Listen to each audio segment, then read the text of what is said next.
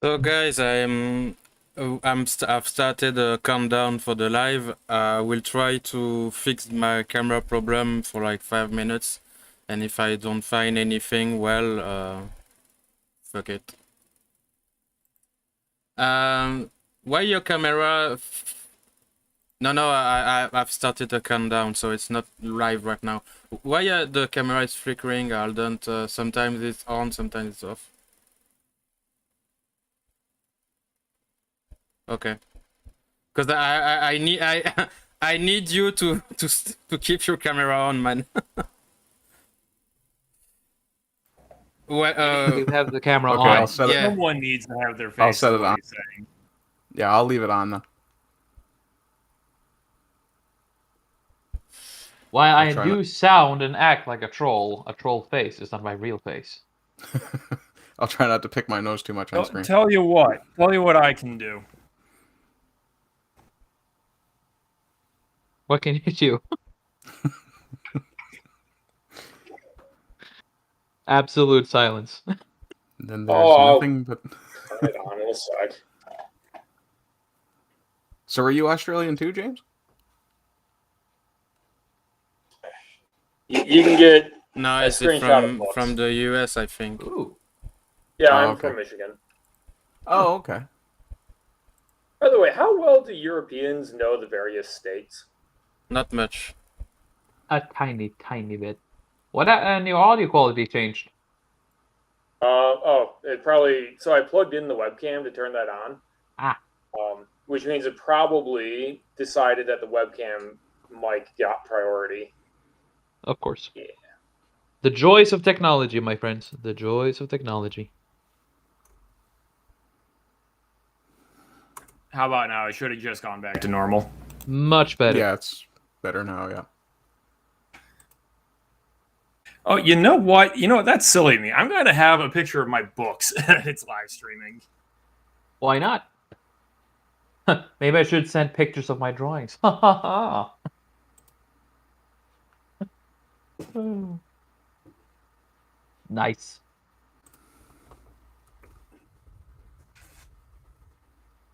Hey, if you want really cringeworthy artwork in front of your books, call me. Your artwork isn't that bad, Trim. I refuse to call it art. Wait, Oh, okay. fuck my camera. Okay, what's going on? Why is my camera reversed?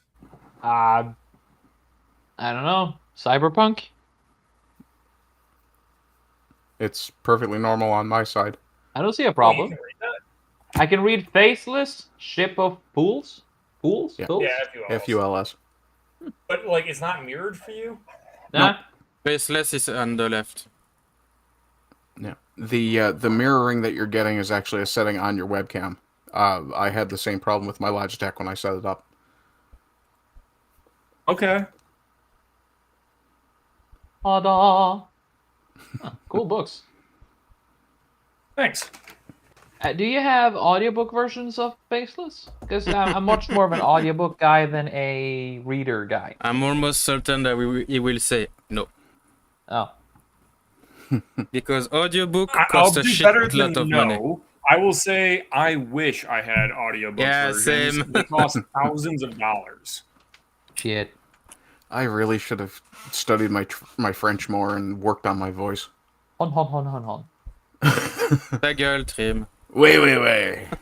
So the thing is that it's actually justified how expensive it is. We probably should be talking about this on the podcast, but you can find amateur audiobooks on YouTube, and you can compare them to what Audible has, and the narration quality is really night and day. Yeah, on Audible and stuff like that, the quality is top notch. It's like having Morgan Freeman reading your book.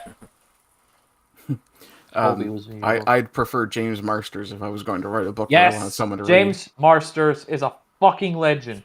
read. He's amazing. Well, are you ready, boys? I've got 15 seconds. Yeah. Yes, I am. Okay. But I have lag, so it's probably... Then I can guess go I'm whenever. ready. Unfortunately, my dog just woke up from her nap Hello, and she's boys. dropping a ball at me. So, unfortunately, I don't know why, but my camera decided to, well, die. I don't know.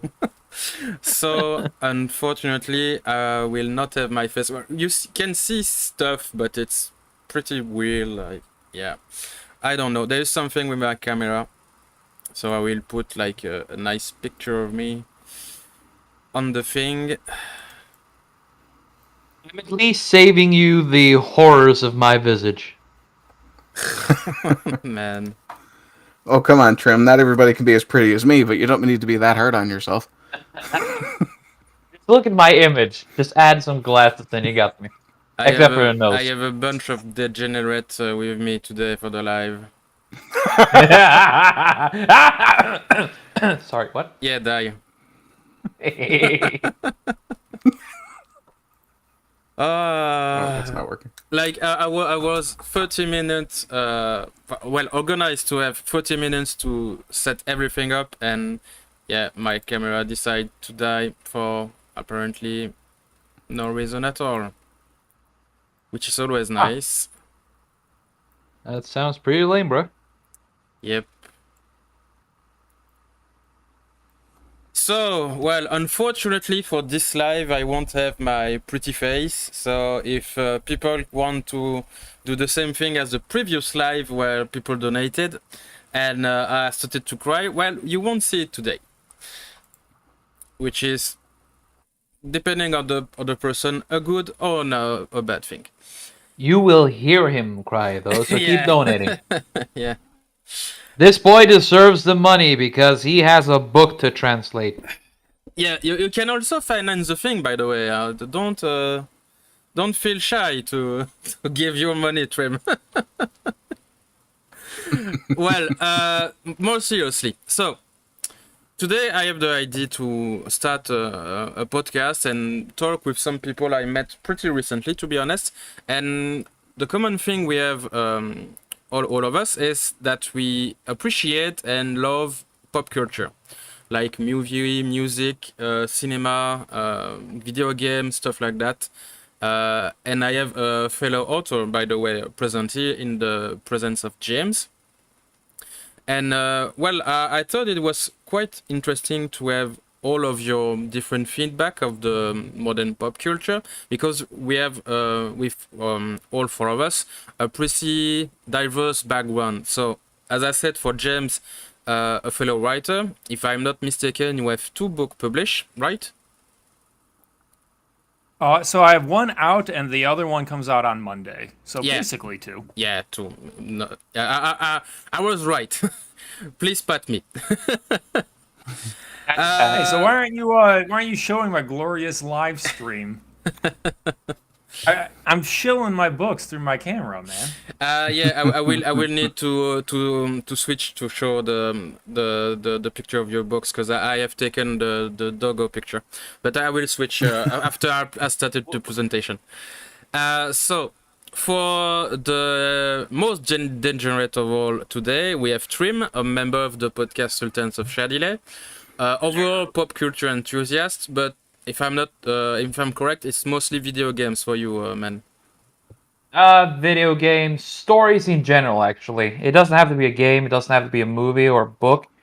As long as there's a story that makes me feel something, I love it. I am more or less just an art enthusiast when it comes to that. Just, if I see something that makes me feel or just engage me, I'll love it. So Mario is okay. Mario works in a way, but I'm more of a Legend of Zelda kind of guy. Don't get me started on Legend of Zelda. We'll be here for hours. Yeah, especially since James wanted to speak about Magic the Gathering, so yeah. We will try to tighten the topic and the focus on conversation. Oh And my. finally, we have Pardy, also a YouTuber and a guest on the Sultan podcast. I don't know if you are a regular member, or if it's just a guest who sometimes show up. I think the fairest way to say it would be that I'm an involuntary hostage of the Sultans. Oh, okay. We So, may, point. in some certain parts of the world, he may be considered, in some parts of the world, a kidnap victim, which we are currently in the process of inducing Stockholm Syndrome into, so he will So be a permanent member. it's more or less like me then. Yes. Yes, but Okay. fortunately for you, you got away.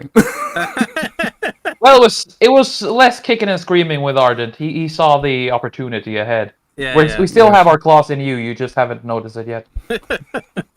And also, Ardent, you are a woodworker, and I do a I fair bit may of or may woodworking, not talk with you about a special project that we may or may Okay. not speak in the future. Okay.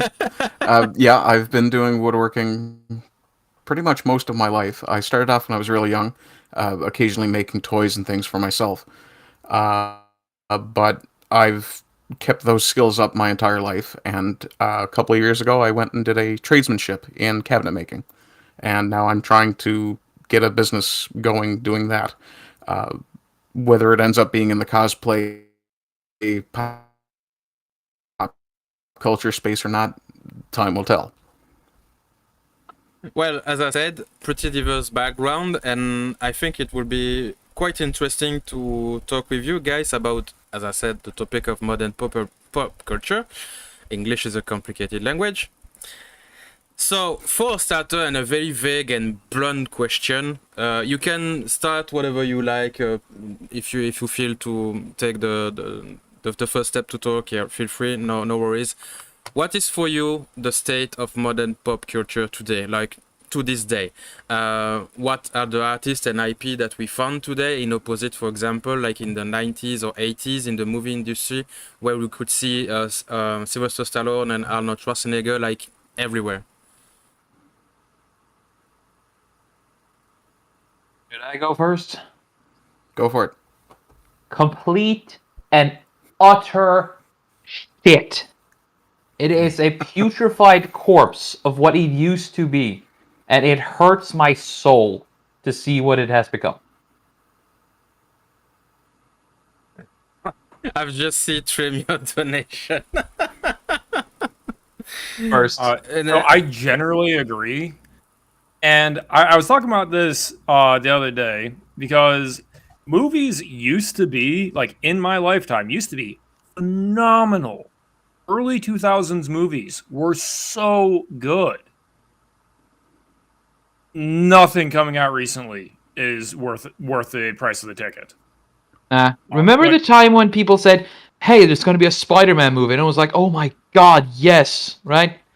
And now it's like, Yeah. "Hey, it's going to be a insert Marvel character." It's like, another movie to ignore. Oh, hey, this is going to be shit. I hear any movie that comes out now, and the first reaction I get is, "Oh, this is going to be trash." Or mediocre, which is almost as bad.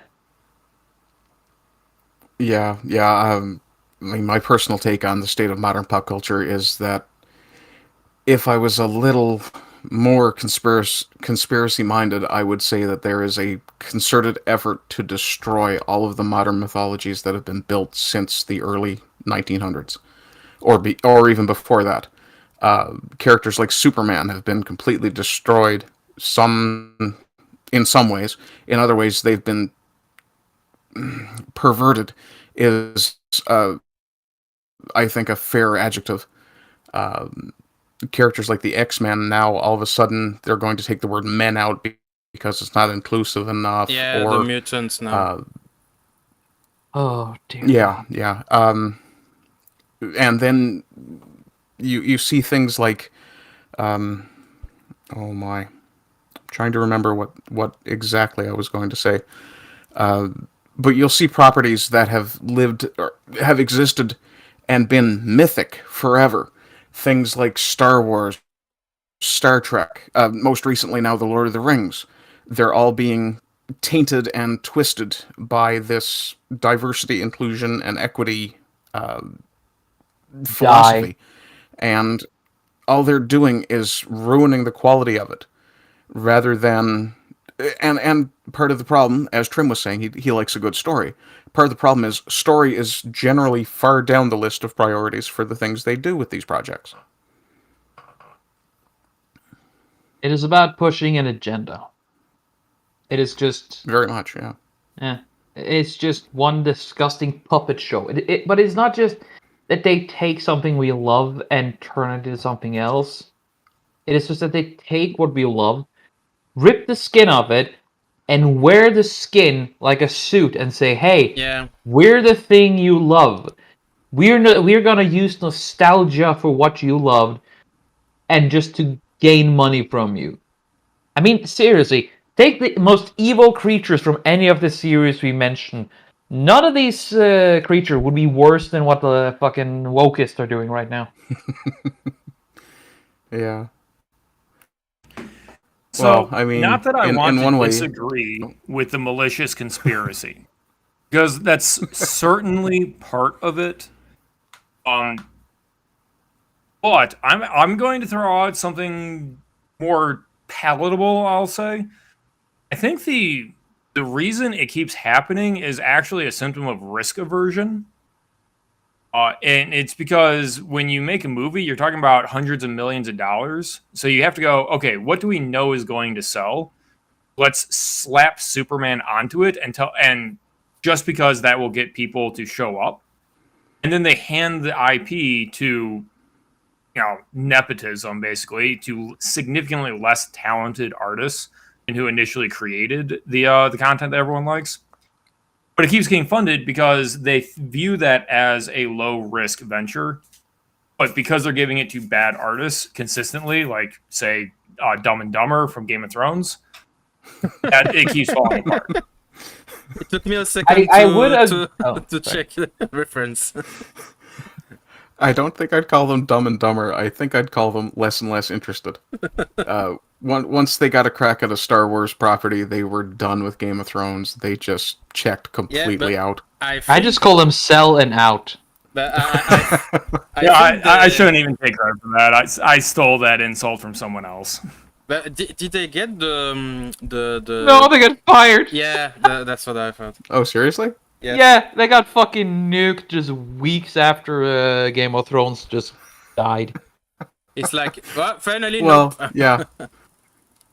Yeah, it's kind of funny how when you make a bad product, nobody wants to work with you. I mean, it's just like if you're at a regular job. Imagine you resign.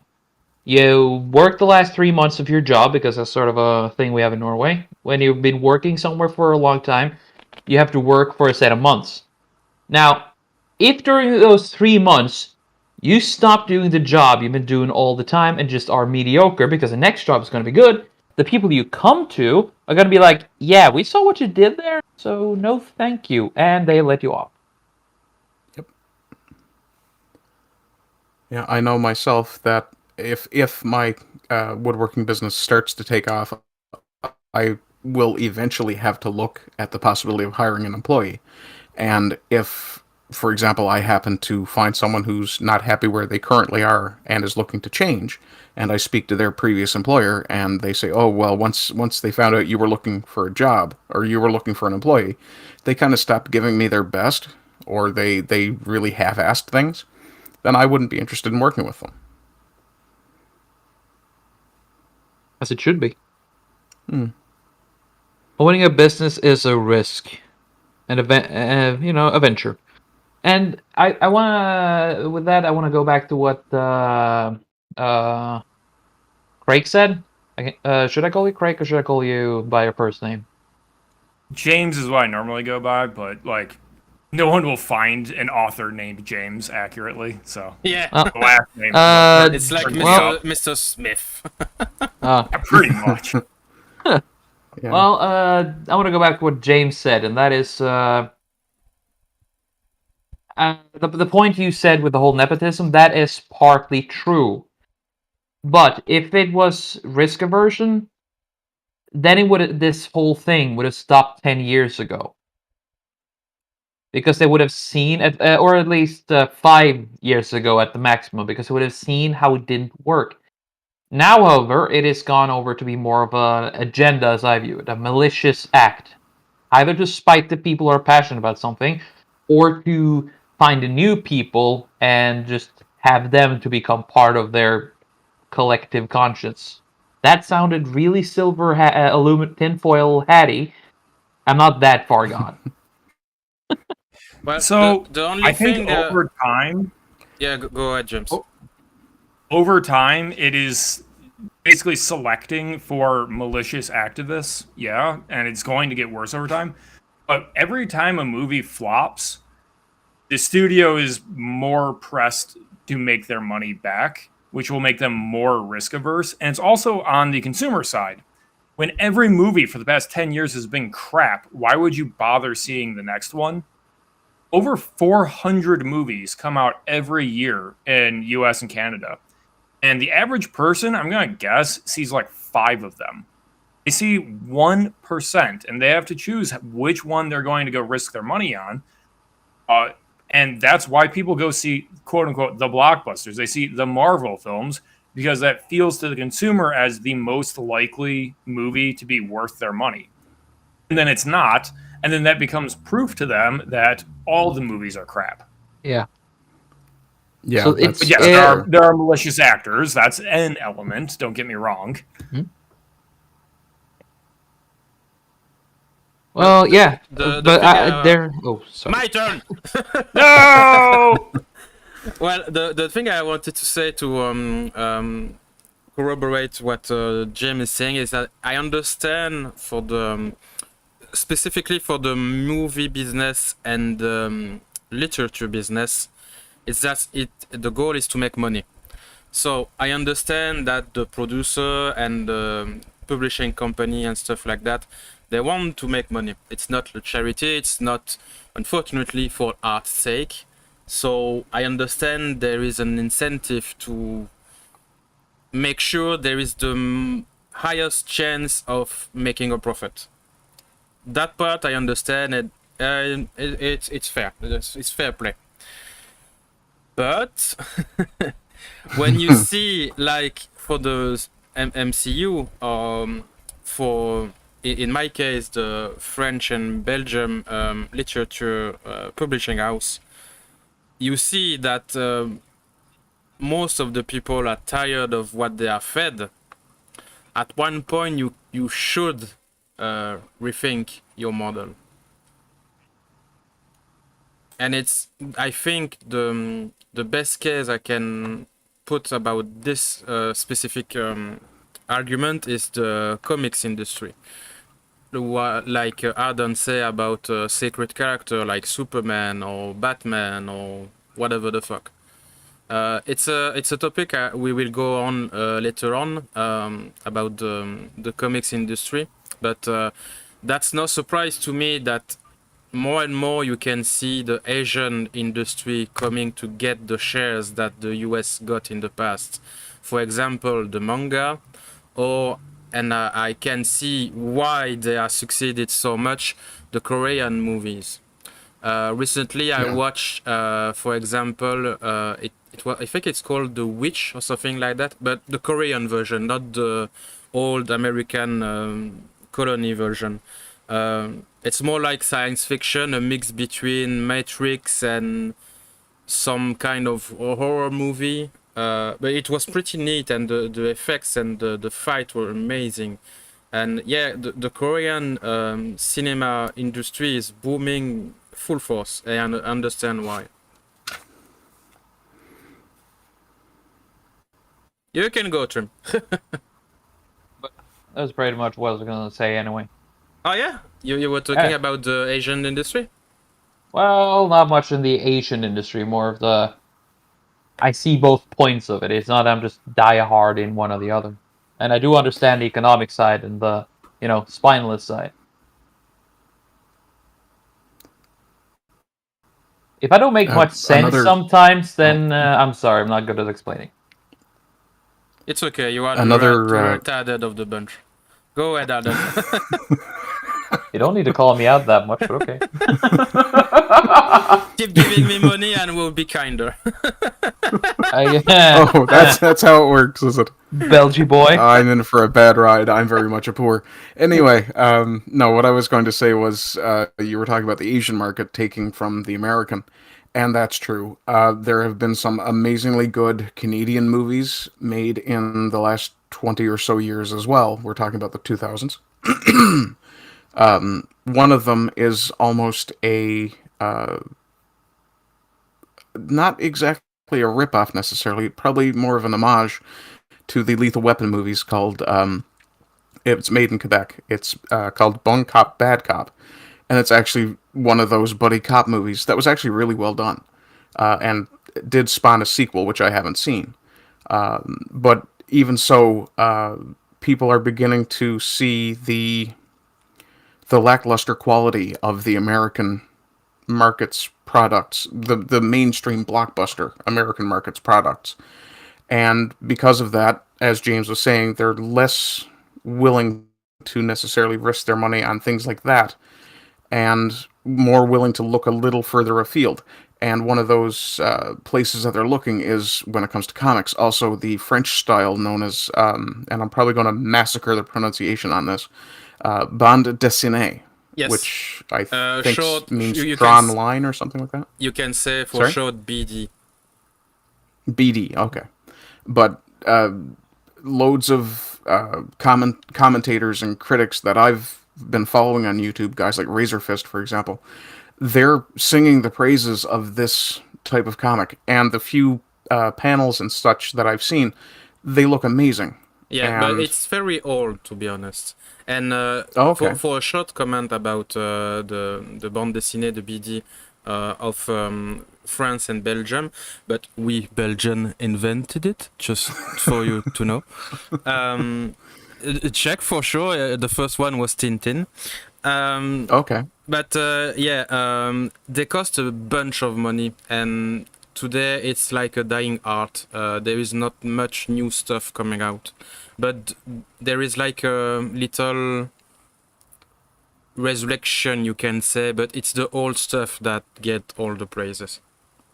Oh, okay. So that's stuff that's been newly translated, things like that? Probably. I don't know what you guys on the other side of the big pond says about French and Belgian comic, but there is not that much that is published today because it's so damn expensive. Oh, okay. So I might be the only one nerdy enough to be following this stuff, but Korean comics have actually just blown up. Yes. And they did a paradigm shift because of that. Because they started releasing digital format comics that were explicitly designed to be read on your smartphone. Yeah, that's Webtoon, right? Webtoon. Studios working on it. I'm currently reading Hive in that case. Sorry, say that again? I'm reading Hive on Webtoons, basically made in Korea. Dude, Hive is so good. Yeah, I mean, it's finished, right? Are they releasing more? Holy crap, I could not put that series down. Yeah, I mean, I took a break from it while being here. Sorry, I just sidetracked. Fuck. But yeah, so the reason I bring that up is like that there's still obviously a desire for comics. Yes. Yep. And it's just not coming out of America anymore. I think maybe a funnier example is My Hero Academy. Yeah, that's you guys familiar? That's what I wanted to say when you're gonna finish. The best example I have from the switch you're talking about between American comics, European comics, and Asian comics is My Hero Academia, because there is not much older and more iconic stuff than the superheroes, and the one that doing it right now and doing the best is Asians. So yeah, My Hero Academia, and this is I think in the top 3 of best-selling books right now today. If I'm correct, then this is hearsay though, so I'm not sure it's right or not, but I think the guy who made My Hero Academia actually created it because he was tired of all the wokery that has been in it, among other things. How they don't do anything new, how they take pre-existing characters and just turn them around completely, you know? That is from what I've heard. But there's also another... Might be hopeful speculation. Maybe, but this is what I've heard. It might be either or, but it's a good series. The one I heard about getting sick of woke stuff, etc., it was I don't remember the name, but it's like a firefight company. And one of the character has the bad habit of getting rid of her clothes. And in one page recently, she's like almost Fire naked. Force. Yeah, that's and in one of the recent chapter, she get rid of all of her clothes on purpose and say, "Well, you scared of skin? I will show you skin." Get fucked. But there's I also can't wait for another. season 3 of Fire Force.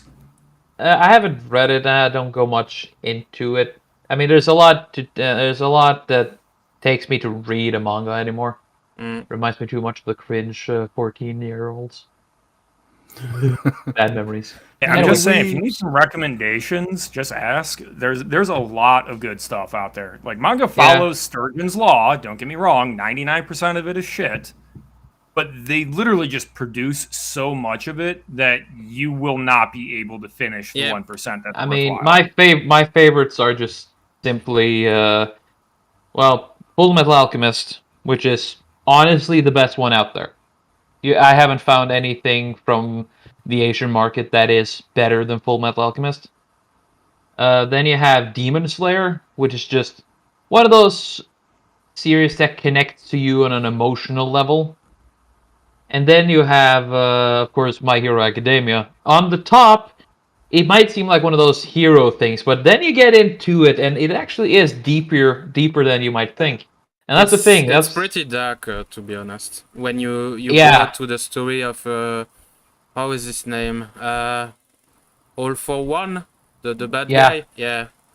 Oh, that's the thing though. When you first see Shigaraki, right? You know the Tomura guy, the guy who can make things decay. Oh yeah. At first with he's the little girl. Yeah. Yeah. No, that's Kai. I'm talking about the guy who makes things fall apart. Who has the creepy face. I don't remember, but yeah. He's with the hands. Yes. Yes. The thing is, I liked his journey because the guy who makes My Hero Academia, he does the thing I love the most. He gives the villains as much work, if not sometimes more, than the heroes.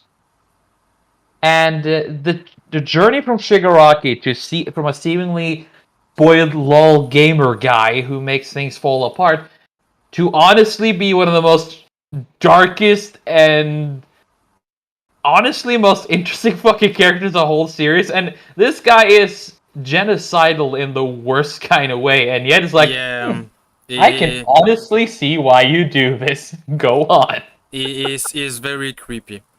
You get a femto vibe, and there you have another one of my top 3, Berserk. Honestly, Full Metal Alchemist and Berserk are fighting over who's on top, but Berserk is actually the best one. Okay, quick shout out. The post Miura chapters are actually pretty good. Yep. The chapter that is done after Miura death. Yeah. Yeah, Kentaro Miura's best friend, apparently, is working with his studio to complete Berserk based on the remaining outlines. Yes, that's the guy who the inspiration for Griffiths. So 2 chapters come out. I thought they were really good. Like, you could tell that they were working off of an outline, but that's fine. But it's okay. It's better that it gets a good ending. It becomes finished. It is a story that is completed than one that just either withers out and dies, like Hunter x Hunter, or a series that ends in mediocrity, like Game of Thrones. So, out of curiosity, have any of you read the Wheel of Time series by Robert Jordan and finished by Brandon Sanderson? I got to the one where... That was actually the point I was just about to make. I'll let you finish then. There's your transition. Yeah, go ahead, Alden. As I was going to say, I was just going to mention that, talking about stories that kind of peter out and die, and that need to be finished, one of the series that I would recommend almost completely as a good series, even though I've now fallen disturbingly out of any sort of fandom of the author is Stephen King's Dark Tower series. When he was writing that, he was, I believe, 2 books in and was hit by a van. He was pretty badly injured. And the fans, when he recovered, one of the things that Dark Tower fans were very, very adamant about was that he finished this book before he ended up dead. When we come to... Robert Jordan was the author of The Wheel of Time? I can't believe that name's gone right out of my head already. Yeah, he passed around with Robert Jordan. Sorry? He passed away at like book 9 of 13 or something like that. Yeah, and he had a stroke somewhere around book 8. And because of that, he actually ended up leaving one of the 3 main characters playing a card game for the entire book, which was a running gag amongst the fandom. Then, of course, after he had passed, they passed it on to Brandon Sanderson, who I think did a very, very good job of finishing the book. But then we come to things like The Winds of Winter, which George R.R. Martin seems to be, forgive the language, but fucking the dog when it comes to finishing. And it's kind of understandable. Martin is an older fella. No, He's I never got a been conspiracy theory for that. I think he has the entire series finished. For the record, he's think George R.R. Martin is a books clone right or now, another so he person? is active. I think what he did is he's at least finished Winds of Winter, and he just hasn't told anyone. He was going to refuse to publish it until the Game of Thrones HBO series is forgotten. Maybe. Or it comes out when he dies. That's an interesting theory. Maybe. That's I not think he necessarily has a more bad than theory. enough work ethic to have finished it. I just don't think it Yeah, would even well, make sense my for thinking a is that he fell out of love with the series. or that. I think the same Yeah. too, because I mean, he spent. I think honestly, seeing how the show has gone, he just died out from finishing it, and he has lost his love for the series. He just takes every excuse imaginable to avoid finishing it. Maybe he's ripped himself to a point where I can't see a way this can end in a satisfying way, and maybe if he has that hint of perfectionism, his brain won't allow him to finish it. I Maybe, have a question about that for you guys. Sorry, I don't. Go ahead. He It's your was show. working with the director of the TV show, right, at the beginning for the first seasons. It was like it was like a direct collaboration. He was consulting and everything, and so what I'm thinking that's is correct. maybe he felt betrayed by the guys, and if so, rightfully so. And maybe, like you said, right now is like, well, it was such a shit show, and I was so sad that they've done this to me, that right now I'm not publishing anything. And that may be part of the issue as well. Yeah. Betrayal And can while cripple you. we're on the subject of recommendations, sorry to go back a little ways, but Yeah. there is still really great material coming out of the American system, the American market. Trim and myself are both massive Dresden Files fans, for example. Yes. Please don't watch the TV show. Wait. You can watch Or alternately, the TV watch show. the TV show before you buy the books. Yes, just to whet the appetite of what. Yeah, It's yeah. just a fraction of what the books offer you, and then you get to the first 3 books. The first 2 Yeah. are the slowest one Yeah, because well, he's getting into the shoes, and from the book 3 and Go ahead, Jim, upwards, sorry. it just explodes. And I'm about to start off on a tangent again. Sorry, I'm not gonna. I'm a big fan of that show. Of that series, I mean. So I A tried roller Stormfront. coaster ride. It is an amazing series. Oh, People keep Battlegrounds. I saying love that. it as much as I hate it. In a But, good like, way. You guys realize that Stormfront was like, if you hear the pitch and take a guess at what the book is, that's the book. Like, the first thing that comes to mind when you hear the premise of Dresden Files is Stormfront. Yes. Yeah. Okay, well, that's me saying I was really disappointed with the first book. Yeah, well, again, It's it is the understandable. slowest. It is the slowest one. He's still getting in there. Then comes the second one. He started to get more in tuned. But then you get to the third book. That is when you get introduced to the fairy courts properly, who are going to be a mainstay throughout the whole series. Then you're going to be introduced to other characters that will come back later. And then the fourth book comes, and then the fifth and sixth, and by the seventh book, you have been introduced to so many characters that will return or whose actions will have a heavy effect later down the line until you get to changes, and everything changes. Don't spoil it. Don't spoil it. No, and it's just that changes is the one that punches you in the gut, kicks you in the balls, and you lay there and you still wonder, I wonder what's going to happen next. And then comes Battlegrounds. It's like, I need more of this. Yeah. You're just an emotional wreck at the end of it. Oh my god, I love that series so much. But it is a marvelous series. One of the things I really like about it, though, is that the main character is a strong male, a traditional male, and a good father. Yes, but things that are lacking, for example, today. Not only that, he's the most human person. He isn't a Superman. He isn't a Batman. No. Harry Dresden. No. If you cross the guy and you put him in a situation, he will rip the spine out of your back and beat you to death with it. If you make it necessary. He will cross there is that. every line necessary if you force him to, but he is also the most kind-hearted person because he refuses to give in to the dark passions of it, but he will engage whenever necessary. Yeah. And one of the other things with Harry, too, is he's not an 80s action hero. He gets his ass handed to him a lot.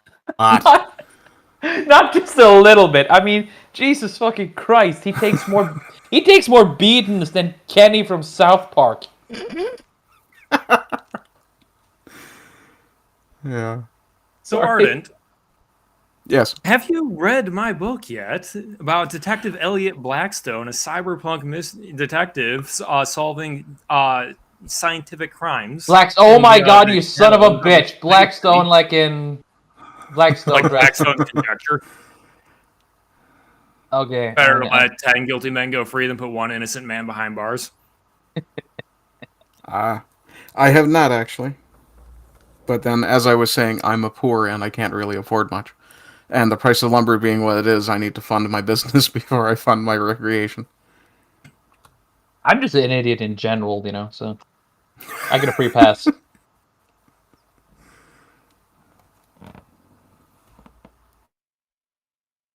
Okay, so since there's a lull here, I'm circling around to something I always get on a soapbox about. What happened to Game of Thrones is a symptom of the social media age, because they changed the ending when fans guessed the ending, because the Game of Thrones writers got into a situation of they felt they had to write the story that would cause the most people to talk about the story, which is a different metric than what is the best story. So when people figured out everything that had been foreshadowed, rather than going, congratulations, I'm so glad you enjoy the story so much, they go, oh, no, Arya kills the White King. Ha! You didn't see that, did you? And it was Shock factor, subversion. It's the cheapest goddamn thing ever. That's what Geode, I'm not sure I'm pronouncing it right, sorry man, in the chat was saying about subverting expectation. And that Japan and the Asian industry, in opposition to the US and Hollywood and stuff like that, they respect the main the main source material and the basic stories. For example, My Hero Academia, it respects Superman and stuff like that. So there is something lacking in Hollywood today about respecting the base material. I'm sure we are going to talk about it later, but Yeah, just check what Amazon is doing with Lord of the Rings, and I'm not sure I about need to that. say more about about it. Ah, shit. So I have nothing nice to say about it. Let's just put it like that. keep going, James. So the flip side of that is, as a self-published author trying to build an audience, I don't even blame them for trying to stir up controversy, because that'd just be hypocritical, because we're in a state where if you're just good, if you meet expectations, even if 99% of works in your field are not meeting expectations and are disappointing, if you aren't exceeding, no one's going to even talk about you. You're never going to get noticed. You're not going to get out there. You're not going to become the biggest TV show since The Walking Dead if people aren't talking about you for some reason, which is just the weird symptom of the internet age we find ourselves in. No one wants to talk about like the okay things. So you They don't have to see- do controversial versions. You're talking, or at least referencing about the hate clicks and something like that. That bad story and bad thing to say is more easy to generate some engagement from the public. Pretty much. Now, I think everyone understands that positive engagement is better than negative engagement. Negative engagement is better than no engagement. Yes. Yeah, there's no such thing as bad press. That concept. Yes. Yeah. Which is a lie. Just to go back to the idea of social media having a big influence. One of my favorite fan theories about the Star Wars prequels is the idea that Jar Jar Binks was meant to be the big bad guy. I absolutely love that idea. It would have been expectation subversion to no end, but done right. It would have been, okay, there's no way you really would have honestly expected Jar Jar to be the bad guy. But if it hadn't been for the fact that quite a lot of people saw Jar Jar's portrayal as some form of not racism exactly, but caricaturization of a particular cultural group. If it hadn't have been for that backlash, I honestly think, because of the way it's been talked about, some of the evidence that's come out, I think George may very well have been going that route. And I really wish he had, because that might have given us an even better story than what we got. And really, the prequels only look really good in retrospect when you look at the sequels with them. I mean, if you look, oh, sorry. Yeah, just shortly. Do you know that the Darth Jar Jar was a true thing?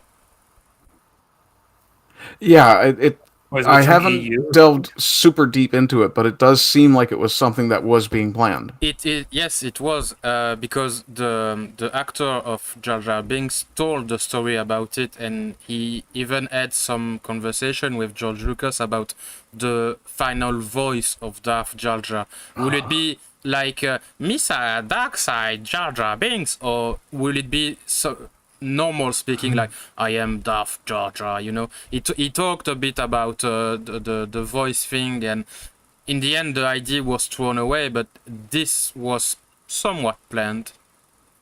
I mean, you can already see, if you go back to watching Phantom Menace, you can just see in certain moments where, like when Boss Nass makes a decision, you can see Jar Jar making movements. He does the small things, and every goofy little thing he does hides whatever he does right. He fights he just jumps around in a battlefield with half a droideka on his legs. But every time he jumps or does anything, it shoots a battle droid. I mean, he is so retarded and clumsy, and yet he always comes out on top. Yeah, and in retrospect, it's almost the Force equivalent of Drunken Master. Yeah, yes, and only just the first meeting on the planet Naboo, like it's weird that a fellow Gungan exiled from his place, like it almost makes no sense, because there is no mention of anyone else being exiled from the Gungan. So yeah, it's kind of weird. It's Even the worst criminals of the Gungans are still part of there. yeah, in the Clone Wars you can see 1 or 2 of them, I think. Yeah. Or if they're exiled, they leave the planet and just go to other places, like the guy from Force Unleashed, the PS2 version. Yeah. But the thing is that Darth Jar Jar, at first I thought it was a joke, but when I got further into it, it made sense, and nothing would please me more than to see it just Jar Jar just doing his regular goofball thing. Then he gets called out, and he has this Sidious moment. Yeah, and it's Jar Jar who made Sidious Emperor. Yes. Yeah. And then the thing is though, I don't remember, but I think the rule of 2 was supposed to be a creation of Jar Jar. So that No, Sidious that would was have been Darth a Bane. puppet. Yeah, it's a much older guy. Yeah, it is Bane in the Darth Bane lore, is- but Jar Jar would have just... That would mean that Sidious and Plagueis wouldn't really have been the true Sith. If I recall correctly, part of the theory was that Darth Plagueis had managed to take his spirit out of his moon body that he was born in and dump it into Jar Jar. Oh.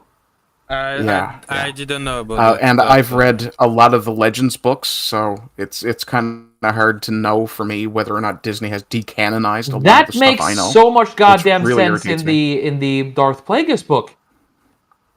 Because when Darth Sidious, after he kills Plagueis, there is this feeling that Plagueis isn't quite gone yet. Yeah, I remember reading that he somehow survived or being a spirit or something, and yeah. Oh, that would make It's if they like have done that. You cannot really kill Darth Plagueis or something like that. Yeah, and Disney has been poaching ideas from the Legends lore, and I wouldn't be shocked if this is where Jar Jar Abrams got the idea for this soul transference thing that Palpatine was trying to pull off. That was from the did. that was from the Dark Empire stories, the comics, which are pretty fucking good. Not gonna lie. Are they canon still, though?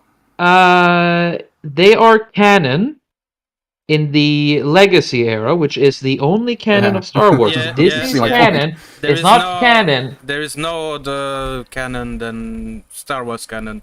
Disney, doesn't exist. But the thing is, Darth Jar Jar was scrapped. Now, when it was scrapped, I don't know, but it was scrapped even in when Lucas had it, meaning that it is not a thing. Yeah, But it would have been a beautiful idea. Yeah. So, well, and that sort of expectations. Thought Oh, that sorry. I Go really ahead, James. I really hope Disney hears this somehow and does this. No. But they need to release an abridged prequel trilogy to just delete all the CGI fight scenes. Excuse me, me, what? Do not hold up. Oh, come on, they're not that bad. Yeah, a lot of the CGI is aging pretty bad. Do you remember the scene They're where not Anakin and perfect, Obi-Wan but they're better are than in- most of the shit we have nowadays. Well, They have so many huge fight scenes that can just be deleted. You could cut like at least a third of those movies out and lose nothing. Yeah. Just don't touch my Darth Maul. Yeah, Or Grievous. The Phantom Oh, they could Menace. improve I don't know about Grievous. They could improve Grievous.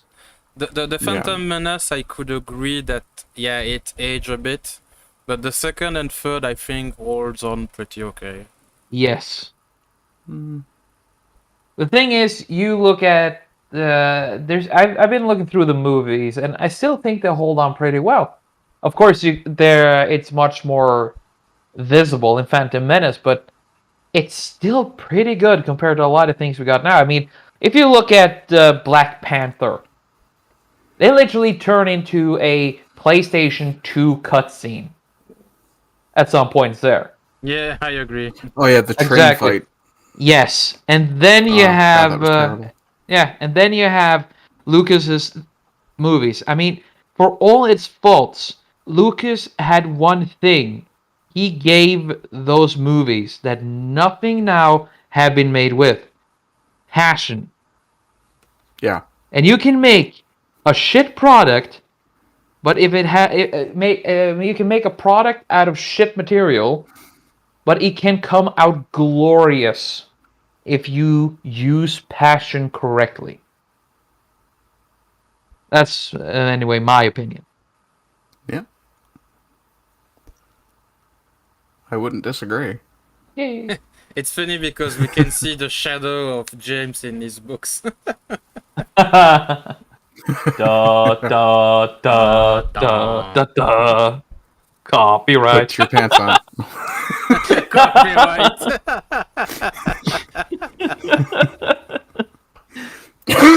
Excuse me. It's okay.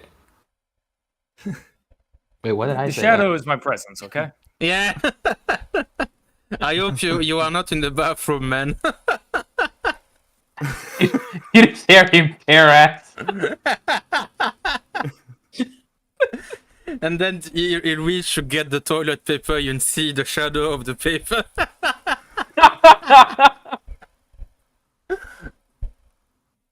Getting real desperate, he picks up a book. Oh, goodness. Sorry. I think Geos probably has a point again. I think Arden wanted to say something like Bezet did, like, Trim, what are we gonna do with you? Again, as I tell Besek every time we're on the stream, I'll tell you when I figure out what the fuck. If any of you find out before me, please do tell me, because I need to know. It can't go the on issue like with this. me tends to be that I'm the instigator for the puerile stuff, and then I get quiet and somebody else gets blamed for being immature. I wish I could do that. Well, Hey, what? I think we've stated pretty longly about the state of modern pop culture, so we can move to the second question. There is eight topics, so we have 7 hours left on the stream. Yay! Or we'll just do a lightning round at the end. Sleep is for the weak.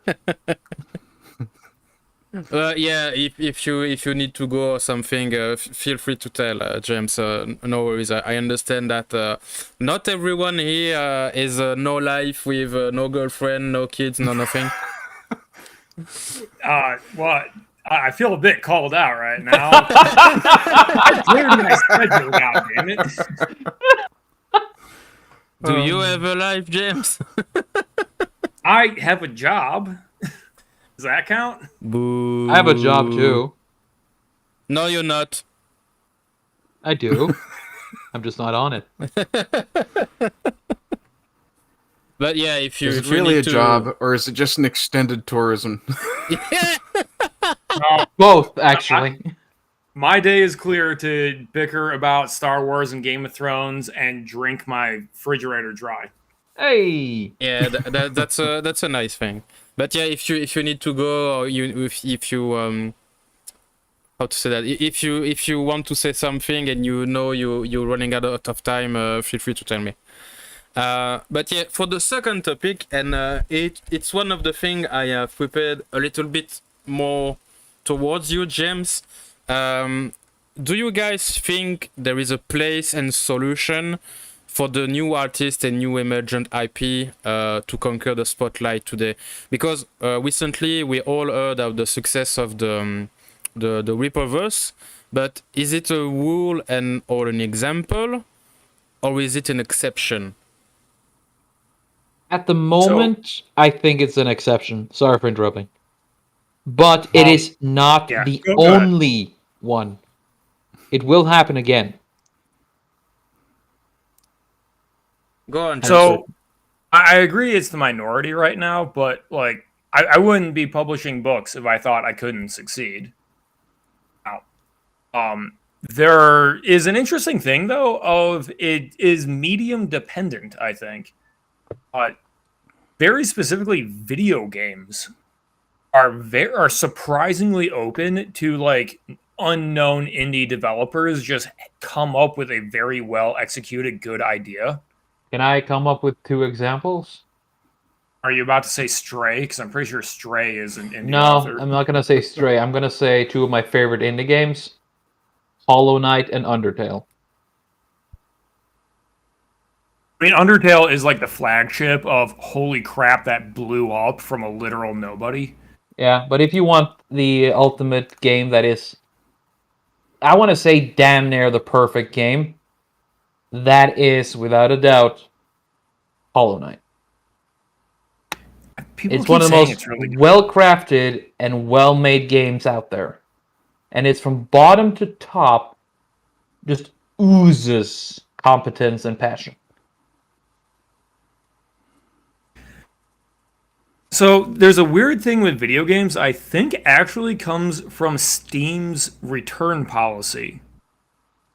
So to people that maybe not are familiar, Steam lets you return a game for a full refund if you have like less than 2 hours playtime.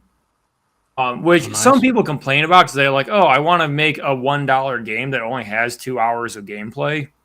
And they get screwed by that policy. But like if you buy a game on Steam, you will know in 10 minutes if it's a crap game. Yeah, And you can get all your money back. I read it. Well, it was not crappy, but it was not the thing I was expecting. It was Prehistoric Kingdom, I think, a theme park builder with dinosaur, and it was in early access, and it was very more Minecraft building stuff than a zoo management game. So it was not for me, and I had a refund. Yeah, like no problem, no question asked.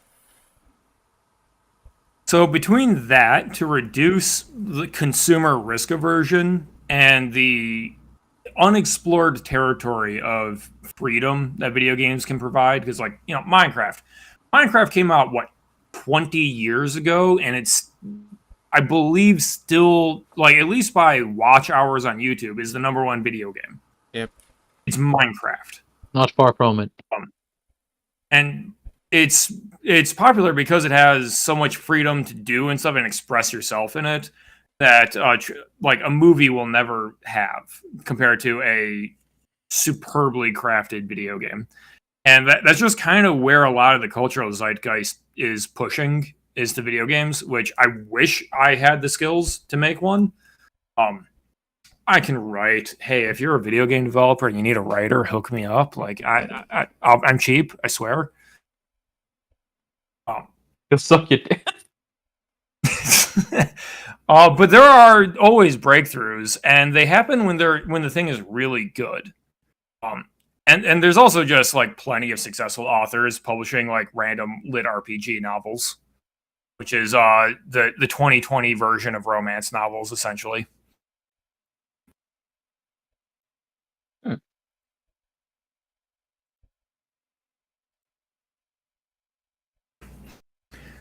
So if no one has a follow-up to that, I'm going to fanboy about one of my games that I like to play. No, go ahead. I have nothing against that. It seems like what sold the salient. Fuck words. So there is a game called Kingdom Death. Are any of you familiar with it? I think I've heard about it. Let me check, because if it is what I think it is, I have many stuff to say about it. Well, at least one stuff. Go on. Go ahead and check. I'll wait the 20 seconds it will take you to Google that and know. It's a video game, or It is a tabletop cooperative. Yeah, okay. So miniature game. it's not that. It's not that. Okay. So Kingdom Death broke records as like the biggest board game Kickstarter ever when it launched. And it did 2 Kickstarters. One what basically got it into the community, and then the second one blew everyone away. And he's unfortunately still trying to deliver the product. And I respect the hell out of Adam Boots. Dream, you need to check it, because I know you're gonna like it.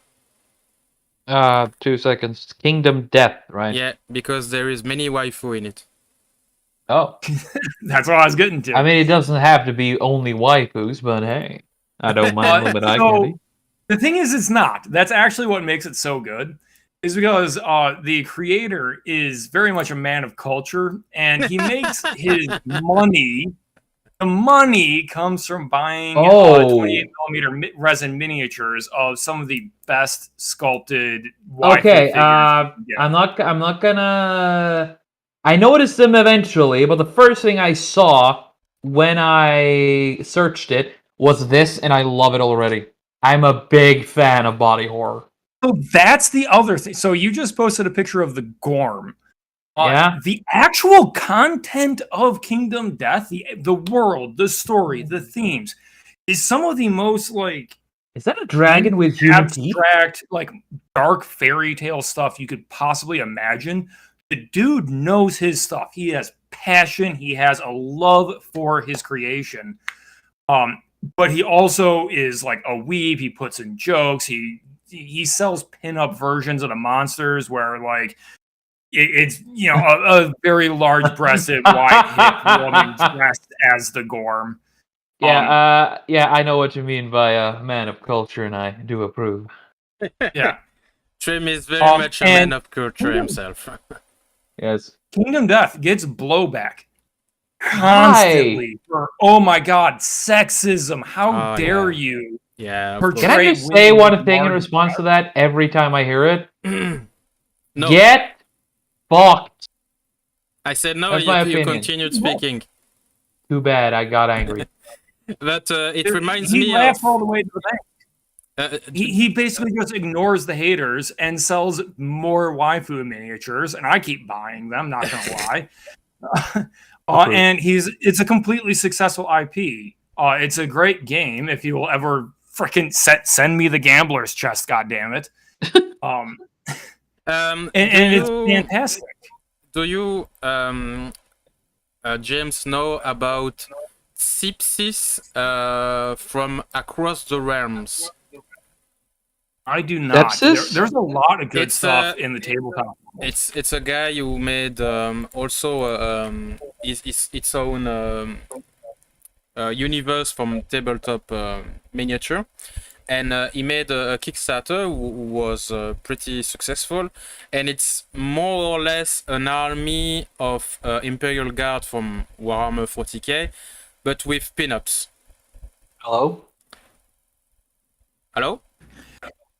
I just got really interested. You have me highly tempted. Unfortunately, ever since I got the dog, painting has fallen by the wayside, so I literally have like 200 miniatures. No, I have a Reaper Bones box. I have like 500 miniatures waiting to be painted. Yeah. I've sworn off of buying more. But it was just for reference about what you were saying and what we were seeing from the Kingdom Death, because it's the same debate about sexy girls in sexy outfit and stuff, and he also had the same criticism about sexism and stuff like that, but he doubled down and made full naked miniature. Lovely.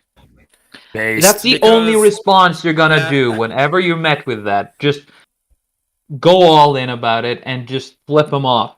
Like he said, well, it's an Imperial Guard army, but it's just more pleasant to the eye when you play. Approve. I don't think Games Workshop would allow that at their tables. Of course not. They don't have the balls for that. Like no, you don't say. But well, if it's a thing I've prepared for a question later. It's Game Workshop is another topic in of itself, and the miniature world is also infected. Chris. Yep. I don't mean to interrupt, but I kind of forgot to mention this, and if I don't, Essex's probably gonna try and beat me through the screen. Yeah. I forgot to mention can I do a quick shill? Yeah, go. I do time lapses, and also I try to do art streams on my YouTube channel. I probably should have mentioned that in the beginning, but you got me off started so well that I completely forgot to mention it. Yeah, no worries. Every Sunday I do time lapses of different things. I also do drawing streams where I try and draw like for example, now I do a Greek mythology creature, a chimera. Last time I did a whatever the hell this is, which apparently has similarities to a Knuckleavy and a Plague Doctor. I will show you stuff just when we finish this topic, so no worries. Yes. But yeah, Thank you. trim chill, so Bezak should not spank you. Thank you. To finish about the because I interrupted James, unfortunately. Sorry, James, we keep interrupting you. But yeah, the naked girls or sexy girls is it's hot debate in the miniature world, and I think it's a shame because, well, we are all grown-ups and adult, and I thought that we were past that debate. So, just an interesting thing that I want to relate back to the changing quality of artists, because we mentioned that earlier, talking about Hollywood, of like, I think that the actual writers are simply less talented than they were 20 years ago for a variety of reasons. There's just a funny thing that happened with Kingdom Death. That is, Adam Poots can get sculptors to do waifu figures. He literally cannot hire someone of equivalent skill to do sexy men. Would you like to guess why? Because they don't know how to make sexy men, or maybe Wrong. because there is no one who's willing to do sexy men. Also wrong. Okay. Just say no homo before you start sculpting. I don't know then. It is because the sculptors capable of it, which by the way, it's a very specific skill set, but the sculptors capable of it work on independent commission to sell essentially pornographic figures to the homosexual community, apparently. And he can't get into their queue. They have so much backlog of orders that he can't get a figure for a game. So basically, like the furry artists who made it big. Yes. Jesus Christ. Well, Yeah, it's more or less what I said for the second answer, but yeah, you've been more specific, yes. Yeah, we live in a strange time of few things will break through like the noise and reach a large audience, and one of them is sex appeal. Yep. That people forget, and we always said that in the past because we are all from the I guess we are all from the 19s and the 80s, and we all heard the saying sex sells, but I don't know why, but apparently we all forget that. The people who push against that are the ones with agendas. That's how you know there is ideological agendas screwing up the creative pursuits right now. So welcome back, Alden. Thank you. Sorry about that. I had to step away for a few seconds and How was decided the to bring party? coffee back with me. Yeah, What's that? I understand. How was the Ardent party? A quick jerk off when we spoke about hey now. pinup. It's not my fault you people mentioned You anime. need to go away from the computer to do that. Noobs. Noobs. Well, I didn't want to Jeffrey Tubin everybody. Come on. That's why I don't have a webcam on. What? So we were speaking about the miniature world, like Warhammer and stuff like that, but with more independent creator who were successful on their own, like Kingdom Death that James mentioned, who is a weird mix of creepy fairy tales and sexy, crazy cult chicks, and and another creator I mentioned is Across the Realm. Were invited a few months ago or weeks ago on the Archcast, and he did a full army of pin-up lady for Imperial Guard and Warhammer. Wow. I have no idea what any of that means. You're not familiar with the... I have motion to banish Ardent. He doesn't know 4K. I have to be honest, when you guys started talking about video games, you kind of started to lose me because while I do play video games, I am very much a dedicated console peasant, and because I'm a poor, I generally play 2 games and that's it. And those 2 are GTA 5 and Skyrim. So, yeah. And when it comes to Warhammer, I'm completely lost. I know next to nothing about the lore. You I should will get have you To the know point, Nintendo and to then the Skyrim point play that I some occasionally Legends. call it Anglo-Weebery. I downloaded Skyrim and I only played. Let me find it. I thought it'd be easier to find. I only have Now, 254 hours in it. Like, come on, that's a horrible game. yeah, 254. I've probably got tens of thousands of hours in that game by now. I absolutely love it, and it's one of the things I fill my downtime with. I'm currently playing Elden Ring, and I have only 213 hours in it. I don't play many games. The one I've played most have been the Zelda games. Breath of the Wild. I lost count after 200 hours, and that was 3 years ago. Maybe less. Maybe more. Maybe 4 years, maybe. How long has it been out? I think the game I played the most in my life must have been the first Dawn of War of Ooh. 40k, I think. But I don't have an exact time counter for that because I played back in the days when you needed the CD to install the game and all that. Oh, those good old days. Yeah. So, Yeah, it's in Dawn of War, eh? So, what do you think about Dawn of War 3, huh? we don't talk about Dawn of War 3. Good answer. So, Alden, you didn't answer for the main topic of this second question. Do you think there is a place and a solution for new artists and emergent IP? And is the success of a few people like Ripperverse or other, is it an example or a rules, or is it an exception? I'm very optimistic with things like the Rippaverse. The hype surrounding the book is one thing, but the reaction of people who are interested. The last time I noticed the number, he's over 3.3 million on a book that hasn't even been shipped yet. Oh, happy. I know, right? I'm so jealous.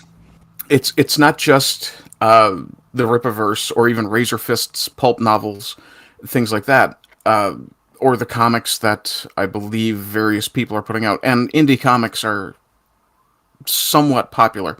I'm not Because particularly familiar with the Kickstarter stuff. You are more into comics, you Alden, aren't you? I was very much into comics when I was younger, and up until about a decade ago, I was still very much into them. But then they started, especially Marvel and DC, they started to the quality of the storytelling really started to fall off. And now it's pretty rare to me to find a comic worth reading. In fact, when I had Kindle Unlimited for a while, I came to the conclusion that there was no point in even looking at a title that was newer than 2015-16. I feel you. I'm not that knowledgeable about comics, but I was quite interested in them a few years ago. Well, like 15 years ago. And the two I fell in love with were Hellblazer, John Constantine, and Sin City. The other, well, doesn't talk to me that much. I never read any of the Sin City comics. I've read quite a bit of the Hellblazer, though. Yeah, they're good. Okay, I guess we're suffering from some lag overlap. Yeah, it's possible, but it's and again, it's not just comics. Yeah. The success of the John Wick movies, which are just over-the-top action movies, almost in the vein of the 80s. But even newer than that, if you haven't seen it, there's a movie called Nobody, starring Bob Odenkirk. Oh, yes. Which is basically John Wick if he was an accountant, almost. And it's one of those things that it comes completely out of left field, and it's just a wild ride of a movie that the premise is absolutely absurd. But when you think back to the 80s movies, it's no more absurd than, say, something like the Terminator, Yeah, where or Predator, this yeah. machine from a future that has laser guns that don't even necessarily penetrate the armor can be taken out with a steel press. Yeah. Oh, it's beautiful. Yeah, it's Yeah. funny you But mentioned to- John Wick because to me it's the only franchise or new stuff that came out recently that I honestly fell in love with. Yeah. But even with John Wick and all that stuff, but to go back to the point of the topic, I'm very optimistic, and I think what we're seeing is a lot of creators now are getting inspired not just by guys like Ripa and Razor Fist, sorry, but even movies like Nobody and things like that. It's showing that there's still a space for that traditional toxic masculine sort of entertainment.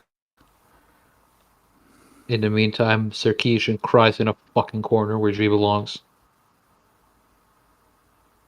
I almost said who, but then I remembered who you were talking about. Hey! She's no longer it's relevant. working! It's working. She is no longer Oh, relevant. you said Sarkeesian. Okay. Yeah. Yeah. Again, perfect and exactly what I wanted to happen to her. Yeah. Go suffer in irrelevancy, you fucking hag. Literally, the most relevant thing about her is that hilarious meme template of this is what's wrong with video games. It appeals to the male fantasy. No, that's not her. Yeah, That is another Isn't it chick. not? That shows how much I know. I'm sorry. No, that's not. No, it's but good. It's not incorrect to say that it's even if it's not her. Well, she was the cause of it. Yeah. Yeah. And the ironic thing is, she's come out, I guess, in the last, not too long ago anyway, maybe in the last year or so, and admitted that she actually doesn't play video games. She admitted it pretty early in the start. I mean, you can already see it in her quote-unquote videos. Oh, okay. Yeah. It is pretty obvious that she doesn't play video games. She doesn't know shit. I mean, when she goes around and the only focus about the Hitman is to murder two quote-unquote prostitutes, when the entire part of the game always points to that you should ignore civilians and not touch those two women who are actually having a really bad time. Instead, maybe you should take out the guy who's in charge of them, which is your mission, by the way. You should go do that. No, I think actually Sarkeesian suffers from some kind of internalized misandry because she spent a lot of time killing those women in the game. Did you watch our review? Except for the Hitman's thing you said. I tried, but I'd rather fucking shoot myself. Yeah, I understand. But like you, I tried, or at least, well, I quickly glanced at some of the review, and it's almost the same. The same trope and the same pattern that she goes through. Yeah, the gameplay is nice, the graphic is nice, but you can kill women, or there is no trans representation, there is no homosexual, so the game is bad. That's more or less The homosexual and Yeah. fucking trans you thing guys when remember- that became popular. Remember when Red Dead Redemption 2 yeah. was just released?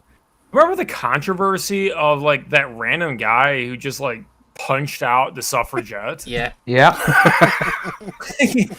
Oh no, you can punch a civilian. The game allows you to punch civilians, and he uploaded a More video. than just punch, my dude. Yeah. But the thing is... Did he feed her to the crocodiles, or was Yeah. that someone else? No, it's the same guy. Well, that was me. I did that too. Come on, I let her have her rant, and I listened, and I was like, "Okay, I've heard your side of the argument. Now here's my rebuttal: rope and drag. Let's go to the bayou." I mean, incendiary shotguns might have been used. The bayou. But the thing is, though, it's a game that allowed for freedom within the world. But of course, since then, Rockstar has now become woke and promised that that GTA 6 is gonna be of a woke sort. So once again, you brought one of that the up, giants have I'm died. Loading something. Huh? Not that I think Rockstar is capable of doing this, and once again, I'm exposing how much of a weeb I am. How much would you pay? Because I'd pay a lot for GTA Roanapur, aka the city Black Lagoon takes place in. Nah, they wouldn't. Again, Rockstar GTA is would not be capable. 4. They would have been Rockstar 4. couldn't do it, but Nah. if there was a GTA game that took place in Roanapur, where you're jumping between the Triad, the Russian Mafia, the Black Lagoon Company, and the Colombian cartels, that game would be so good. Oh my god! Yeah, but the thing is, Rockstar lost its teeth, or has been losing its teeth since GTA 4, because the controversies scared them. I mean, GTA at its core was to be counterculture. It was to be always It was doing shocking. Yes, it was meant to Yeah. be shocking, right? I mean, just look at the fucking art in the second game, GTA 2. It's literally a gun sight on a taxi in a busy street. Yes. Now it's just some kind of. I mean, I like GTA San Andreas, but GTA 4 and all the way from GTA 4, it's been slowly declining, mellowing, and like so many other game franchises, become less. Well, It's I'm lost telling what you, it man. used to be. just for the I'm record, gonna keep saying this. Risk for- aversion. just for the record, my favorite GTA game is GTA 4. That's fair. I love the Lost MC DLC with the bikers club. Yeah, I like the second one because, well, all the shit you could do. Yeah, Ghetoni, yeah. Absolute. No, the GTA San Andreas. I mean, Oh, okay. that was my favorite. The absolute chaos you could do.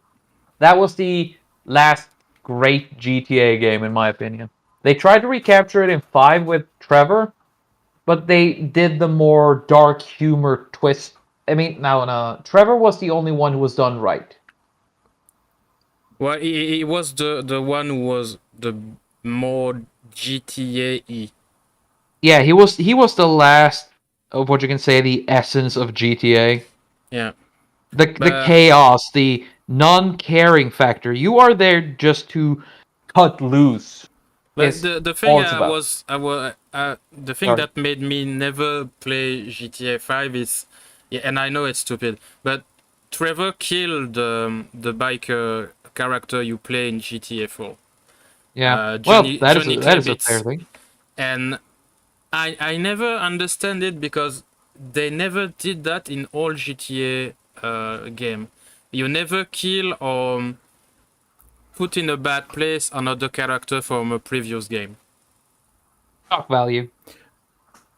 I think part of the reason they did that with Johnny, and it seems to be Rockstar is trying to do it to combine the GTA and Red Dead Redemption storylines together. I think there was probably some internal dispute somewhere about whether or not that should be done and how it should be done, and I tend to agree. I don't think Trevor's introduction as someone who just stomps someone to death immediately for being disrespectful is a great way to start. I agree with Trim's point that Trevor is very much the essence of GTA distilled out as best they could for 5. But there was just something about that immediate shock factor where it could have been built up to even over 5 or 6 more minutes. Why not probably just would have make been better. a few missions where that guy becomes an antagonist, a rival you can take out? Instead of just being a meth head, you just stomp his head in a cutscene. Yeah, but the thing is also, it's people loved the not just me, the character Johnny Klebitz from the DLC. He had a very interesting story, and it made no sense that he came back to his girlfriend and was still in love and he lost all of his balls because it was not the character you've played in the DLC, and the way the DLC ends. Oh, this is not the Johnny you meet in GTA 5. There is a line from the Star Wars sequels that seems to apply to almost all modern pop culture, or at least to be applying to the stuff they're bringing up. Let the palate if you have to. Oh god, And that one. that phrase is one of the most disgusting things to me of modern pop culture. Yeah. If you don't honor the past of something, then you're not living up to the spirit that it was created in. Like Trim said, and like Christopher said, the passion that goes into a project, like GTA, like Star Wars, like Star Trek, the passion that goes into that needs to be reflected in the adoration of the people who take up the gauntlet when the original creator passes. Yep. Well, that certainly got quiet. Yeah. Yeah, you kind of cut out. I couldn't hear you. There is a. Yeah, there are connection issues, but that's also Oh, I'm sorry. like an important point that needs some gravity to it. Yeah, go ahead. Because you can see it in the reboots. The reboots don't respect their roots.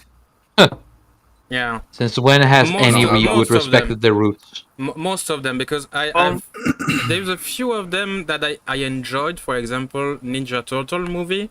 I think they were fine.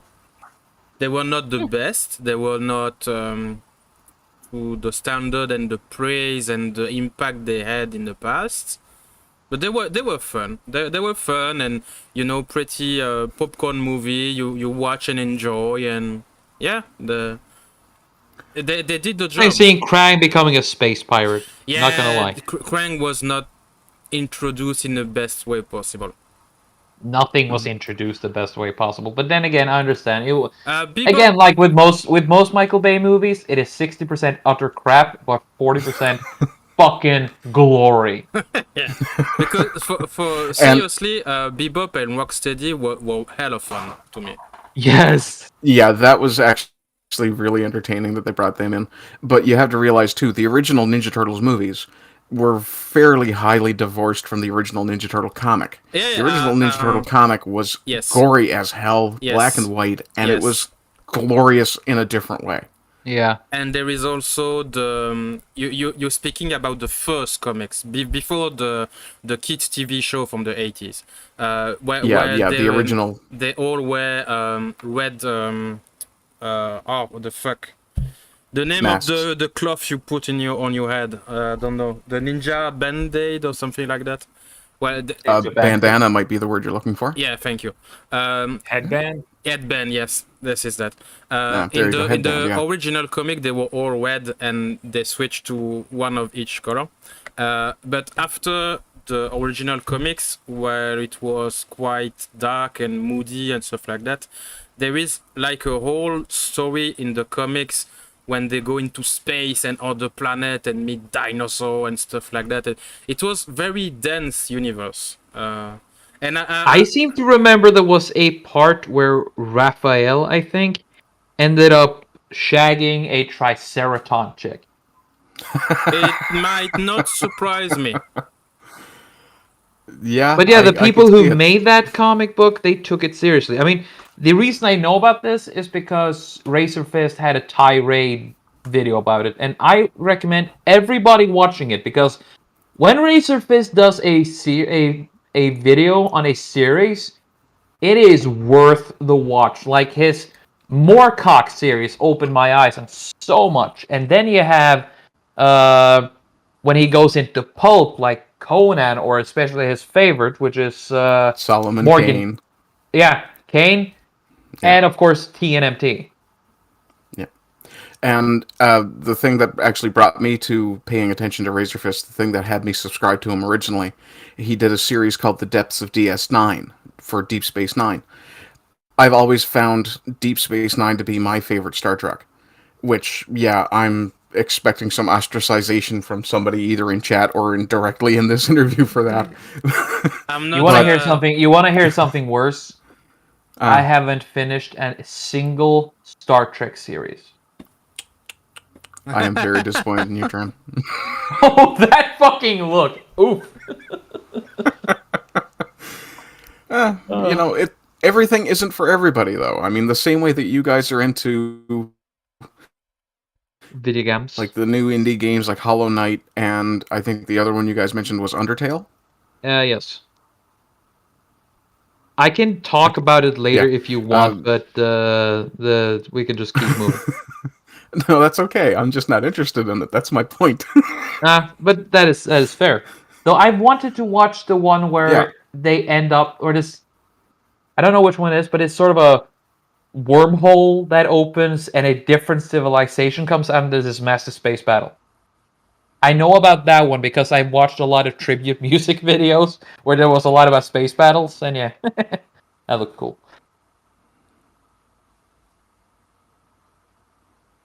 Sorry. Oh, okay. I think I know what you're talking about. Sounds like the Dominion War. Yes.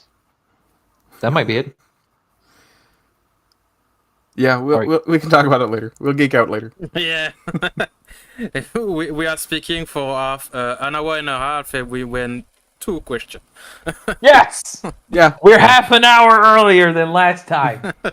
Hey, you're the welcome to host. how the You're Sultans the one that needs works. to move us along. Yeah, I mean, come on. In Sultans, we basically derail for 2 hours per subject.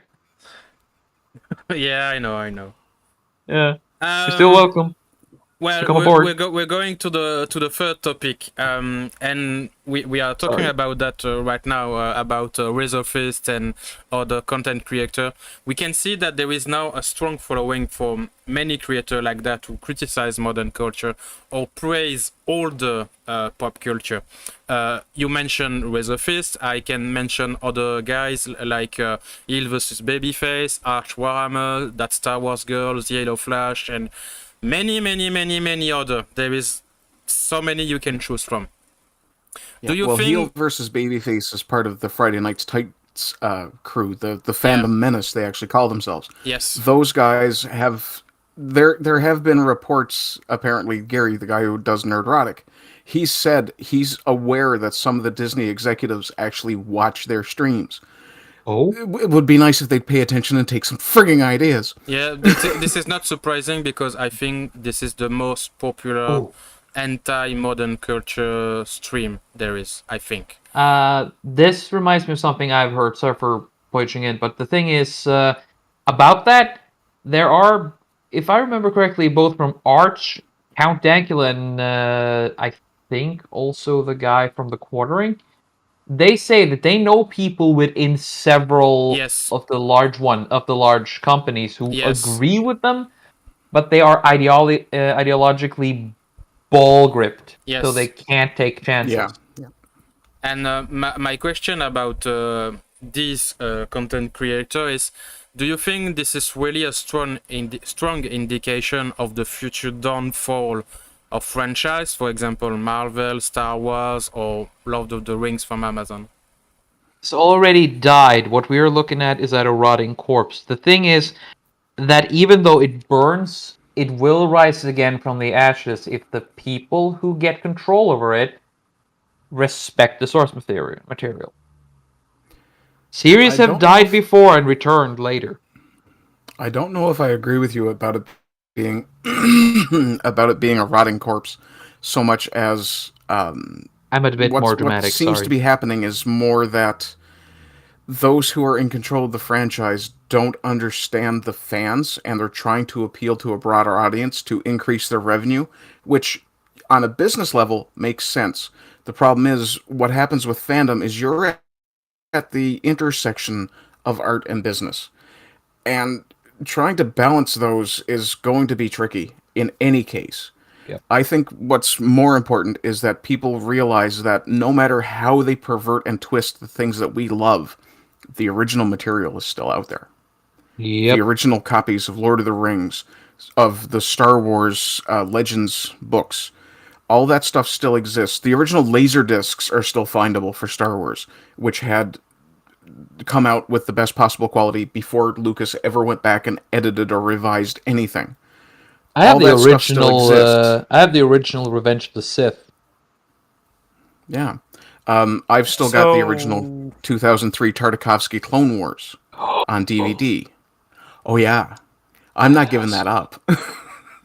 I was about to say how much, but then I realized there is no price. No, there is no price on my Star Wars love. No. Lucky bastard. One of my right, earliest so- memories is sitting on my mother's lap watching Luke get his damn hand cut off in theater. There is no way I'm giving up something that is pure good Star Wars.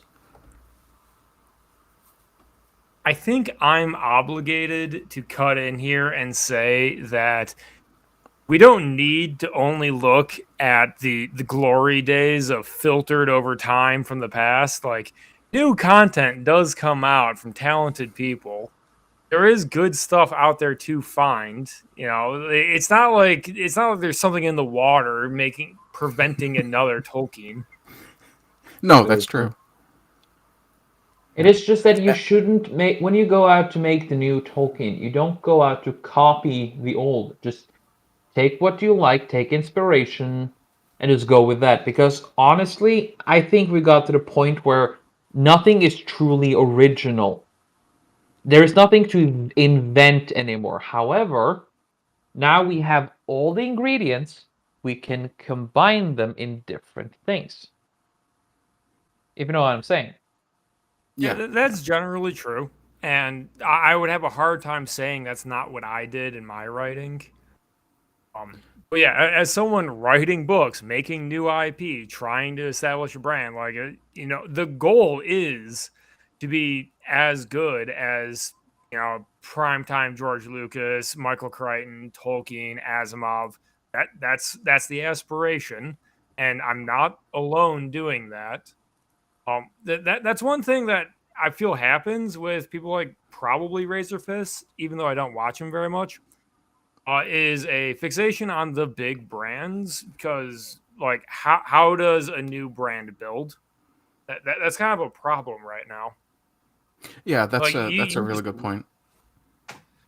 If you just look at small creators trying to advertise, like, there's really nothing you can say that will sound good and won't sound like everyone else parroting the same thing. Yeah.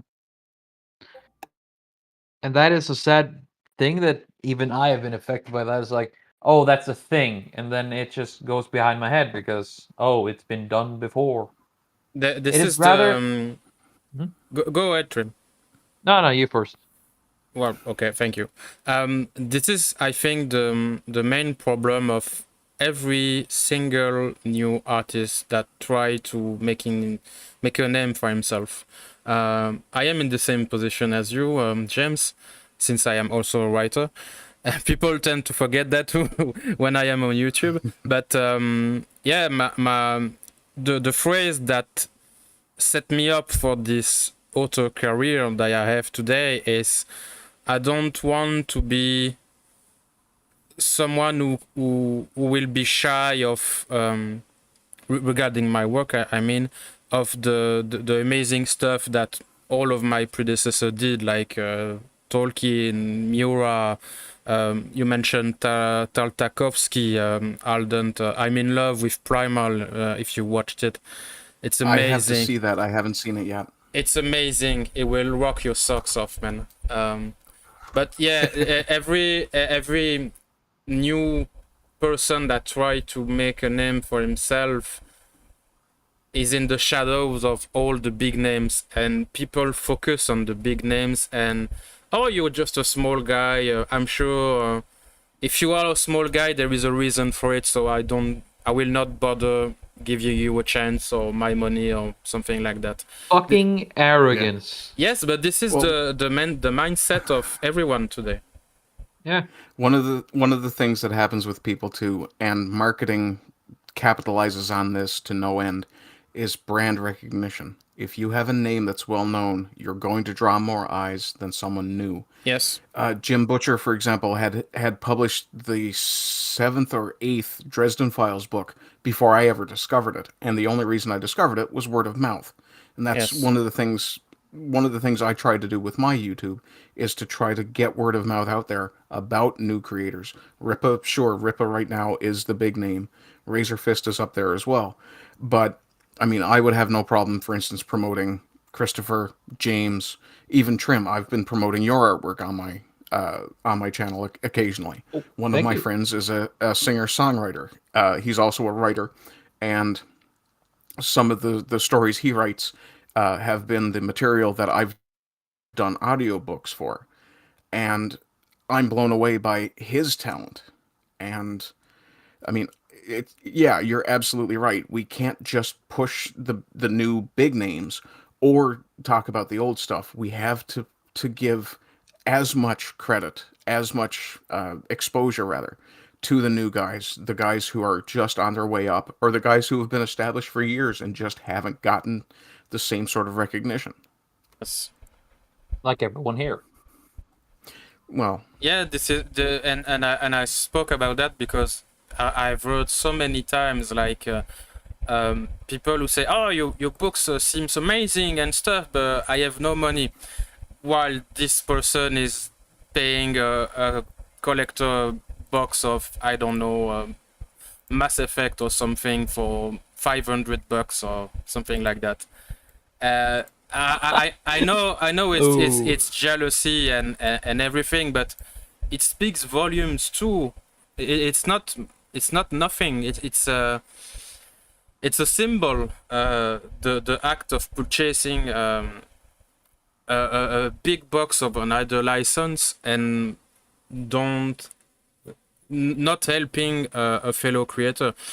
But the painful thing. If I can put something in that after you're done, no I'm going worries. to admit something afterwards. But in the meantime, it's also like I'm just salty that people want to pay for something from another person. So yeah, it's life, but in the meantime, it's also why small creator don't skyrocket when they deserve it.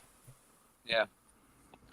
Well, the thing is what you just said, I'm guilty of that part. Yeah, It is not that I'm not it is saying not that for you on anyone. No. I know. But the thing is, I understand your frustrations, and I feel a bit guilty there because there are many more I should be able to support. But the problem is when people like me and such say I don't have the money to do it, it's because we only see the money into things we have to pay, like taxes, Yes. rent, shit like that, and the things our passions dictate. Yes. Like that, like the thing for like the Mass Effect box set, right? That isn't just something to buy because I like it. That is something I must have because I need it. Yeah, no. For reasons that is so stupid that I don't want to explain that in public. But if you force me, I will, and I will go on an hour-long tirade. The thing is, Someone got called out. Yeah. I didn't even know that you were into Mass Effect. I was thinking of I people. I am a massive Mass Effect fan. But of course, I will try to say that Andromeda is part of the Mass Effect series, and I will find you, and I will do things to you, horrible things. All right, so how about this as a corollary? I understand that money is tight, especially with, quote unquote 9.1% inflation. Oh my god. But the problem is that people on the counterculture side of things are also averse to social media, which means they're averse to networking. So even if you can't afford to buy a book, a game, a song on YouTube or something, theoretically you could just share it to other people to get the word out and get buzz going and try and get them into the algorithm. But when you're trying to appeal to, generally speaking, private people, they don't do that. No.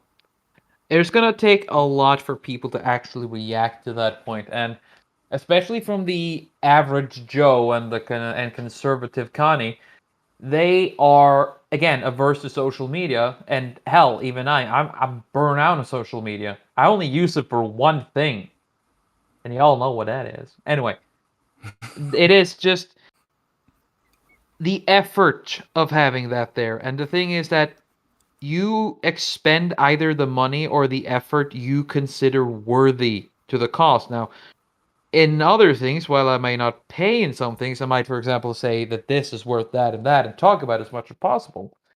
But it's kind of a mathematic thing that goes in your head, and then you consider it from that.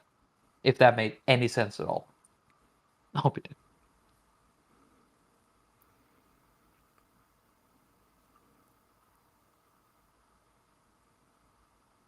Well, one at a time. I honestly wasn't sure if everybody was frozen or. Yeah, I was just like, oh shit, I've shit the bed now, haven't I? No. There is I did have a point I wanted to make that. Just for information, Alden, there is apparently a small delay with your camera and your sound, because it's like you hear us, but with a 5-second delay. Yeah, that doesn't surprise me. Newfoundland's internet is all run through a cable, so Yeah, for the people who don't know, Alden is from Canada. Ew. Yeah, from Newfoundland in Canada. I am from Belgium. Trim is from Norway, and James is from the USA. So it's So basically, there's only 2 of us from a real country. yeah. Which two? Yeah, which two? The one with red, white, and blue in their flag. Okay, continue. Yeah, go ahead, Anyway, Alden. the point I was going to make is that another thing that is kind of holding back new authors, especially, is that libraries almost everywhere seem to be downsizing. And because of that, there's less likelihood that a new author is going to be purchased by a library and therefore exposed to a new audience. So then you kind of run into that problem as well. Now that's probably a slightly minor issue, considering digital sales are probably massive compared to what libraries pay. But it's one of the things where people like me who are poor, word of mouth is, oh hey, I just got this from the library. It's a really good book. I'm taking it back. You should follow me so that you can check it out right away. And that sort of thing doesn't happen as much anymore. It depends on your genre, if that matters. And it also depends on where you are, because I'm sure there is a difference between you or James in the US and me in Europe for the library thing. So my understanding is the big thing for library sales matters for if you're writing a middle grade book, or perhaps like a genuine YA book. Although discussing what the fuck has happened to YA is a 2-hour discussion in and of itself. What is YA? But if you're writing for young kids, adults, aka for people that don't make their own purchasing decisions, library sales become important. But if you're writing, for instance, cyberpunk detective novels or anti-government military sci-fi stuff, or many other genres, the library sale doesn't matter. It basically depends on who you're trying to reach. I guess that explains the success of 50 Shades of Grey then. In my case, we said this earlier, sex sells. Yes. It's also true. So just for me, from the state of literature and bookstores and stuff like that in Europe, my main source of income, well, more sales than income, is from the convention and crowdfunding. The bookstore sells, but it's difficult to find a bookstore that accepts a self-published author. If you are not with a publishing house, and even more with a big one, the bookstore will not show your book on shelf, or they will lose it, or they will just say outright, well, we're not interested, or we have no more place, or stuff like that. Yeah, and one of the issues there is that the independent bookstores are starting to be lesser and lesser common. So you end up with a big chain that has a set supplier which deals only with specific publishers. So then, again, it makes it harder for the independent to break in. Yes. Which is fucking depressing when you think about it. No. So the last issue with book sales is, at least in America, the the majority of books are now sold through Amazon, which does not have the best discoverability. You talk to people about how they buy books, and they'll be like, well, if I don't hear about it from a personal friend whose word they just take, they go to a bookstore and they browse titles, which implies that browsing titles at a bookstore is the only way that a random book gets discovered. And when people tell their friends about how good the book is, then they go to Amazon to buy it.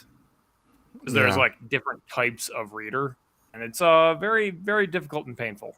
Yes, and for Amazon, well, for all the problem and critics we can throw at them, it was the only path for me to have my book published, because this is the only one that I can print, have reference on the internet and everything. So if there wasn't Amazon, I wouldn't be there.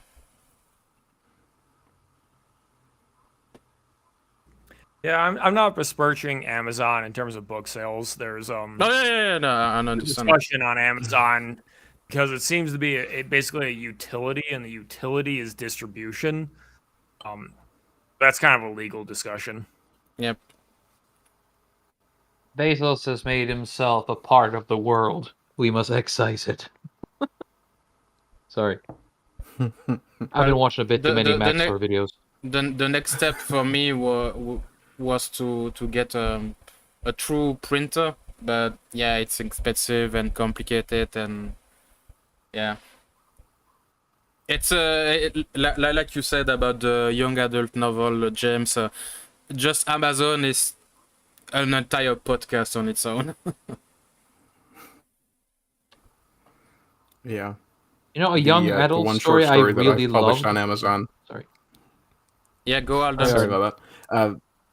The one short story that I self-published on Amazon, I mean, it was just something I threw together for fun, just for the experience, and I put it up, and I put, I think, $1 on it, and after a year, it sold like 2 copies. I was like, okay, well, what's going on? And went and looked, and Amazon wasn't promoting it, even though they had said they would. So I just, the hell with it. Who cares? I pulled it down. I have a copy of it. I have a physical copy of it. That's all I need. That's the healthier attitude you could have about it. Yeah.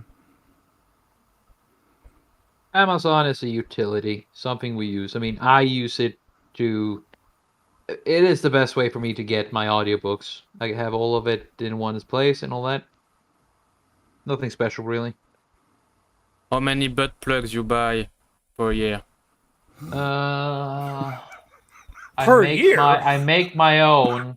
I make them out of marzipan, and Well, then they do I wear give out, them to apparently. friends.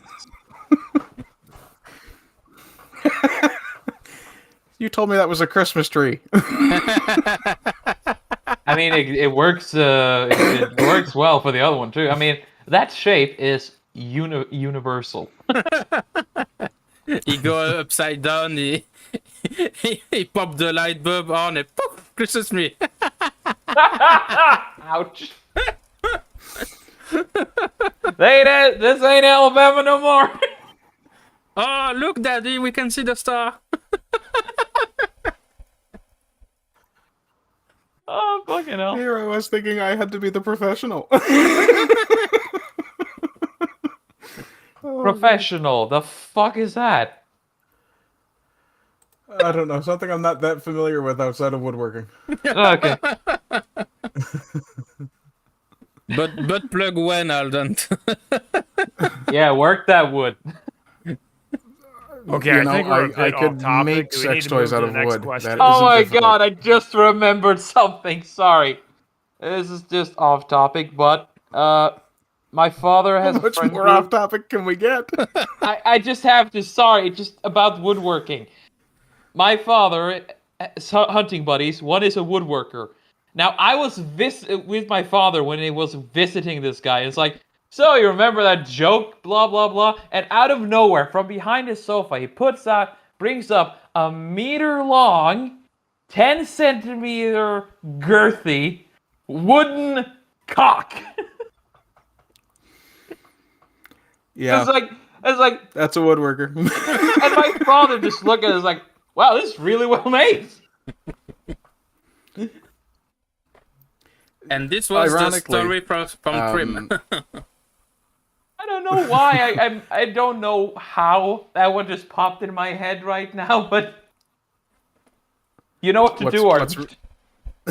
What's really ironic about that, Trim, is that as hilarious as it seems, if you were actually making a device for that purpose out of wood, it would be exceptionally good practice at getting good at sanding. Because if you can't polish that wood properly so that it doesn't give the user splinters, yeah.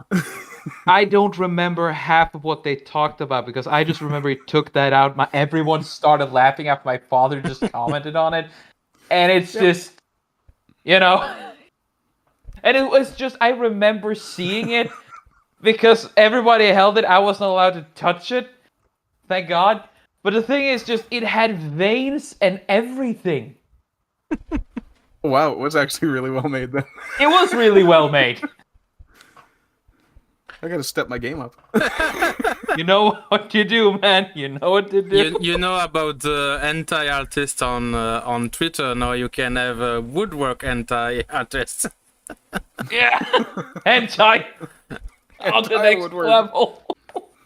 Hey, Trim, I think we have to make Ginny meet Ardent and make a butt plug or a dildo for merchandising for Ginny.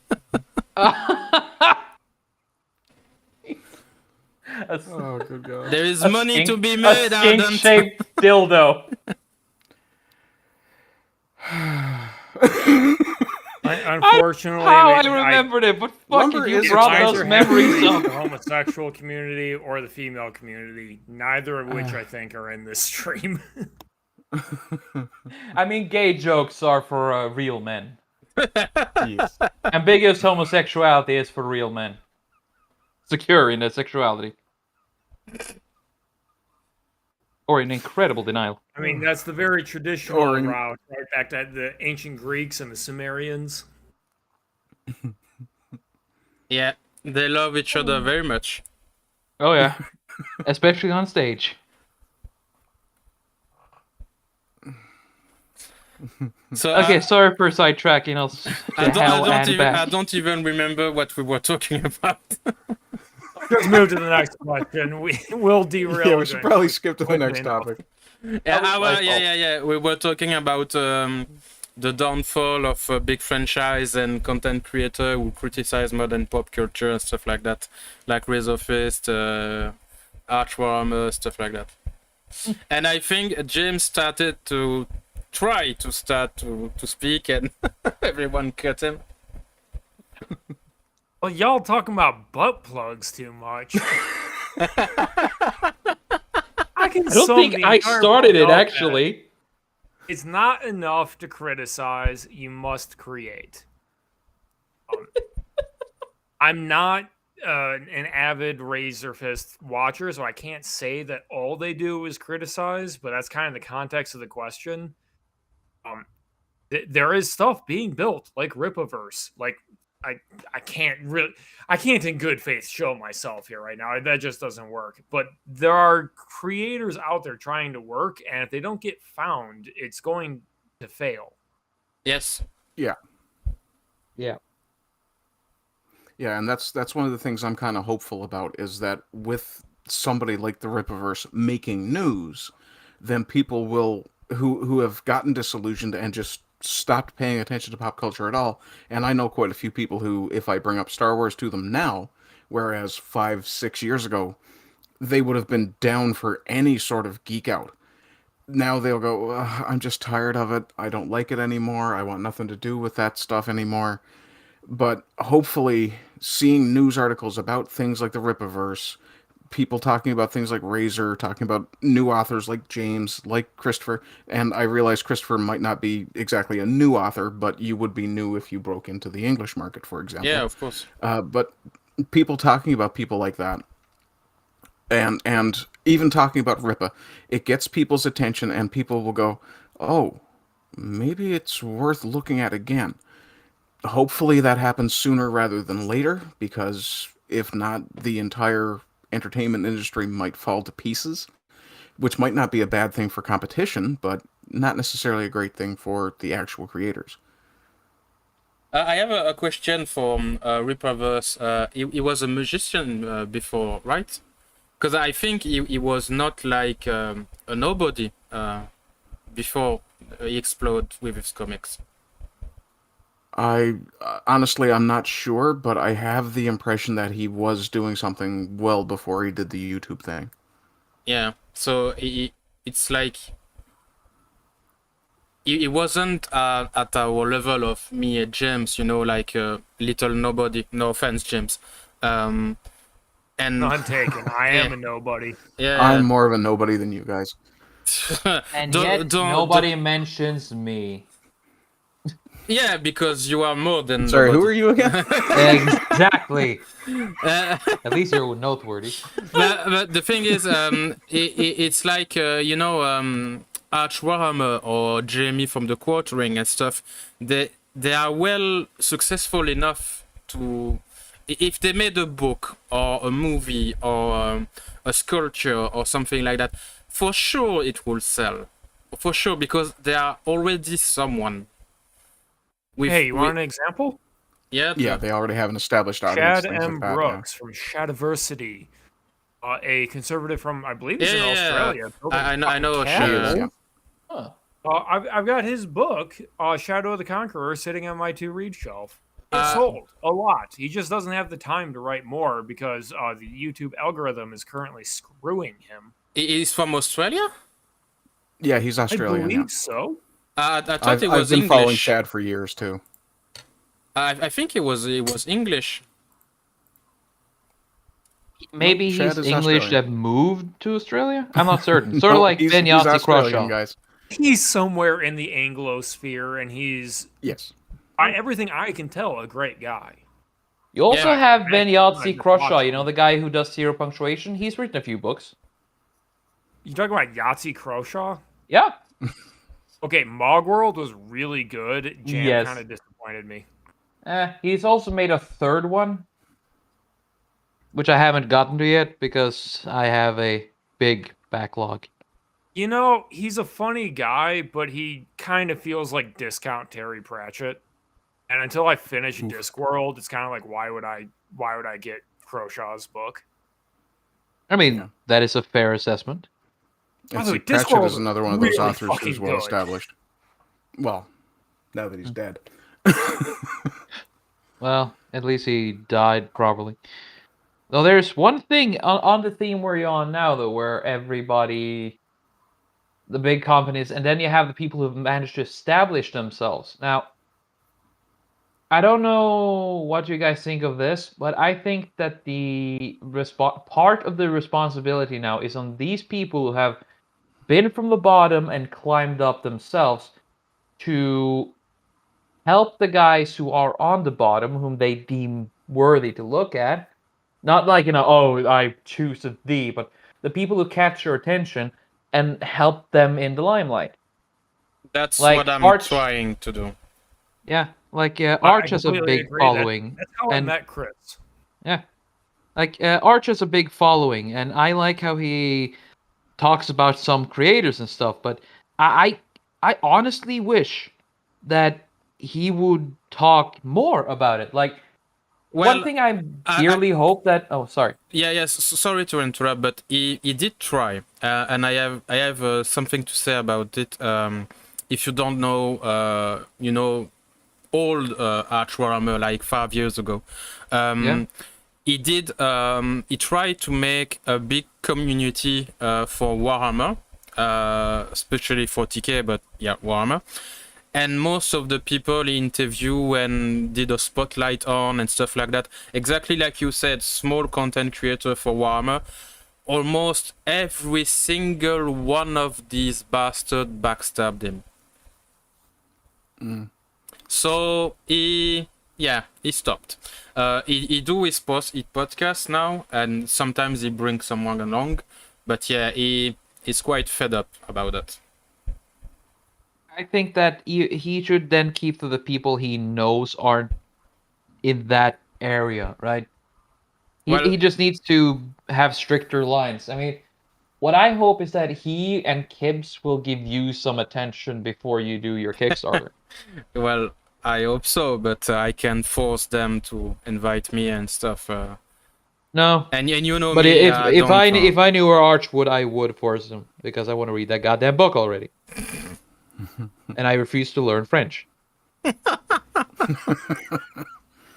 But yeah, I think it's kind of tangential, but I would so love to get to add a book of my own to the 40K lore. well, since I've read a fair bit about your stuff, James, I'm almost certain you will do better than most of the Black Library author. Are you sure? Yes. I'm a huge fan of Dan Abnett. He's the only 40K author I've read so far. There is many other guy. Many others. Okay. Abnett's really good though. I love his shit. It's one of the only good one that is still left. Well, that's good news for me, I guess. Yes, and this is something that Arch and Kibbs talked about a lot about modern pop culture, because well, Archcast is more or less every single of his Archcast is talking about pop culture, and the recurrent leitmotif and lesson comes out of this podcast is the competition is quite bad. So this is the time to make something new. The only problem, look at Kibbs. Yeah, the only problem we have is our name doesn't pull the same weight as something like Star Wars or Warhammer or Dune or Star Trek or. So this is the only problem we have, but this is the most important problem we have. Yeah, it's actually like really shocking, like how bad the average book is nowadays. Did you read the new comic book like Superman? So, confession time, I don't read Western comics. I read manga, and I dabble. I will jump between recent indie releases and like classics. Like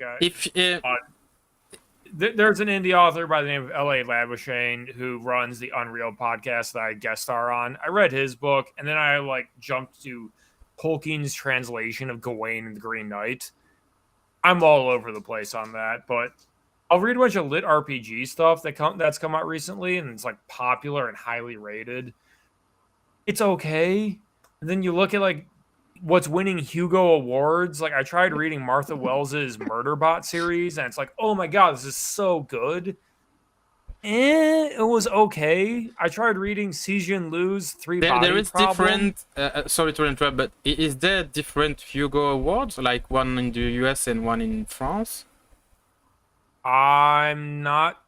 I would doubt that. I don't think so. So it was the Murderbot series was like 5 novellas, and then Martha Wells released a full novels one, and that's the one that won the award. Yeah, which year? Which year?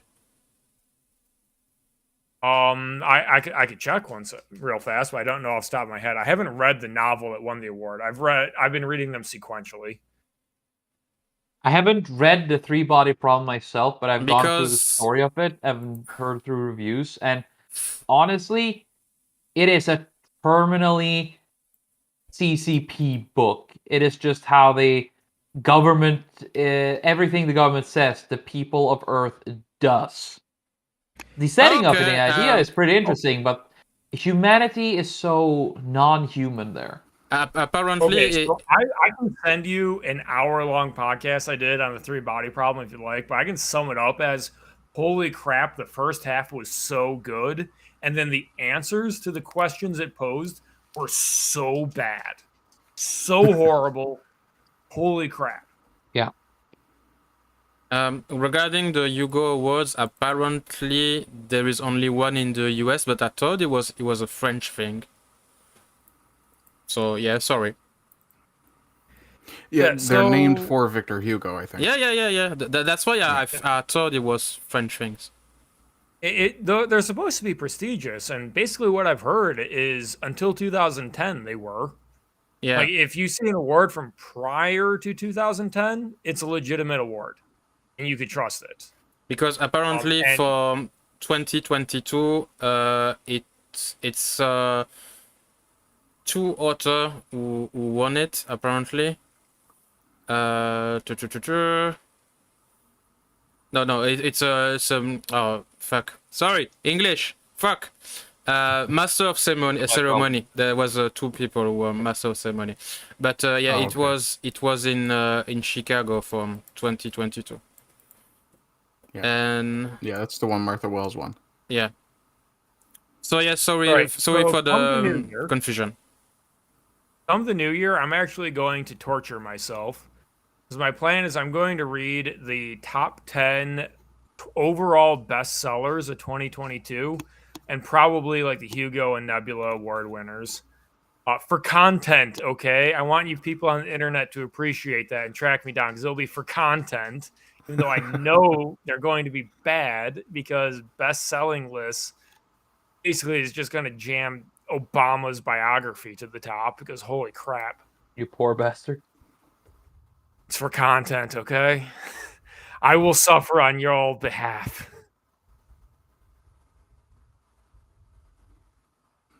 Hello, Bezek and Prime Knight. Thank you for being here. Welcome to the Thanks party. for showing up, guys. The ardent party. Yeah, but to conclude about the competition and the author that we are battling with today, James, if you watch the at least in the Western world, like Europe or USA, stuff like that, not Asia, yeah, they are bad.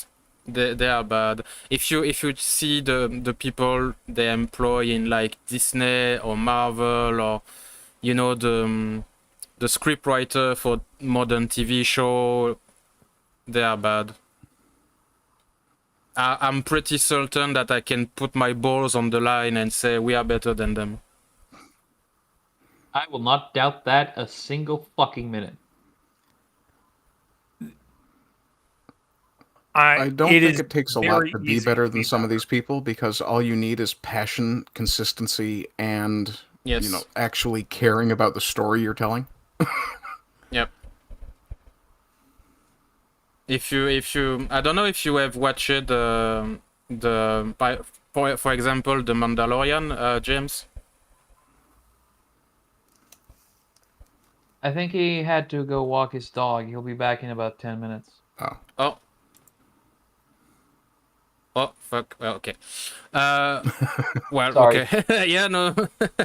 I was thinking maybe we are making him go crazy because we keep interrupting him. Not we, me. I am the king of interruptions here. Sorry.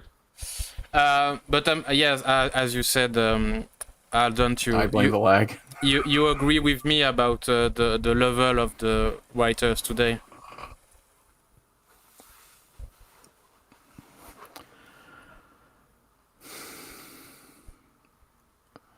Trying to remember the last modern writer I read that wasn't Butcher. And mostly it's been comic books. Yeah, it's like I say, it's really, really easy to be better than people who have an agenda rather than a passion to tell stories. Very true. Though there is one kind of new series. I haven't read it, but I'm listening to the audiobook of it. I just need to figure out what the series was called. Give me 2 seconds. Sure. Let's see. There we go. A Demon in Silver, Hangman's Gate, and The Spear of Malice by R.S. Ford. I don't remember what the series is called. War of the Archons. I've listened to the first 2 books, and they're actually genuinely good stories. Not like, oh my god, super good, but they're pretty engaging, and they grab your attention, and they keep it. Each audiobook is around 9 hours. I'm gonna start the Spear of Malice soon. But those stories are genuinely good stories, and they are rather recent. So, and I can't really say they're woke. Of course, they have a little bit of this and that, but nothing that makes them outwardly woke. Because he has male and female characters, some are powerful, some are more fragile, and he treats them like genuine characters. He treats them properly to the story and setting. Well, this is the thing about modern author today is the thing about woke literature or story or something like that. I don't really care much as long as the story and the character are coherent. I don't care if it's a female, if it's a gay fridge. I don't care. I don't care. I just want a nice story with coherent and logic, and yeah, the rest I'm willing to go past the wokeness. But if it's stupid or if it's Mary Sue like Rey from Star Wars, no, I'm out. The only and that's Mary one of the Sue- problems. oh, Oh, go ahead, Trim. The only Mary Sue-like aspects from the War of the Archons is pretty well explained, and even then, the individual who is really powerful isn't unstoppable. There is a good story there, and I'm genuinely enjoying it. Next up. Sorry.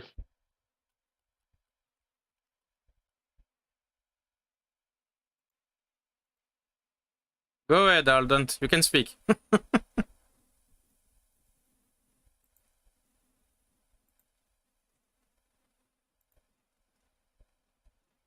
Stop trolling Sorry, the I chat. just muted myself for a second because I didn't want you guys to hear my keyboard clattering away. I don't think I really have too much to add to that topic. One of the things that did occur to me, though, we spend a lot of time talking about woke stuff, and I think mainly it tends to be visual media that tends to be most infected with the woke as it goes. Partly because if you inject it too much into literature, you're going to erode the coherence of the story. But also, I think in some cases, some of the people who are calling out all of the woke stuff are overdoing it a little bit. There are some things that don't necessarily deserve to be called woke, or may not deserve to be criticized to the degree that they are. One of the critics that I follow, Heel versus Babyface, he absolutely hated Moon Knight with a passion. I didn't care for it quite that, like, I wasn't that angry about it, but it really wasn't as woke as he was making it seem. Apparently, up until the last couple of episodes. Sorry. Apparently, it's as far as I've heard, it's not all the episodes were kind of weird. Some are better than the other. I've heard. Yeah. The one of the things that Marvel's getting really, really bad for doing now, beyond just the whole woke thing or the lore breaking, is bait and switch. Loki is a great example. If you guys watched the Loki Netflix, I didn't. No, not Netflix. Sorry, Disney Plus. What they did with Loki was they named it for Tom Hiddleston's character. They showed you Tom Hiddleston's character constantly. And then in the show, they absolutely destroyed the character, ignored his previous history, and made the show about someone else who happened to be a Loki. And yeah. That sort of bait and switch is something that drives me insane. I didn't turn on Moon Knight to watch whatever the hell that woman's name was. I didn't want to watch Hawkeye to watch Kate Bishop friggin' running around. I love Jeremy Renner. He's a great actor, and he really suited that role. I think, oddly enough, Hawkeye was one of my favorite characters from the comics, same as Green Arrow. I've always had a thing for the Archers. I'm a Robin Hood fan from way back. And when I turned on Hawkeye, and I'm watching not Hawkeye, I'm like, what the hell are you doing, Marvel? Yeah. Like it's that sort of bait and switch really, really irritates me, because that just shows that, oh, we know the fans will pay attention to this, but we want to give them this. So let's put chocolate frosting on a friggin' sourdough bun and see if they'll eat it. The thing is, though, if you make a sourdough bun and add it so the chocolate is supposed to work with it, the result will be much better. As long as you're honest about it. Yeah. But they aren't honest You don't about frost it. the It's whole thing all and a call it bait and chocolate switch, cake. a lie. Sorry. You just mentioned something that pisses me off, like, to no end. It's like, oh, you want to watch this, but how about this? It's like, it's something I'm already used to from watching the Transformers movies from Michael Bay. Oh, I God. watch Transformers to watch Transformers, and what I get is, again, 60% humans and 40% robots. Well, To be fair, it's early Transformers making Fox was worth the watch. Kind of, yes, but I wasn't there to salivate over Megan Fox's entirely fucking amazing body. I was there to watch giant fucking robots beating the shit out of each other, while the red, white, and blue one talked about freedom for the right of all beings, while the gunmetal gray one turned into a fucking cannon or something and yelled just how he's gonna kill every single thing. That was what I wanted. so you're a big Transformer fan, Trim. I have it tattooed on my left arm, yes. Okay. So that's where your Autobots or Decepticons? Usually Autobot, but I'm starting to feel more to the Decepticon side for some reason. so this is where the all spark on your name come from. Ta-da! Okay. Well, what were for you the best Transformer movie? That is with... Are you talking about Bayformers or any Transformer movie? Bayformer. Okay, that is... The first one resonates the most. But you'll be surprised to know that I actually really enjoyed Revenge of the Fallen. Because when it comes to stuff I don't like in movies I like, or that I enjoy, I tune out the crap stuff. Like, just with the prequels, like the quote-unquote romance between Anakin and Padme, and the Spurgus and stuff, Jar Jar Binks, I tune that out and just focus on the good stuff. The same goes with the Transformers and, like, the two Jar Jar robots, right? Skids and Mudflap, I tuned them out and follow instead on With the the twins, moments yeah. Optimus Prime and Megatron interact with each other. The battle scenes. My favorite Transformer movie is with the knights, the dinosaurs. Are you talking about Age of Extinction or Yeah. Yeah. Now, I have a very mixed feeling about that, because that one movie should have been two different movies. I understand where you're coming from. Yeah, because one movie should have had the rise of Galvatron, where Galvatron is the main villain and the Viacons. Then before that, Lockdown and the Mercenaries should have been the main antagonists. What I think, they should have had Lockdown be the villain with his mercenaries. Then it should have set up for Galvatron. I mean, have the one where Galvatron comes through and just gives them that chase, but he fucks off and they don't meet anymore, right? Yeah. The KSI is raided, the Viacons escape, and they become the antagonists for the following movie. Yeah. I mean, But it was for me. It was good because, as you said, you're going to see a Transformer movie for the Transformers, which mean big battle robots. So, and for me, it was amazing. The last like 40 minutes in I think it's Hong Kong with the fights and the dinosaur. Oh, it was orgasmic. I mean, the fight Optimus has with Lockdown is amazing. Yes. And just the fucking every time I see that battle between the Viacons and the Dinobots, it is awesome. But I every time wish that those were the mercenaries of Lockdown. You could have easily replaced them with it. Yes. Yeah, the one thing I really Galvatron's didn't moment like. should have been in a separate movie away from that. And that's something that's going to annoy me till the day I fucking die. But I am just so happy they made Frank Welker be Galvatron. Sorry. Yeah, no, that's fine. The one thing that I didn't like about the T-Rex was that he didn't speak. Yeah, because it's a more established character. Grimlock Angie. Yeah. Well, but out of all of it, I think see that James is back. Yeah. Huh? The reflection moved. Yeah.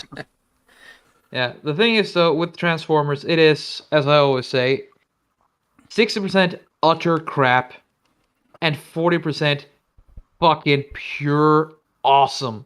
Yeah, I had this feeling with the Bumblebee movie. Wait, will you count that? Because that isn't Bayformers. Yeah, I know, but it was a very mixed bag for me, Bumblebee. Some of it was good and funny, really funny, because I was almost pissing myself, and yeah, it was a weird one, and the final movie with the Optimus who came back from Cybertron or pseudo Cybertron with the goddess thing and stuff and stuff. Yeah, it was not enjoyable to me. It was a bit a bit deception for me. The human parts and just focus on the Transformers. That's only thing they need to do properly. Like Bumblebee, I loved it. It is my favorite of the live action movies.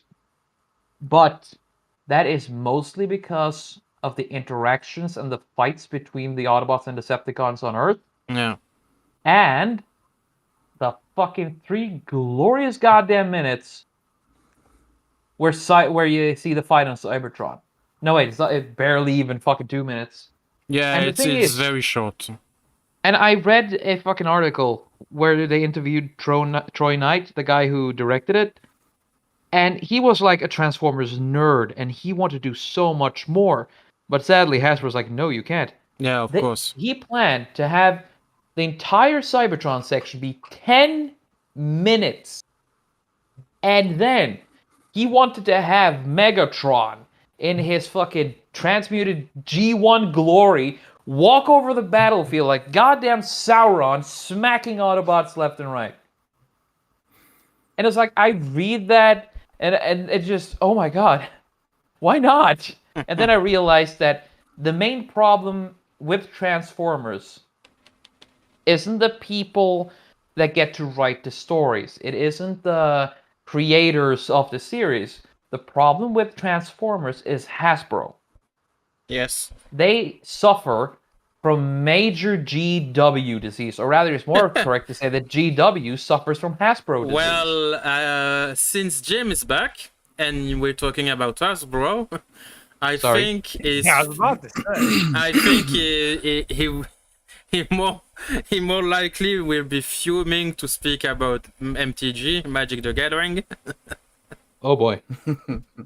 Yeah, so I'm a big Magic the Gathering nerd, and Hasbro owns Wizards of the Coast, which includes the department for Magic the Gathering, which is, I believe, even today, even with all the shit they've done, indisputably the best card game. Yes, unfortunately. Now, some people will say Yu-Gi-Oh! Or Pokemon, basically because the card game is cheaper. And there's a point to that.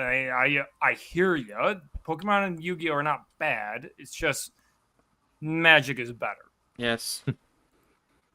Holy crap, have they been completely overwhelmed with woke crap. Like the statements they have come out with.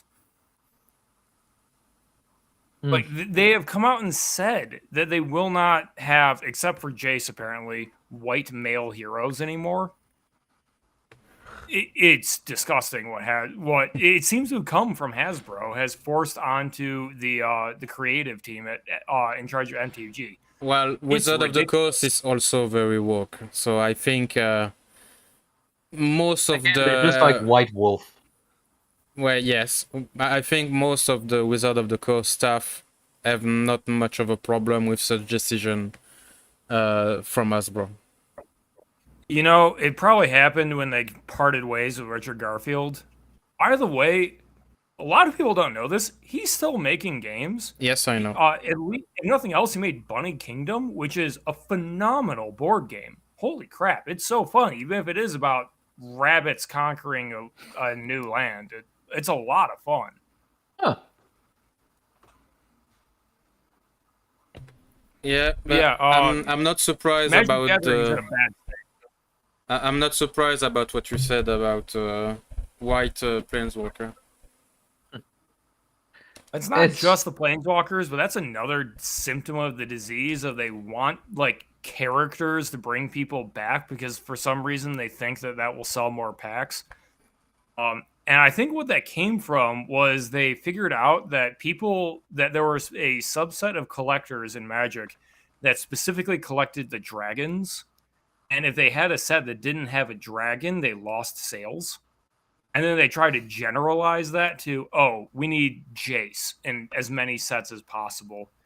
Oh, we need gender non-binary strange people like Ashiok, the Nightmare Weaver, in every set as possible. They literally went as far left as possible, as fast as possible. Okay, I'm not really much into Magic the Gathering, but I have a friend who is, and he told me about some of the basically it's a world ender creature. The Eldrazi. Yeah, and apparently the 3 Eldrazi, was that? Yes. 3 of them were identifying as male, but then you have another which was Emrakul, who was the female identifying one who turned out to be the good guy of the bunch. Yeah, not gonna lie, I refuse to pay attention to the lore anymore. It's a little bit more complex than that, but more or less correct. Oh, great. There is only 3 big Eldrazi. The rest are like little creatures who come from the big Eldrazi. And yeah, you're talking about Emrakul, Ulamog, and Kozilek, right? Yes. Oh, so they're like the Chaos Gods from Warhammer then. They're not that well defined. Yeah, but it's the same idea that they are like entity who make little minions, but who come directly from them. And Emrakul was speaking in female gender. I think it was a chat she had with Tamio and Jace, I think. Jace played a chess game or something like that with Emrakul, and Emrakul said, "Oh, you think you won, but I let you won because blah blah blah blah blah blah blah." And she explained that the existence of the Eldrazi, who likes world and entity like Cthulhu and stuff like that, they were like a response from the multiverse to clean space and stuff like that. So. Yeah, it's more or less like you said that I'm not the bad guy, I'm not the bad girl, and yeah. But the law of Magic, like James said, with the decision they made is at the beginning it made sense, but the more edition came, the less it made sense. Not to mention they also like completely destroyed their entire competitive format recently. Oh, what did they do? Yes, I play Modern, and a couple years ago they released Modern Horizons 2 or something, which released a bunch of cards specifically for Modern. And in hindsight, it was such a transparent cash grab because you basically can't play a competitive deck anymore without mythic rares from Modern Horizon 2. Okay, I see. Like, you are not competitive if you aren't running Murktide Regent, Renin 6, Ragavan, the Elemental Cycle. It's insane how they just rewrote the entire meta to get money. That is putrid. But the thing is, for people who don't play Magic, is Modern is, if I'm not mistaken, the most appealing type of competitive play you can get. Except I Standard, believe of that's still course. accurate. Some people go to Legacy, which has Oof. decks that never Legacy is change, expensive. essentially. Yeah, well, if you can just afford to buy the $300 dual lands or whatever they're worth nowadays, like Wait, what? once you're in on the dual lands, like the deck isn't very expensive after that. Some people are pushing Pioneer really hard, but I don't think that's going to take off. I think that's just budget Modern. But the real money as far as Wizards is concerned is Commander, which is like the casual market, where people will you'll run into people that own 10 100 card decks of Commander, and they will just buy like the worst cards imaginable to fit their Commander deck, and it's the strangest thing. Yes. Which I remember was named EDH in the back old days. Yeah. Now it's just legendaries. It's no longer the Elder Dragons. So it makes sense to call it Commander, I guess.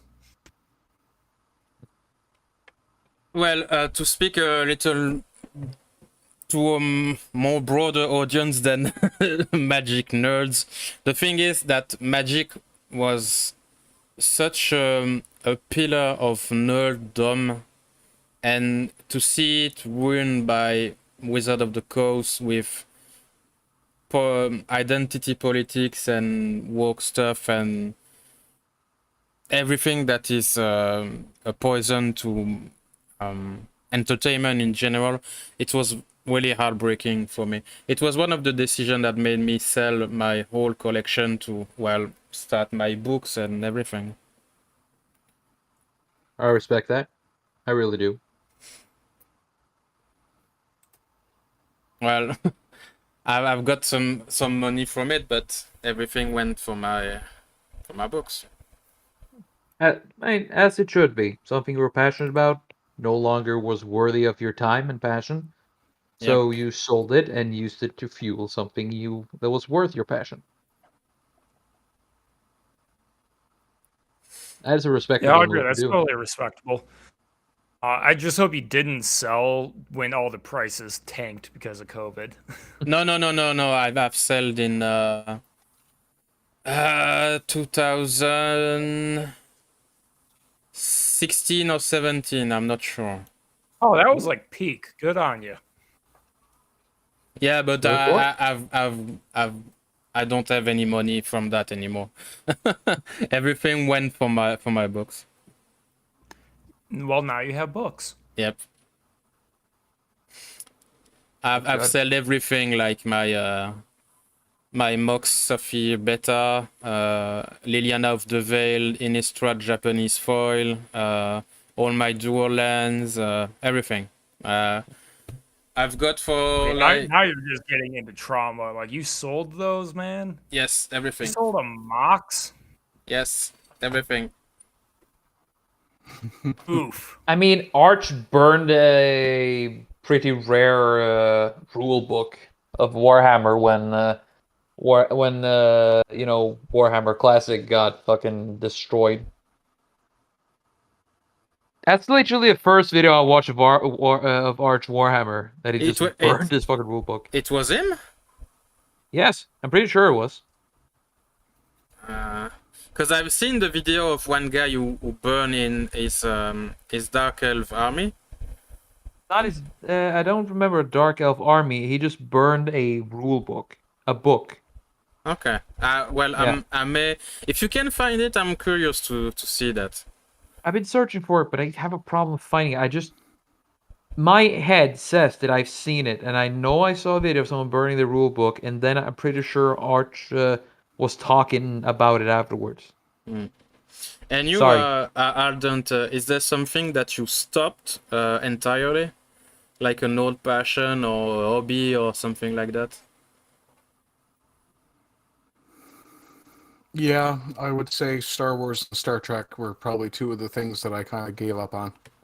I mean, when I was younger, Star Trek was something that the novels, especially, was the first thing I went for if I went to a library. And normally my mother would take me to a library once a week, once a month at least. And to see that kind of destruction of it just in one episode of Discovery, which was all I ever watched after Enterprise. And then to hear the stuff about Picard, it's just disheartening. And I've heard that what Picard little is. bit of collectability I had. Sorry? Yeah, I've heard that Picard was like a catastrophe. Is a catastrophe, and apparently they've decided to add fuel to the fire by bringing in more of the TNG crew. But No. I digress. Yeah, sorry. Because I'm not But- extensively knowledgeable about Star Trek. I've watched all the movie. I watched some of the TV show, but I didn't watch the new stuff, the new TV show. Okay, I can put this in perfect context for you. As bad as Star Trek Nemesis was, anything produced after Enterprise went off the air is 10 times worse on the garbage factor scale. Oh, good lord. Yeah. And I don't think I've even seen... Did they make 4 of the new movies or only 3? I think it was only 3. I hope it was only 3. Okay. Poor That's Simon a good Pegg. place to stop because it was doing well. But I mean, even with those movies, the JJ Trek or the Abrams Trek, whatever you want, or as I like to refer to it, the saga of the lens flare in space. The just the ignorance of the lore and the story breaking aspect of what they did just in those movies made me angry. But then to see what they've done with Picard, who was an amazing character, and what they've done with, apparently they've broken the timeline yet again with Discovery. I don't understand why they're doing that when they could just keep telling good stories. And a lot of, as I was saying, like a lot of the stuff that I had collected for Star Wars, and I mean, I had comics.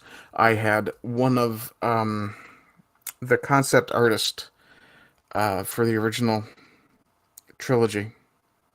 I can't remember his last name. Ralph was his first name. I had one of the books of his art. I had role-playing games. I've still got a bunch of my characters from the Star Wars role-playing game. And the only reason I really have them is because they're in a binder with other materials, and I just haven't drawn up the energy to throw them away or needed the binder for anything else. But a lot of that stuff, it's just... it's extremely disappointing to see something that kept me going when I was younger being destroyed by people who don't value it the same way I do. That's exactly what Prime Knight say in the chat, and what I answer. It's like, yeah, it's extraordinary to feel that for something that you valued more than anything. It was honestly heartbreaking hearing fucking how distraught you are over it. I recognize that fucking pain. Yeah, and I mean, the thing is, too, this is one of the aspects of fandom that people who aren't nerds or geeks at all will never understand. Yes, how we can have so much passion for something that is total fantasy is beyond them. Yes, but then again, yes. I don't play fantasy football for the same reason.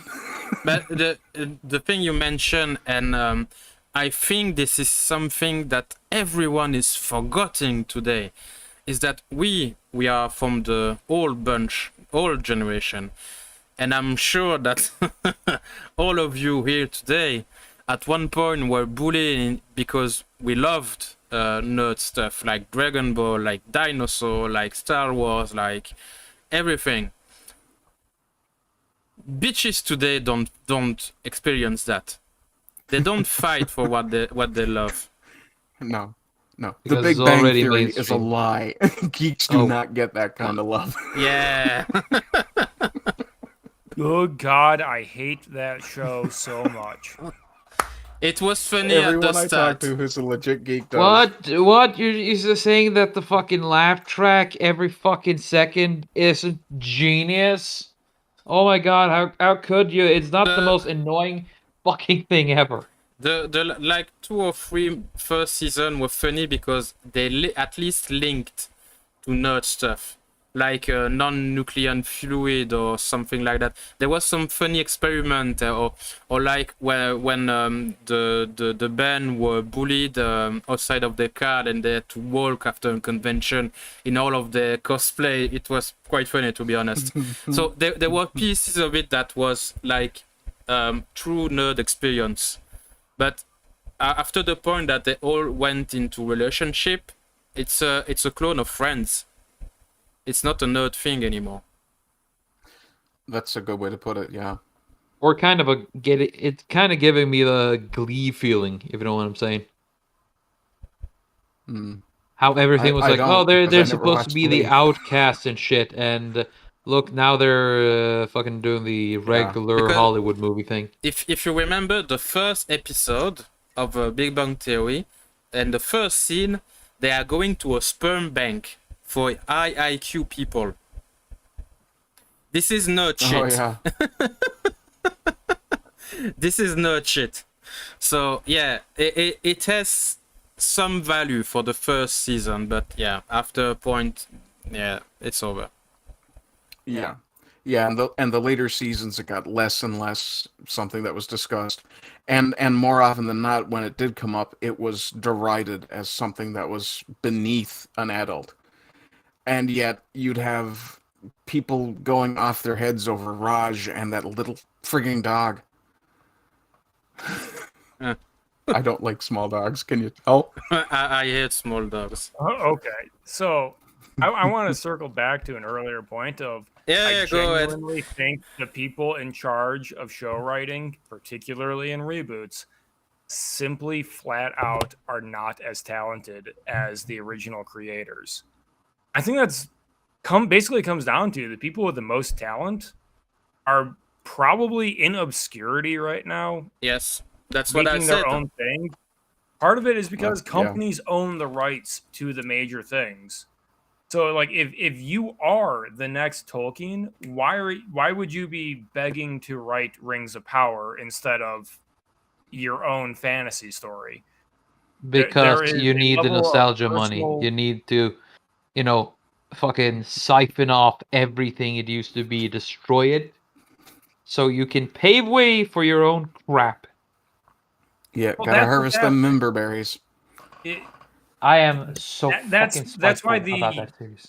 ad writers are in charge of these things. That's why Star Trek is going to crap, is because the people with the most talent who are most inspired by Star Trek are probably writing making their the own Orville. military sci-fi right now about ethically discovering alien species and dealing with interstellar politics. Because you don't have to write the next season of Star Trek to have the same themes, the same ideas, the same appeal in the story.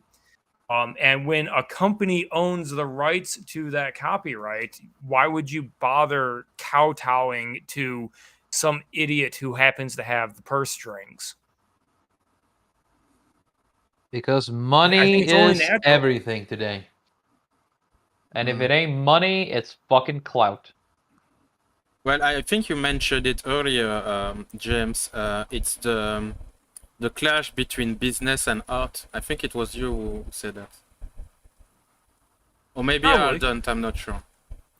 There used to be a time where you could gamble huge amounts of money Yes.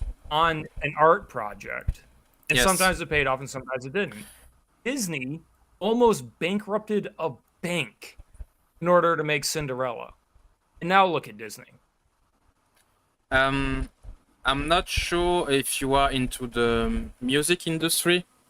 If you like music at the point to, know some label or recording studio, stuff like that. Yeah, no?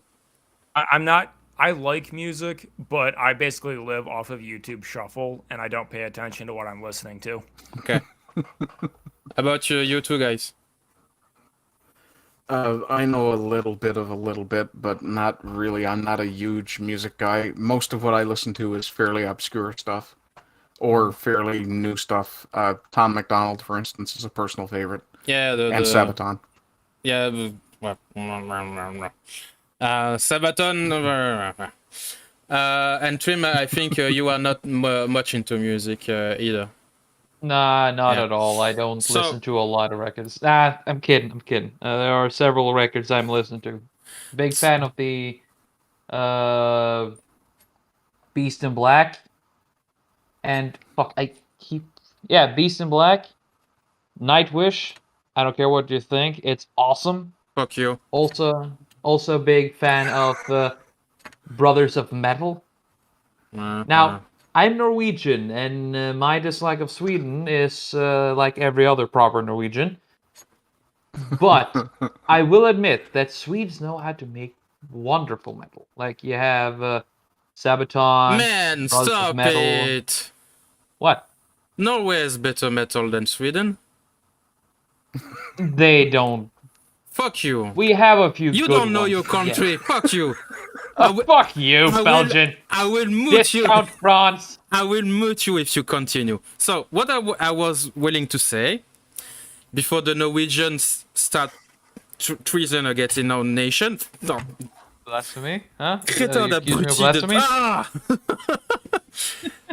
The thing is, so I'm a huge metal fan, if you didn't notice earlier.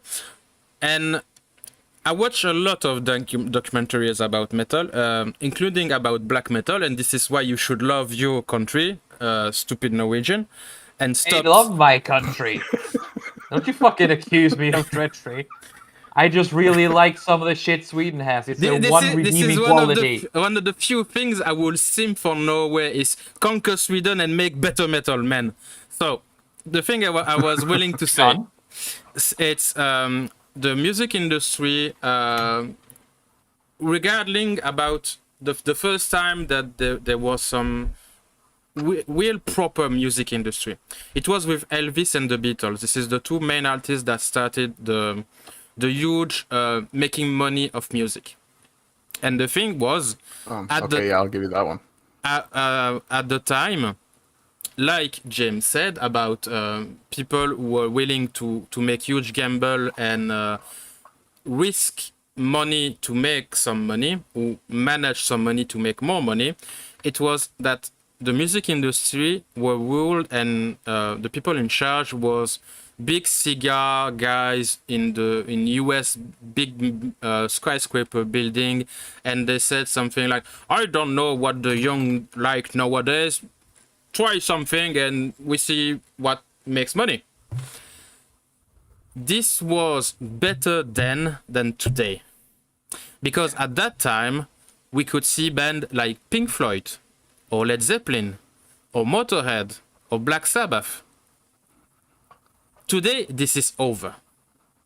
You could never see that again, especially in the metal genre, because metal and other music genre like reggae, like hip hop and stuff like that, they make music to make money. This is not about the origin of the subgenre of music.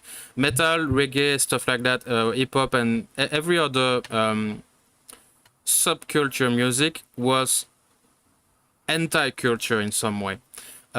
This was the core of the idea of this genre of music. For example, the first heavy metal band was Black Sabbath, and this is hugely considered satanic by most of the planet. And this is maybe one of the bands that made more money in the whole world. And this is a huge banker that said, well, maybe we could try promoting this band. He make money. I don't care. Today, this is over because of politics. Yeah. Now, hold on. I think I am under the assumption that we're actually in a golden age of music, because anyone can upload their music to any of the to YouTube. I'm talking about publishing house, not So about. what? Let them die. Yeah. Everyone in listens to terms music of through YouTube and Spotify. yeah, well, I'm a bit of both on this one. I kind of agree with James on that. When it comes to indie music, as it's become now, it's in a golden age. I mean, just Yes. look at how Miracle of Sound does it, how Rose has done it. That people who just follow their passion and made fucking art. Yeah, Right? like But two but steps the from hell age and of stuff the like that. but the age of the record companies is just drawing to a close. It is dying slowly. Well, yeah, and not to put too fine a point on it. Sorry, English is still my first language, but I don't have all that good a grasp of it either. Never mind. But not to put too fine a point on it. When was the last time any of you turned on regular terrestrial radio? When I was in a I car with my ex. have to listen to it whenever my car starts, and I have classical radio set from a local Detroit station, and it's great until I turn on my So phone that's and classical play music. my music of choice. But you say you have it set to a classical station.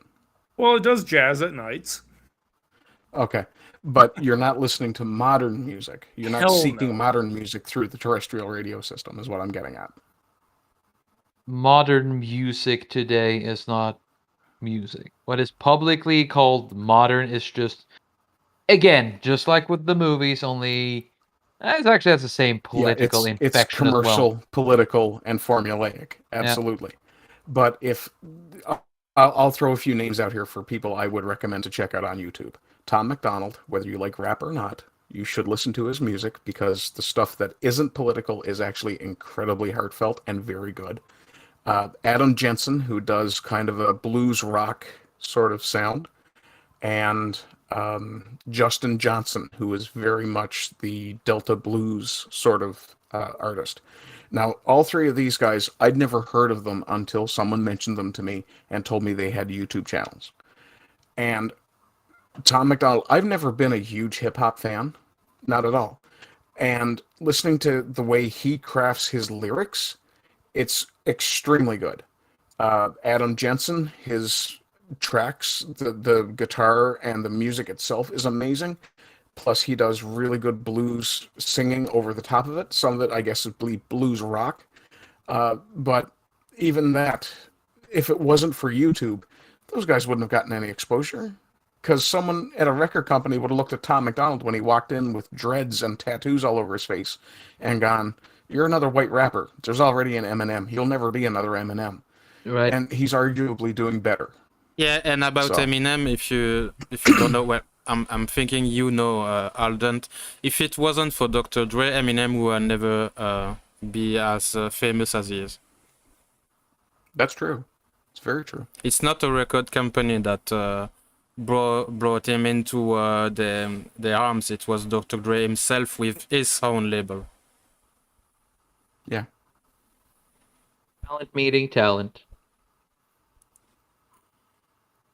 But I agree with you, James, for the golden age of independent creator for music or any genre of art for it matters, because what I was talking about is especially publishing house, record company, cinema industry like Warner Bros, Disney, etc.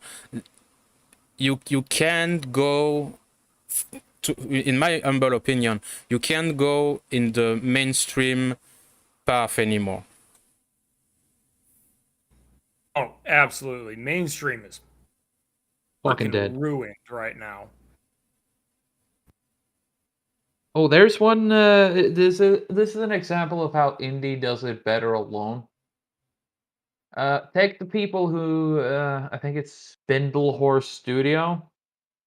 Basically, the people who made the pilot for Has-Been Hotel and the series Hell of a Boss. Yeah. Yeah. It's a weird TV show. It is really weird, highly sexual, but it is just what they made, and it works for what they've done. And honestly, it's a pretty good show. Well, apparently we are alone together, man. We are? Oh, Yeah. shit.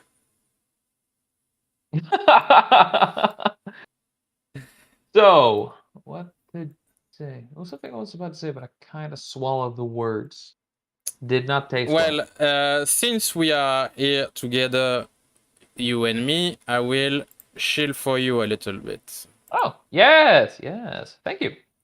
So, let me... add source. Screen. Voila. True. Put links in the chat. So, guys, I will show stuff that... I will check that it's okay.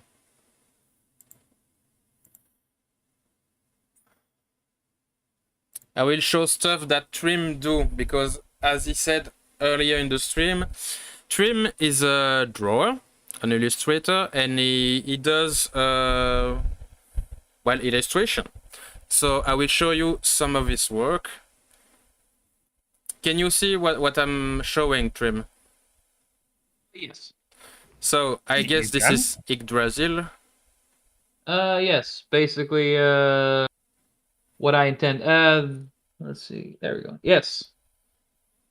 It's my interpretation of Yggdrasil. Also, I added just a snake in the bottom of the hammer.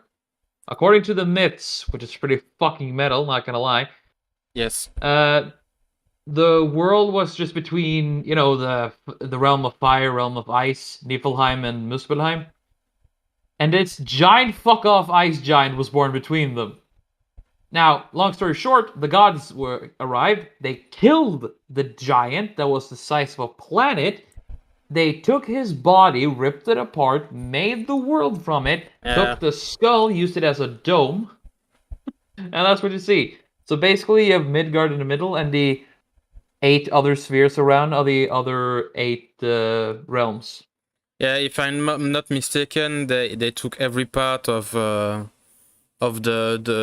thing Ymir. Yeah, and like a piece of the rib cave, you made the mountain and stuff like that. Yes. Yeah, when I read the Eddas, it was kind of size confused because it's like, how is the skull the dome if the body is inside of it? It is really size confused. So here is the wonderful excuse. God magic. Yeah. Well, the pieces will just get picked up at the end, and the story will start over after Ragnarok, right? Basically, how I interpret it is that they used all of the body to create all of the realms. And of course, it doesn't really make much sense either, because Niflheim and Muspelheim existed before everything, right? And they became one of the two. They became 2 of the 9 total realms in it. Well, let's be real. The Norse mythology is we probably only have the tiniest sliver of what the mythology was. It's also heavily affected by the Christians who wrote it too. But I'm not gonna lie, there are additions that the Christians made there that actually makes the story why I like it. There are the combinations, the things they added have made the Eddas incredible stories. I've heard some theory, I'm not even sure that it's theory, that the Christian included Ragnarok to sap the morale of the Norse. They didn't do it to sap the morale. They did the Ragnarok story so that they would believe that the Ragnarok, that it had already happened, and they were living in the new world. Yeah. That the world already had, it had already ended, and that God was in the new world. At least some use that. Yeah.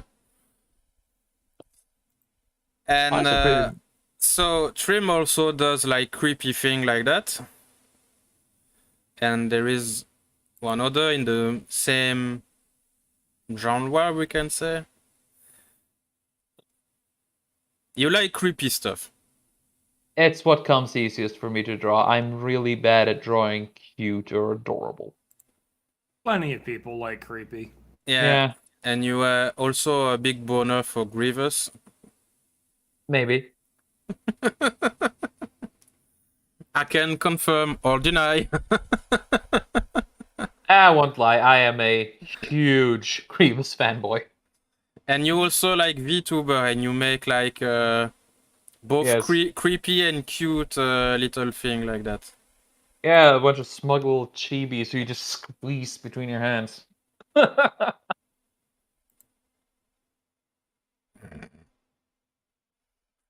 You see, in this one, Rosa is like, yeah, I like it. Squeeze hard. Oh man. I can't even fucking copy her voice. It's just so Well, unique. that's a fetish right there. And this one is also pretty nice with the... I made the small ones there with the fan group themselves. Like Rosa I made just from my own, and then I made the monkey one and then the deer one.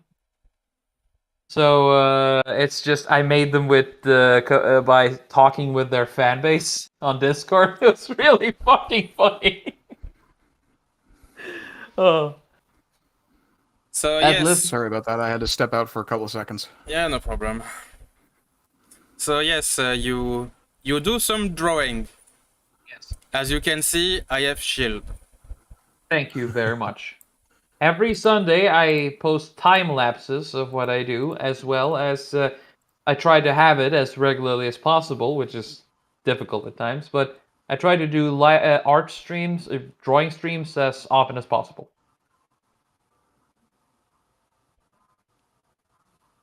Yes. Before Bezic Hey, it's starts kind of a shame bullying you that again, there- Trim, Yeah? people in chat want your link. My link? I've already posted it. Oh, okay. Oh wait, maybe it doesn't show. Yeah, I have to switch again. Because I don't know why, when you stop your camera, Ardent, you switch places. Yeah. Oh, okay. James is now Ardent. Ardent is now James. Yeah. I'm on it. Let's see. Oh god, so I'm having an identity crisis. Yeah. I don't want to be an author. Yeah, I got eaten. Right, Bezic. There you go. Well, for the benefit of those in chat, you can actually just click Trim's name and go to his channel. That'll work too. Oh, see? And Not you can it do the anyway. same with mine. Yes. And I encourage you to do it with mine. Frig the Norwegian.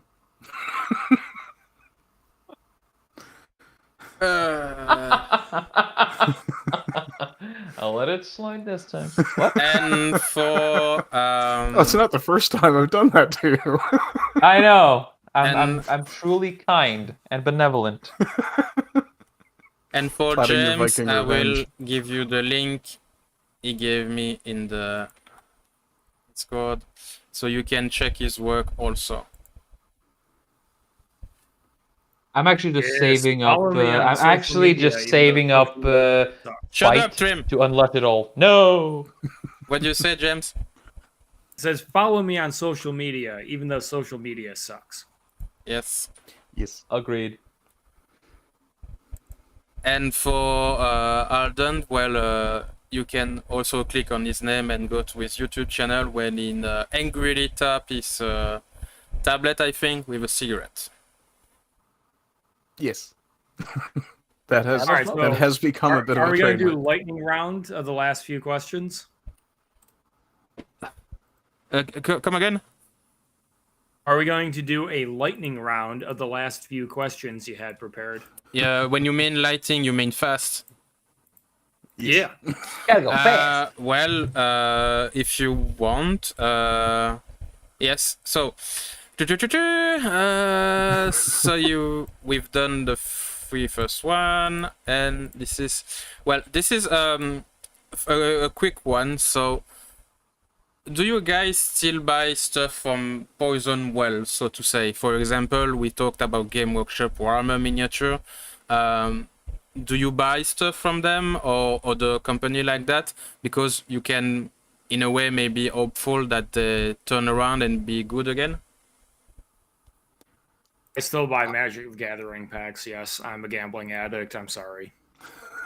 I buy a few games from some companies, or if I find a really fucking nice Transformers figure or something, I might cave. But I try to avoid that as often as possible. But I do have a weak moment every now and then. Yeah, when it comes to me, I tend to be very non-clutter in my life, but very rarely I will buy something.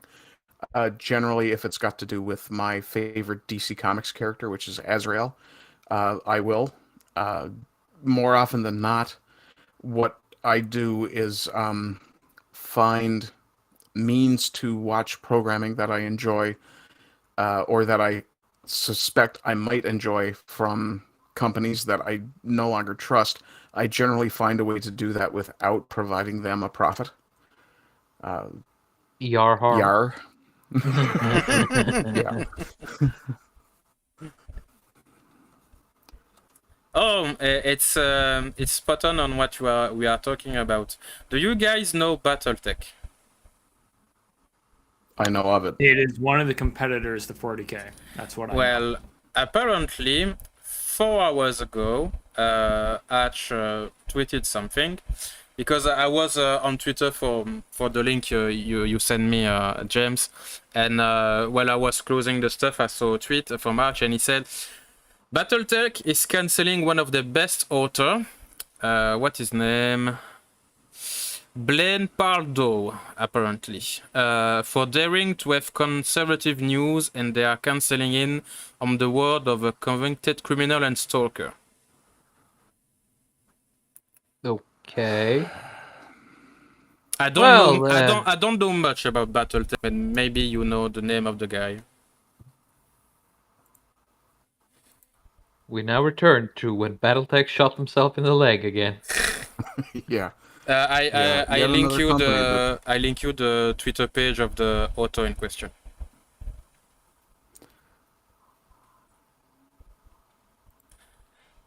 Yeah. The question the was... thing I don't understand is the expression "get woke, go broke" has been around for so long by now. Yeah. You would think companies would have picked it up and figured out, hey, maybe there's something to this. I think the rot has set itself so far in, you gotta either let it eat up everything and build from the hollow remains, or you just burn it to the ground and then start from the ashes. And hope the phoenix rises, yeah. Yeah. Do you understand, James, now when I said that the competition is rather weak? Yes. I mean, they fucking I do shoot know themselves in the that- foot. I can tell everyone listening, the New York Times best-selling list, based on what you just sent us over the Twitter link, New York Times bestseller list is literally rigged.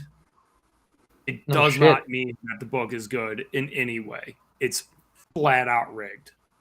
Yeah, it's a pay-for-play system. Or pay-to-win, I should say. Yeah.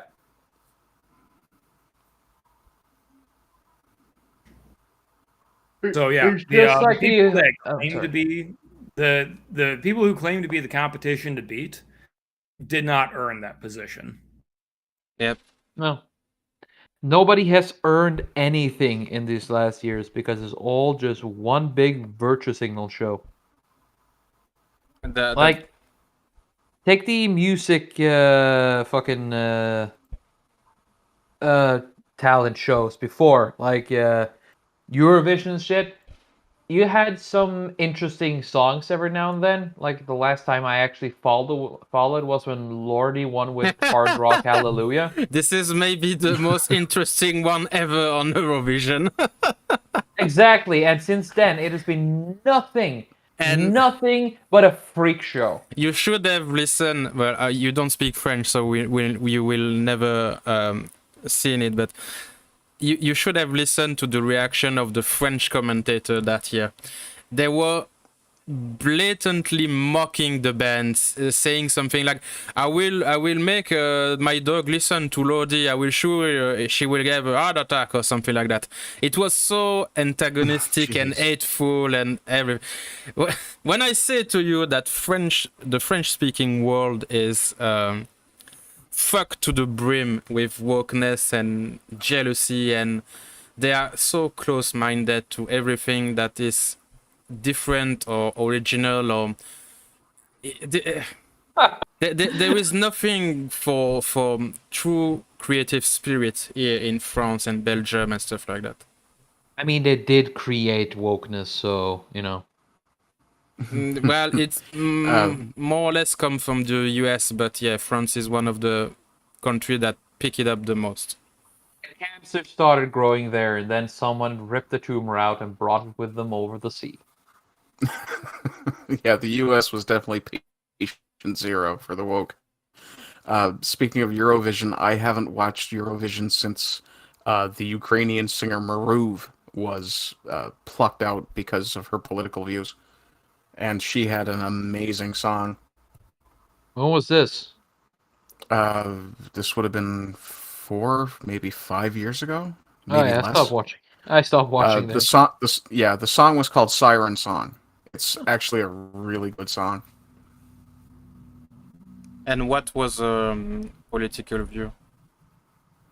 They attempted to make her out to be pro-Russian because this was around the Crimea thing. Yeah.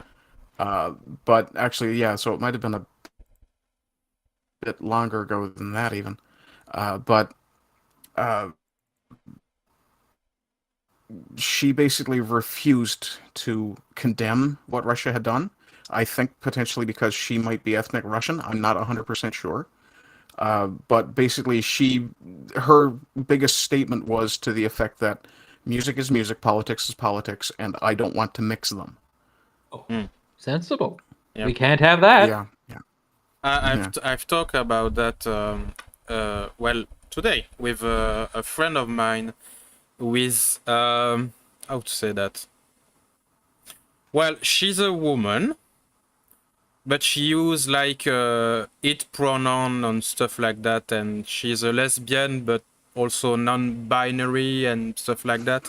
So she's a bit woke and SJW and stuff like that, but she's not crazy. And we talked about that because she had problem with other woke people, and we came both to the conclusion that when it comes to writing, it's art, so it's imaginary and everything, and the rest is the rest. But writing is writing, the same as you did, as you said with the singer. So even some people who are a little bit woke tend to have this view that they separate their politics and stuff from the art and creation. I actually have a pretty woke friend too, the only woke friend I have, and she has a pretty similar mindset. Unfortunately, that's getting rarer and rarer. Yes. I feel like I can't meet anyone that doesn't basically equate your political position to your fundamental moral value. Like I can't be in a running club where the point is to run a circle around the city without getting lectured about politics. Do you come from how to say that in the US, like a blue state or red state or something like that? Something that is very intensive in politics. So Michigan, which I don't hide that that's the state I'm in, is a swing state. Okay. So it's rather segregated essentially between like the cities are all very liberal and outside of the city is very conservative, but they're basically balanced on a knife's edge. Okay. That sounds really familiar. I wonder why. Yeah. So what you are saying is that there is some circle with strong opinion who try to bring back everything to politics. Is that correct? It's like everyone I meet. I swear to God. Okay.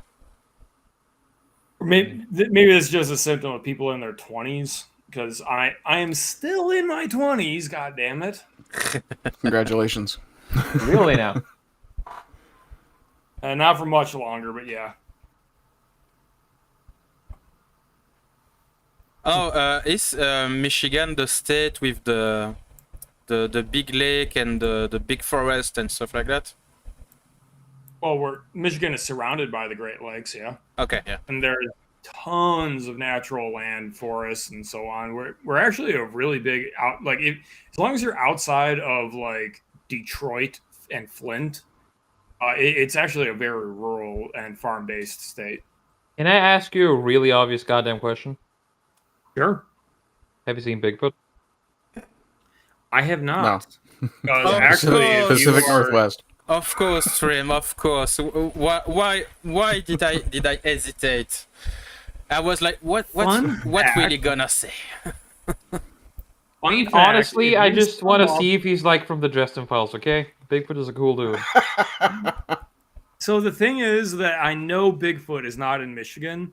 That is because of the amount of deer hunters, because they actually did a tally, and Michigan deer hunters are the second largest armed force in the world. That's awesome. It's funny because I'm seeing that in your state there is like island, and I'm always like, oh, is this island is inhabited by people? Are you talking about Isle Royal? All the way No, up to north? island, like Sugar Island. What is it? Neebish Island. The islands have people on them, Yeah, okay. generally speaking. You can go to Michigan if you want, Alden. You won't be shocked by the change. I don't think I'd get over the border because I've made bad health choices according to my government. Oh, okay.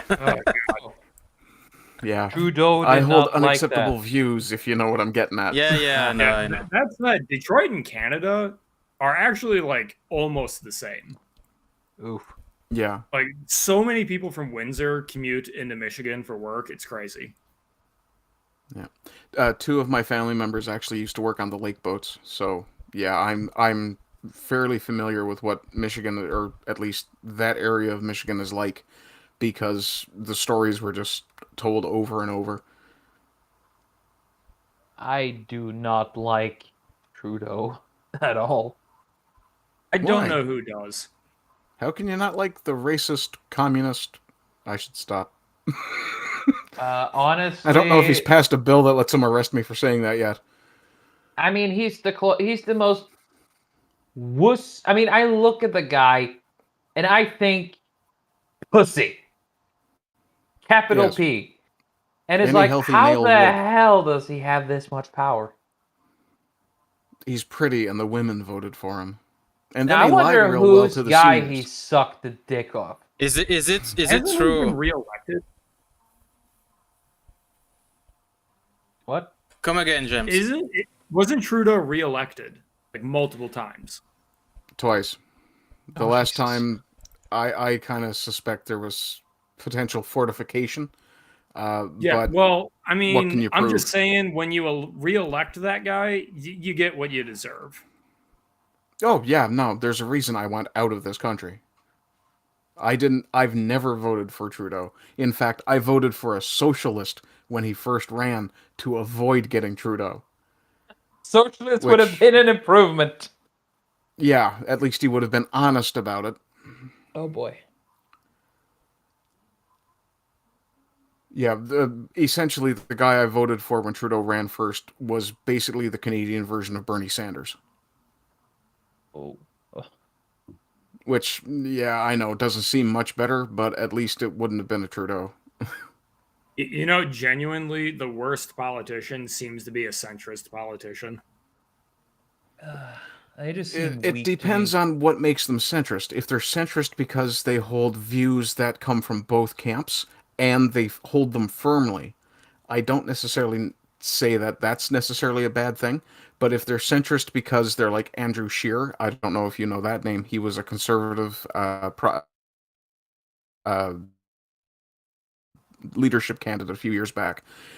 This guy was so wishy-washy that in the middle of an interview, when he was asked very politely, very gently, a softball question. He actually changed his view, his response, live on air. What was the question? Like, if you have a centrist politician who does that, then no, obviously they're willing to blow wherever the wind takes them for their own good. What was the question he was asked, Albert? I can't remember exactly what it was, but it was about policy.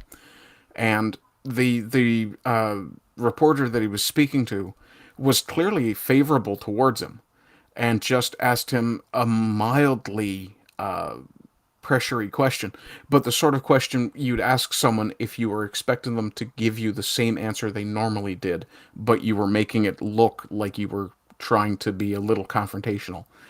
And rather than actually respond with his stock rhetoric, Scheer actually changed his answer to agree more with what the interviewer was suggesting.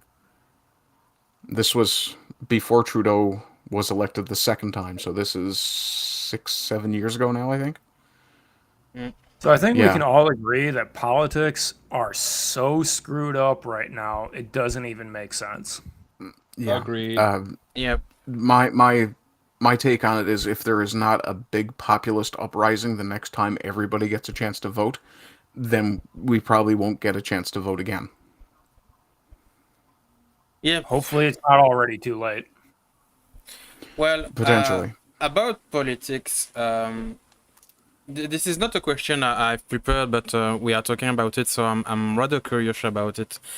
Do you think that everything in entertainment is political, like some of people strongly suggest? That is objectively wrong. Because you can absolutely tell a story about a human conflict that does not have a political dimension, because politics, it does not encompass all of life. Now, politics does encompass a lot, but it's not all. And when you look at Lord of the Rings, there's really not a political bent to the aspects of courage and fear and banding together and overcoming adversity. Those really aren't political things. That's one of the reasons it's such an eternal and beloved story. But if, say, you're looking at Black Panther and Black nationalist Wakanda, yeah, that's obviously a political story. Glory to Wakanda. Hey, Not. let them have Wakanda. God bless them. They have their own culture. Let them have their culture. Agreed. Let's see them make that vibranium stuff. Hey, listen, if the Wakandans want to be segregationists, I say sure, why not? Are we gonna shame them for not taking in immigrants? Or are those poor Wakandians so inept that they can't handle a little pressure? I think perhaps what we should do is return to the lightning round and try to finish this in something like a timely fashion. Timely what? We're well beyond that point. Oh well, I got nothing, not much to do, so I can be here for a while. I know the way. Prime Night. Yeah, Okay, so, no. sorry for speaking French in the chat, but yeah, this is a French thing. This is someone who keeps telling me that I should interview someone, and I'm not sure it will go well if I do that, and the things that person do doesn't really interest me, and I think this is a fan of him, and well, you know what I'm saying. Yeah. That's fair. So I want to amend my earlier statement.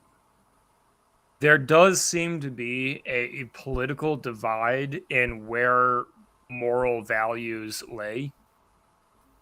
And I have it on my shelf. I have a book on the matter that I need to read and research and think on and compare to political trends and so on. there is something to be said for where your ethical importance is indicative of your politics, such as how much do you care about, preventing harm versus allowing freedom. Yes. So because of that divide, which probably shouldn't exist, that divide creates the interpretation that most everything is political. It's a rather hard topic for me because in a way I understand both sides of the argument, but I still keep thinking that it's such an easy way to orientate the conversation. It's too easy for me. It's like a no you card. And it's always with the same people that we have this argument and conversation. How about? Yeah, it never seems to resolve. Yeah. How do you do, man? Because you keep saying that you have a hard time getting to know other people or the author, or getting to make a community like the Discord we've met and stuff like that, and you don't want to give information about your identity also. So is it that hard for you to live as an author and don't be categorized as a fascist, histophobe and stuff like that? So there's nothing in my writing that's fascistic or phobic or anything. Like my stories are very normie friendly, actually. Like I just don't touch hot button issues because that's not productive in my opinion. And I do tell people I know in real life that I'm an author and who like how to find my books and so on. It's the other way around because I don't want, oh my God, you have a race of genetically engineered hermaphrodites, you transphobe, and then I get fired from my job because 100 people got angry on Twitter. That's the concern. Yes. Oh boy. I understand. So, but what if you made that race of genetically engineered hermaphrodites the saviors?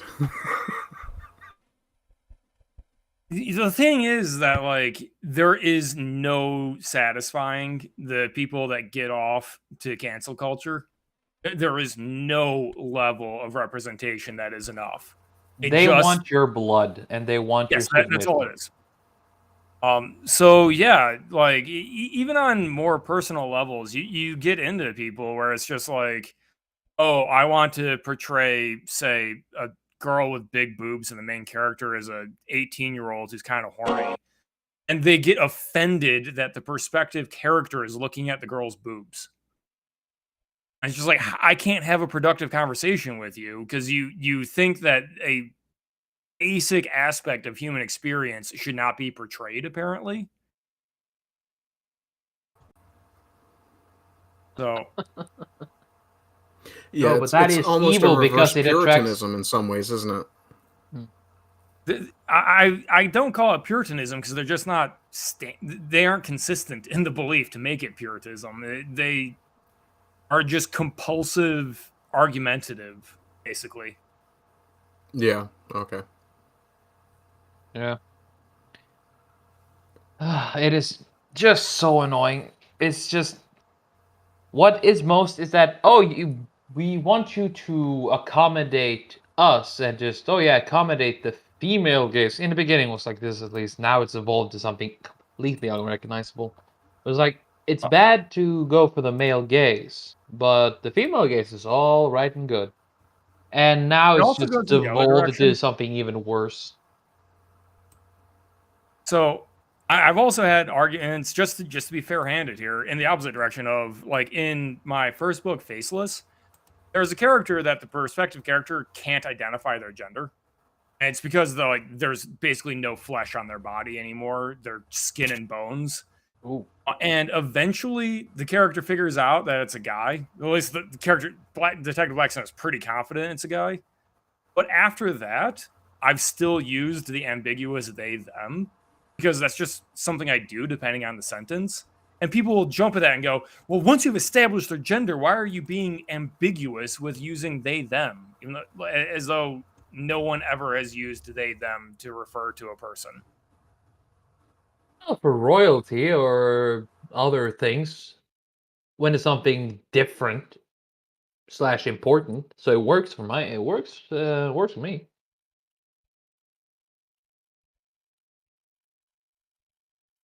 I don't see any reason not to use it. It's as you said, depending on how the writing works. The story is what decides it. All right, so overall, I think the internet is just a toxic place where people don't behave like people. I think that basically sums it up. That is a fair representation, yes.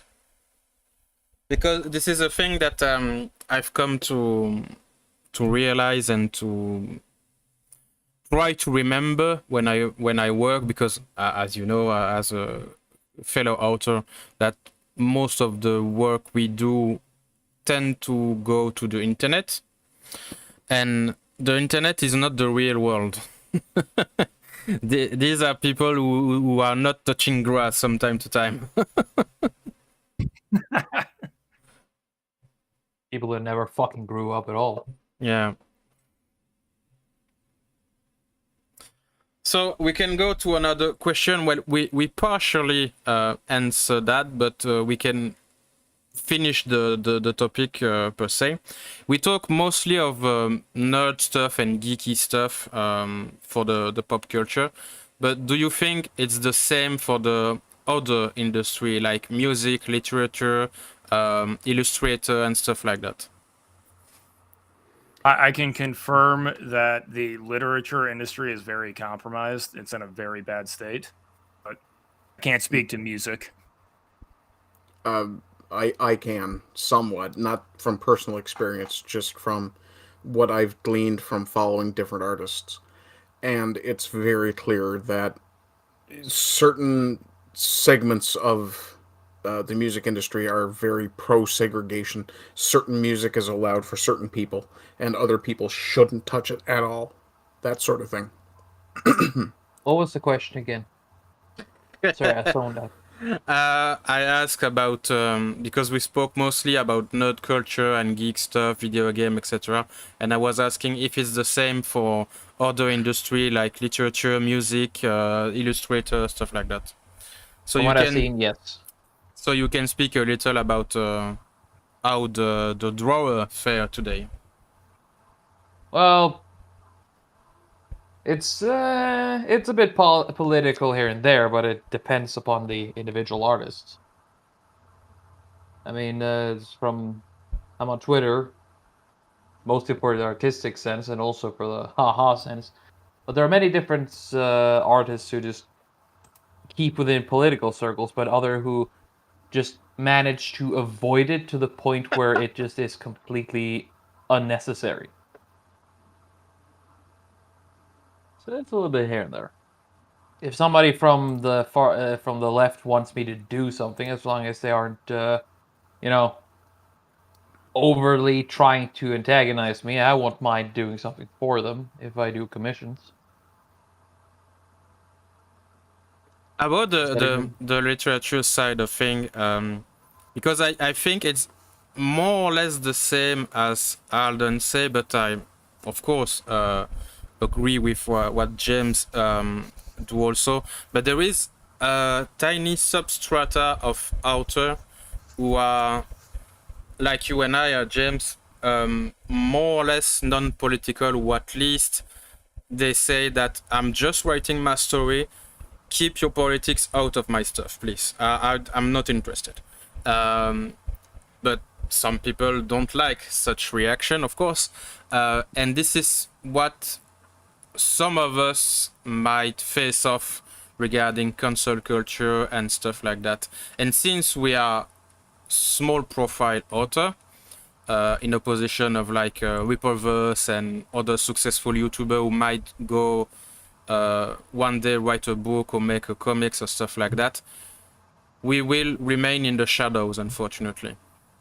And since we are doing our own intellectual property, it's not the same as, for example, Trim, who one day will work for another guy and make his money like that. We can't have... I can only hope. Yeah, but it's not the same as an illustrator and an author. An author needs to sell his books. You need to sell your talent. This is not the same per se. One artist can pay you from his own pocket. When you sell a book, you are selling one book, not like 10 illustration, one cover art and stuff like that. With a commission like that, you can go for maybe a month to pay your rent and your bills and your food. For us, author, we need to sell like 100 copies. You have a very high markup if you're able to get by on 100 copies. Yeah, well, I'm speaking also with European price and price of life. Yeah, the margin for selling one book is nominal, essentially. And it, like, there's a lot of readers, and there's something to be said for, like, it's not like the book stops being for sale if you're doing print on demand like I am. Yeah, no, it's gonna be a long time before I need a huge fan base to go full time with this. Well, let's just say that Jim Butcher didn't really have his breakthrough until he got a bit further into his series. So keep doing what you do, and then your fans will find you. Oh yeah, I don't expect to even stand a chance of breaking through for about 2 years. Do you know the story of the Scatman, the musician? I do not know the story, but I am familiar with his music. He never been successful until the famous Scatman songs. And he spent his whole life doing jazz music. And he never, I think, if I'm not mistaken, never published a jazz album. When he was successful with the Scatman songs, he wanted to do a jazz album, but the publisher, the record company, say, no, keep doing that. It sells, it's a hit and everything. So even his success, he didn't do what he wanted. It's quite sad, to be honest. But well, the point I was getting at is he was successful at like 55 years old. And there is many people like that, unfortunately. I mean, Stan Lee didn't blow through until it was 39. Which one? Stan Lee, you know, the creator of Marvel. Yeah. Look at George Martin. Yes. Game of Thrones guy. I mean, he was fairly old. Robert Jordan was quite old before he really started to get really recognized. Yeah. I mean, even I'm Tolkien. fully aware of this, guys. This is why I'm very protective of my personal life and the day job, because I know I need the day job for a long time still. Yep. And for finishing the story about the Scatman guy, unfortunately, after his song and album, he died like 3 or 4 years after that. Cancer, if I Yeah, I knew remember. that part. God, fuck that. Yeah. But honestly, he was happy with his life, so yeah. That's what matters. Yes. I mean, you could see it when he makes that. It's music. But I mean, Scatman is basically a dude just having fun. yes, and it was a very positive message. Like, if I can do it with my stuttering and everything, everyone can do it. It was a wholesome song, and yeah, very nice music also. Was a very talented musician. But yeah, for the literature thing, like Ripoverse and many other, I think the most efficient route to take if we want to be successful as author or content creator in general is to do some crowdfunding, Kickstarter, Indiegogo, stuff like that. unfortunately. Well, yeah, and then you're running into the problem of if you are accused of being any sort of oppositional politics at all, whether it's true or not, you run the risk of having Indiegogo or Kickstarter simply pull your campaign. Yeah. Well, I know there is some case to that and some strong element and argument, but I'm not sure that it can apply to a small creator like James and I. I'm not sure. It's actually the opposite way around. From what I see, if YouTube is anything to go by, the smaller you are, the more likely you are to get snuffed out and no one will even know. Okay. Well, I did 2 crowdfunding. Well, on French website. It's called Ulule. So it's like a Kickstarter, but for French-speaking people. And I have no problem, even though there are 2 crazy person who try to cancel me to death. So yeah, and I know they contacted the website and all, and maybe it's because it's French, because I know that there is some strong rumor and evidence that Kickstarter is quite censorious. But what I heard is it was against people who are fairly known. So I was imagining that maybe if you are a smaller guy, if they don't have evidence or strings to pull to cancel you, yeah, maybe. Yeah, well, this Interesting. this part about having strings to pull is definitely true because Kickstarter is the original, or sorry, no, GoFundMe I was thinking of, was the original crowdfunding source for the truckers' protests here in Canada. Yeah, no.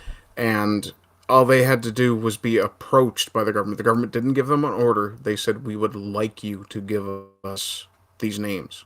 And GoFundMe went, okay, sure, and just rolled over and showed them their belly. Which absolutely disgusts me. Yeah, I know about also a Patreon and such thing that cancel many people. Well, PayPal has even been responsible for it, and I use PayPal. To be honest, for PayPal, I'm trying to not using it. And I'm not using it at all. But many people say, "Oh, what about PayPal?" Well, no. Do me a bank transfer, please. Yeah. And I would prefer to go that route too, but the route the way it is that PayPal is the permeating name at this point. They've got the recognition. Yes. And I would dearly love to find an alternative to PayPal that was available in Canada. Yeah, but if you don't go to Kickstarter or other website in English that do crowdfunding, what is the option left? I wouldn't imagine there's a lot, to be honest. Yeah. Grow an audience, have them follow you specifically, produce content that they want to pay money for. The Rippaverse way? But in the meantime, because that's one of the topic I covered in my regular YouTube video when I speak about what I call the making of. It's behind the curtain information about making a book and being an author and stuff like that. It's if you try to build your empire, build your audience and stuff like that, you still need to pay the bill. And you still need to publish the book, and publishing a book is not cheap. So how do you do that without crowdfunding? Yeah.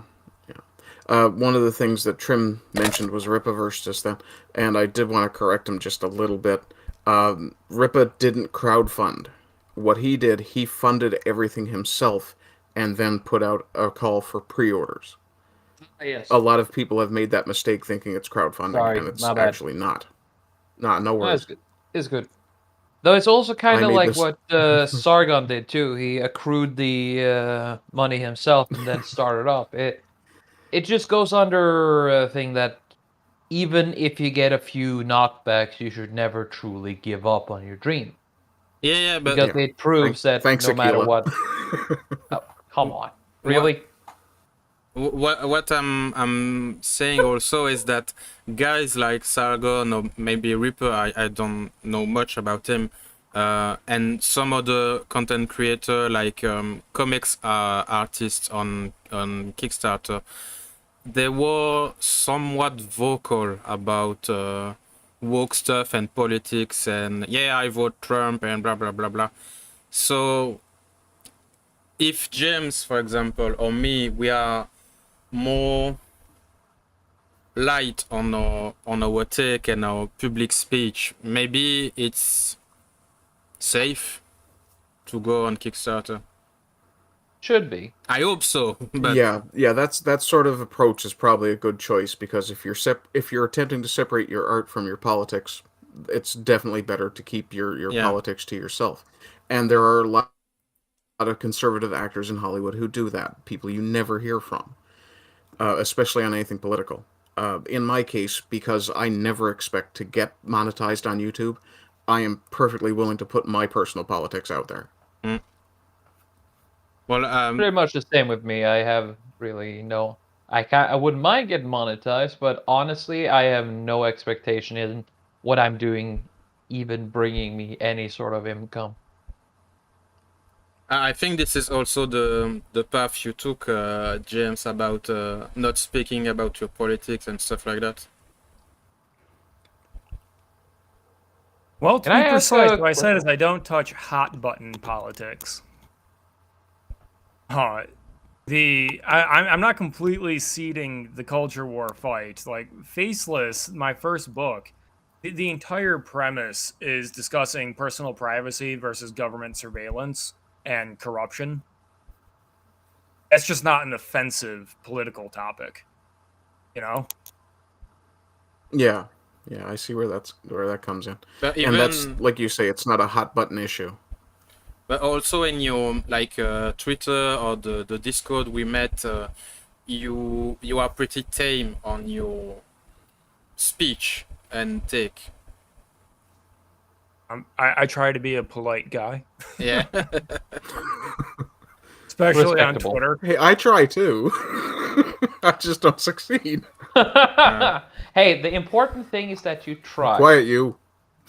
You know, when you spend your days writing and reading like good books, like, you know, I just read Tolkien's translation of Gawain and the Green Knight. There's nothing political to talk about from that, and there's plenty to talk about because it's a really good old poem. So there's a lot of things to do that aren't political, believe it or not, despite what the people on the street and the people in the newspapers want to say about it.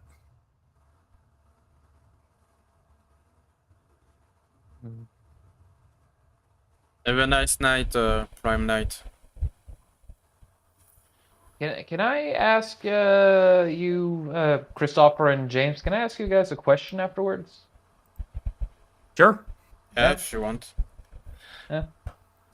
Well, I think we covered the politic bonus question I had in mind. Yeah. My question is sort of in there. You guys are soft on politics, which is understandable and honestly one of the best choices. But it depends which politic you're talking about. It's like in-universe politic, like in my books, or in... No, I'm talking about the real-life politics. You're separating your political views from your author persona, so to speak, right? For me, I don't want to associate real-life politics and some society sensitive topic and stuff like that from my books. Yes. But I just wondered, in the case that this is to avoid the whole cancel culture thing, avoid being stopped or, you know, locked out from your opportunities, which is the best thing to do so far, at least. But what if now this might be sort of a dick move, but I'm just generally curious.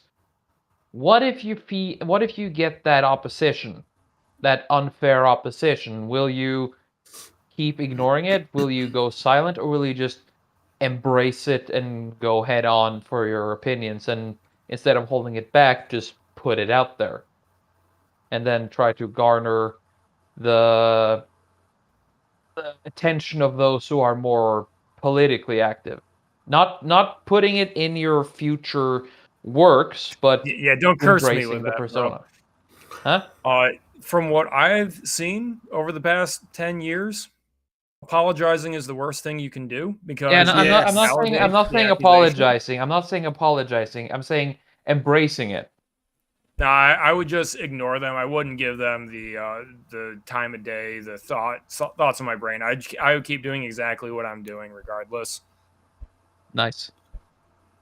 Well, That was just that. if I can keep going like that, like James said, I will do that. But if it's not possible anymore, if you know the two person I mentioned keep going and keep going and keep going and keep going, and they gather and gain some traction, and people try to cancel me even worse than I have right now, I think I will crack at some point, because I couldn't keep it quiet anymore. But as long as I can, yeah, I will keep being polite and neutral. Yes. Yeah. Good plan. Thank you. Sorry for Yeah, no problem. bringing it a bit down. I was just genuinely curious. I will go the Switzerland route.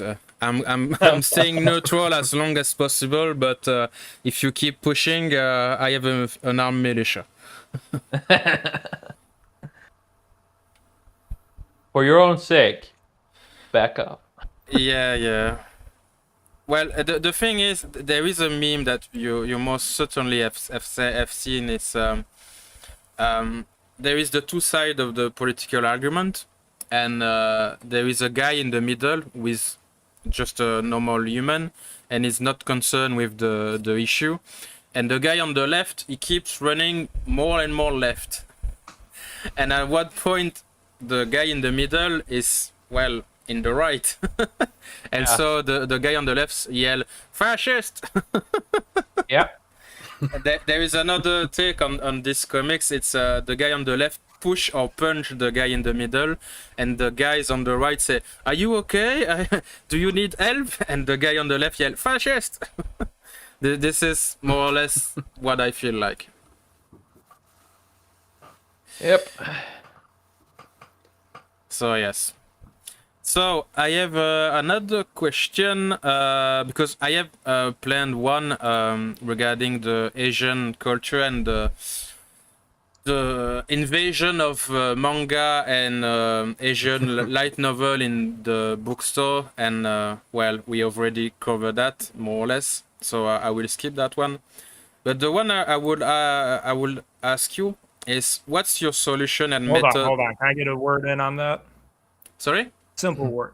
I got a simple word to chime in on that before you completely skim over it. If someone doesn't understand why anime and manga is taking over compared to Western, I invite them to watch the Demon Slayer movie, the Infinity Train arc, and watch the character arcs and the behavior and the virtue displayed and just the plot arc, and say, wow, when's the last time I saw that come out of Hollywood? You're talking about the Mugen Train movie. Yeah. Yes. They are just genuinely good heroes. You just don't get that anymore out of Hollywood. Yes. No, you'd true, have they a deconstruct vengeful everything. cunt who would just slash everyone she met and not feel a thing, and then the main character would probably just break the neck of a poor, actually understandably fearful dying people who just want to die not in pain. Demon Slayer is a fucking amazing story. To be honest, I think that Demon Slayer is a little bit overrated. Fair enough. A little. A little, but it's just that it's a symptom of like it got bigger than it should have. Yeah. It's good. It's worth watching. There probably should be stuff regarded better than it, though. You know? Yeah. Because Alchemist and Berserk. in my opinion, because I'm an old fuck, I was there for the explosion of Naruto, One Piece, etc. And I think that the Demon Slayer is very basic compared to the old big guys. Yeah. I think I you're really do. overrating Naruto and Bleach. They're all pretty basic. They're shonen, man. Yeah. Well, no. If you watch, for example, Naruto, because You this mean is Retcon the Ninja show? Retcon. I don't get Yeah, the joke. Naruto never really was a. Yeah, Naruto's base is the most basic bitch of stories, and essentially all others fall like that. Bleach, it just died up after the Soul Society arc, and you could clearly tell that the guy in charge of making the story just didn't give a fuck anymore. I have information about that. So the author of Bleach was T. Kubo, and the problem with him is he worked himself to death, more or less like Kentaro Miura. He broke his arm like 10 times or something like that. He was sick very often, so he couldn't keep the pace of the publishing. So yeah, this is one of the reasons that Bleach had weird storytelling. Yeah. But Bleach is my favorite of the big three before, like Naruto, One Piece, Bleach. I prefer Bleach all the way.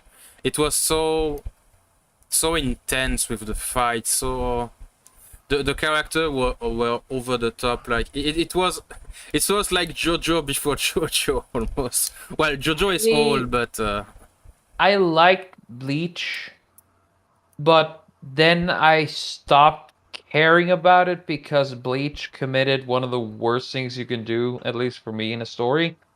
You just completely disrespect your own villains. You build them up, you give them something, and you just waste them away. well, There's not a single villain in Bleach who, after Soul Society, was used to their full potential.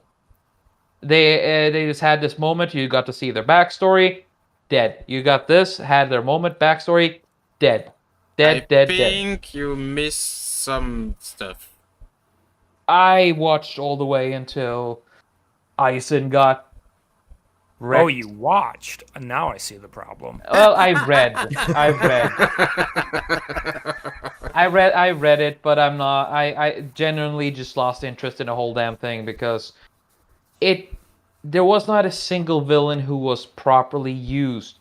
I mean, you spent so long time building up the fucking Espada, and just like, oh, they died in the first confrontation. There was build up, but there never was any substance in it. Well, I mean, the closest one we got was like, what, the guy who munched on Rukia's former butt buddy or something? Okay, so this is a writing thing that you've noticed. There are times that Kubo has admitted he didn't know what to do, and because he had to meet the release schedule, his solution was, well, I'm really good at introducing characters. So he just leaned into his strength of introducing interesting characters when he didn't know how to fill the arc better. And that's the problem, when you introduce potentially interesting characters, but you waste them away. Yeah, but as I said, if the guy is like, his arm is broken, he's sick and coughing blood, and the professor, Yeah, but hey, that's did you when finish that's that when you punch? quit. That's when you just put it away and take a break from it, or That's not. find something to do. That doesn't work in Japan. Yeah, that doesn't work that way in Japan. I know, but that, again, my opinion isn't the final say. It's just that I started disliking Bleach because he kept introducing really interesting characters with really good designs, but nothing happened. Well, Or they just petered out. you're referring, for example, for the Aranka, right? Yes, the entirety of the Arankar. Everything afterwards. This is quite normal, to be honest, because the Aranka are used by Aizen to be his, like, soldier. Yeah, it might make sense in some ways or form, but I never got the satisfaction from it. To me, Bleach was a waste of time. Yeah. It became a waste I'm just of time. gonna call you like an armchair quarterbacker right now. Just go Bleach ahead. did a lot of things really well, and you're picking on an aspect that you thought was bad, while missing the point that there most are of there what are it a did lot of was good really points with it, yes, Yeah, but and- it is something I just genuinely dislike with it, and I just can't look. Can't ignore I it. understand, Tim. This is your taste, and This is my pet peeve. This is my pet peeve. no Nobody problem. else's. But to be a little more specific with the story, you see Aizen again in the future. You see some Aranka again in the future. And yeah, the if you read the manga after the battle of the final fight between Aizen and Ichigo, the story continues. So it's not finished. You still see the Bankai of the Shinigami and stuff like that. So yeah, this is not finished. This is not. You didn't watch a finished product. Thousand-Year Blood Wars this fall. Good hype. Yeah, I finished. I read the entire manga and I cried at the end. From the people who I know who watched it, who actually liked Bleach, they told me it wasn't much. It was just more of the same. That's what they told me. No. I'm not. Now I haven't read it, but these are friends of mine who have read it, who are genuine fans of it. But they knew my opinion, and they told me that if my opinion of the fucking end of the first section was that, it wouldn't really change much for me. Man, you miss out so much. Yeah, but does he give us anything? Does he create more villains that are just poofed our way? Or does he give us something that is actually substance in it? It's an actual ending of the story. Hey, hold on. I want the Hell arc. He teased us with one chapter. I want that arc in the adult age. Gimme. Yeah, same. Bleach for me was the best of the big three. Yeah, but cool. I understand that Naruto was the overall winner because it had the most success, but One Piece was the winner of the long run because it's still like the biggest thing ever today. But I'm a little bit tired of One Piece. That's the problem I have with One Piece. It's too long. What, 1,000 episodes is too much for you? What a lightweight. It's not that 1,000 episodes is too much. It's that I see how much he could have told with being a little bit quicker with the storytelling. Alden, stop. So are you just like trying to start an argument in the YouTube channel section or something there? Trying to create a blood war, apparently. Read your comment, Alden. Be proud of yourself. Read it. I simply asked chat. I said, while the weebs are having a gabble about manga, what are the rest of us into?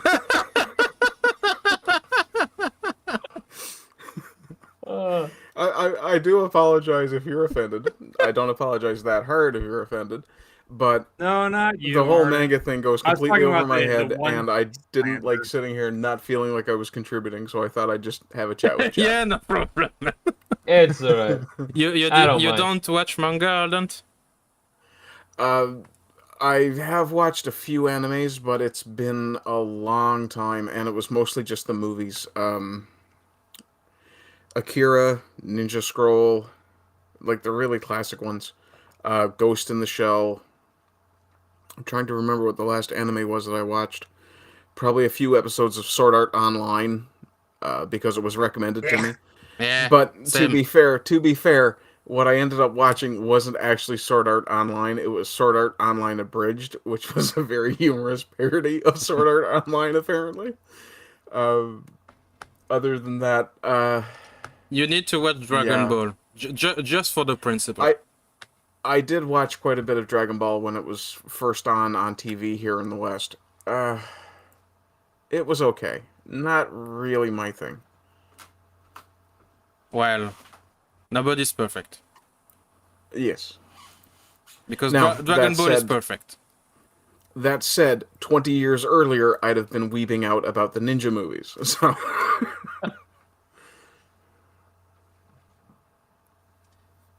So, since we lost one member on the weeb stuff, we can speak about another thing. But Trim, remember, you are wrong about Bleach. My opinion is my opinion. Your opinion is your opinion, and my opinion is right for me. Yeah, and your opinion is trash, no problem. Hey, how about Bleach just give me actual fucking villains and a conclusion to them, then I'll give it time. Well, just read the manga. I'm not wasting my time on something that really didn't impress me You that waste much. all of your time on weeb stuff and waifu and porn and hentai, Yes. so... Yes, and I get he needs to more spend his time reading our entertainment from that than I did from Bleach. Again, it He was can be cool, forgiven it for just not reading died Bleach out for if me. He reads our books. It just died out for me. That's it. I understand why Bezek pick on you so much. My charming personality? that's not it. Oh, I'm a piece of shit, I know. Well, the final... No, that's a little harsh. The final question I have, what's your solution and method? Don't speak about the mustache guy, please. To find a nice community of the things you like in the internet. Like, for example, Ash Warhammer talk a lot about gatekeeping. Do you think this is the solution?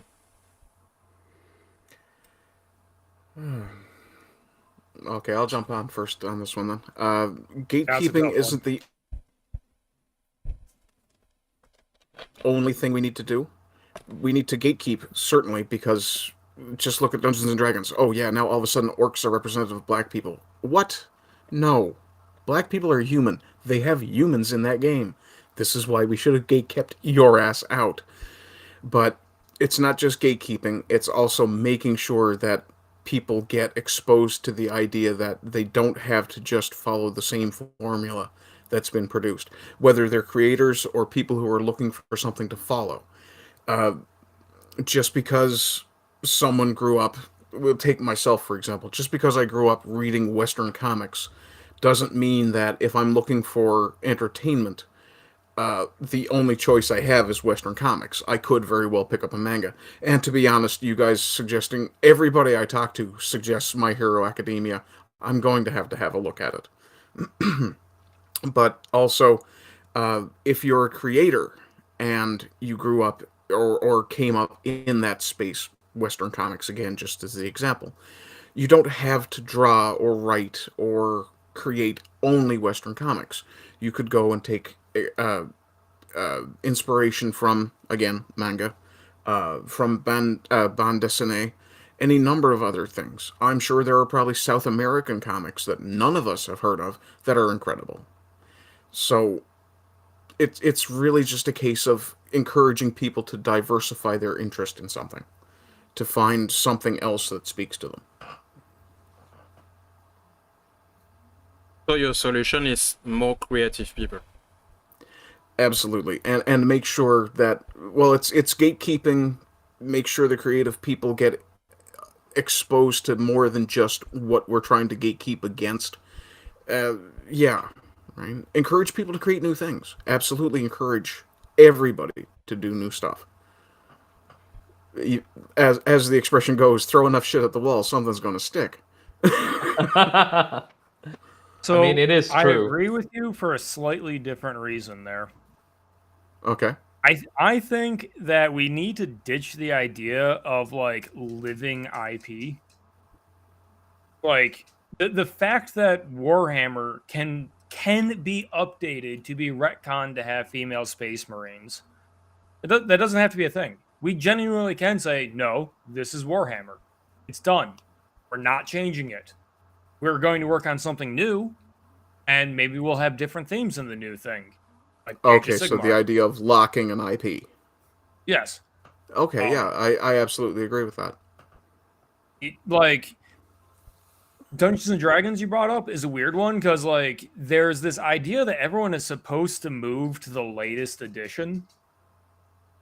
And genuinely, there's nothing I would want more than a traditional advanced Dungeons and Dragons meat grinder campaign. But you can't get that nowadays unless you find a very specific group. Yeah, everyone and plays finding fifth somebody edition, who's but- into Thaco is going to be a problem. Yeah. Well, it's a different kind of game, but people think that Dungeons and Dragons is a living product and like the latest edition is the latest and greatest. Now, I'm not exactly a fan of 4th edition, but you know what I mean? Like, Yeah. Why does Lord of the Rings need more story in the Rings of Power? Why because does there's money Star to be Wars need a new movie every single year? Yeah. Money. Yeah, well, unfortunately, that is the cynical motive behind it. It's all about just making money. Yes. It's definitely not about passion or having a story to tell. I keep bringing back the example of Sylvester Stallone with the Rocky franchise. To be honest, to me, Rocky was one of the greatest franchises ever written in cinema. I exclude the Creed movie because it's a different story, and it's almost like a side story, for example, or Yeah, a a spin-off. spin-off, yeah. A spin-off. But yeah, Sylvester Stallone came back every time he had something to tell. If he didn't push himself to keep going with the franchise to milk it. It was the best attitude ever to me. The most healthier, the healthier attitude you can get. And I still hate that people don't recognize the genuine genius of Sylvester Stallone with Rocky. It's the old Stallone movies. They're pretty good. Yeah, and another thing too, and this actually will probably amplify James's point about locking a franchise. For me, Sylvester Stallone was Rambo. Yes. And up until probably Rambo 3, the first movie really doesn't belong almost to the rest of the franchise, but it does set the basic lore for the character. But Rambo 3 was clearly very 80s, over the top. He's shooting down Hines with an arrow. But then you get to, if I recall correctly, the fourth one was called Rambo, the one in Burma. Yeah, that's the one with the scene with the machine gun on the car. Yeah, that's Is it where he the one disembowels a crazy, dude with a machete? With the machine gun. Yeah, I'm just. yeah. But where you're trying, my point is more that once he got past, once he came to Last Blood. Yeah, Last Blood was not good. Actually, I really enjoyed it, but the thing is, the one thing I really, really didn't enjoy was the ambiguous nature of the ending. It should have been made very clear whether he was alive or dead. Now, given that it's Rambo, he's probably alive, which harkens back to the 80s thing. But if it had been any other character, one would expect, no, he's definitely dead. But it's impossible to be certain. And I think partly, Stallone was trying to make his version of Shane, where at the very end you're not sure if the hero was alive or dead. Now, I'd like to think that was for the art of it, but I think it was probably more for the cynical, oh, maybe I can make another sequel. I don't know. I don't know because I would like to know the reason you like the movie, because I wouldn't say it was a bad movie, but I expected more of a Rambo movie. How do you mean more? You meant kind of more explosions, more over-the-top action, or? More symbolism, because every Rambo Okay. movie, including the third one, it had a big message, a big emphasis on the story. To me, the story of Last Blood is I have found a little bit of family. The girl I like, who may or may not be my daughter, at least symbolically, is dead more or less because of me, even if in reality not. And I killed the guy that are responsible to that. The end. Yeah, I can see where you kind of come in there. I think more the way I saw it was that the overriding theme was that you can't escape your past, and like some of the things he did when he was setting up that final confrontation are kind of reminiscent of the first movie where he was setting traps and things like that. Yeah. And also the very brutal way he tortured that one guy for answers. I mean, he cut the guy's neck open and grabbed his collarbone. Yeah. That was absolutely brutal. Yeah, I don't say that there was a nice nice scene, but Rambo were always a tragic story with like throwing a bottle into the sea for the whole world, and I didn't get that feeling with this one.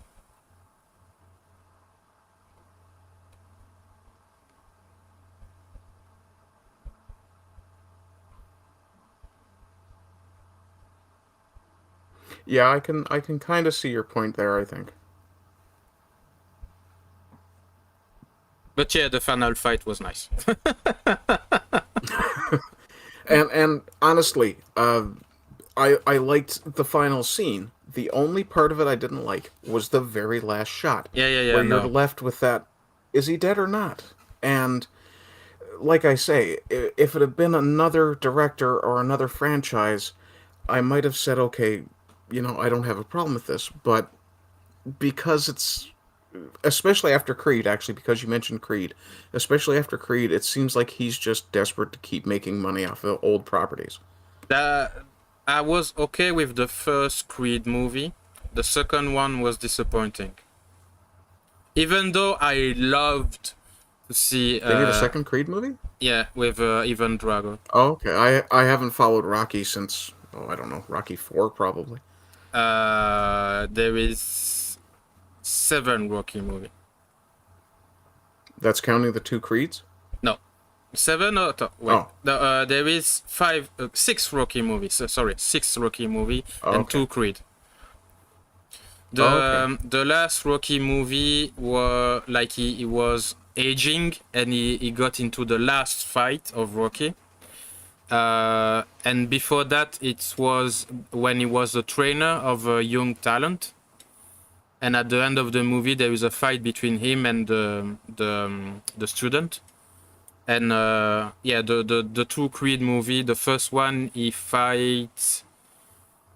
I don't even remember which guy he fights. Yeah, it's a guy. Was it one of them? No. It's a random guy. It was like an Irish guy, I think. And the second Creed movie, he fight the son of Ivan Drago, the Russian. Okay, yeah. So yeah, I quite like the first Creed, but the second one, it was, hey, see, I'm surfing on the old Rocky movie. Yeah, but I need more. This is quite cheap for yeah. But yeah. Sorry guys for the ranting on Rocky. It's just a shame I don't know the first damn thing about Rocky or Rambo. Realistically, the movies never appealed to me. You need to watch them. Seriously, I would recommend the first one for sure. Yeah, the first Rocky and the first Rambo. They are pure gems. Pure gems. They are masterpiece of cinema. Really. I'm not overestimating it. I think that's fair.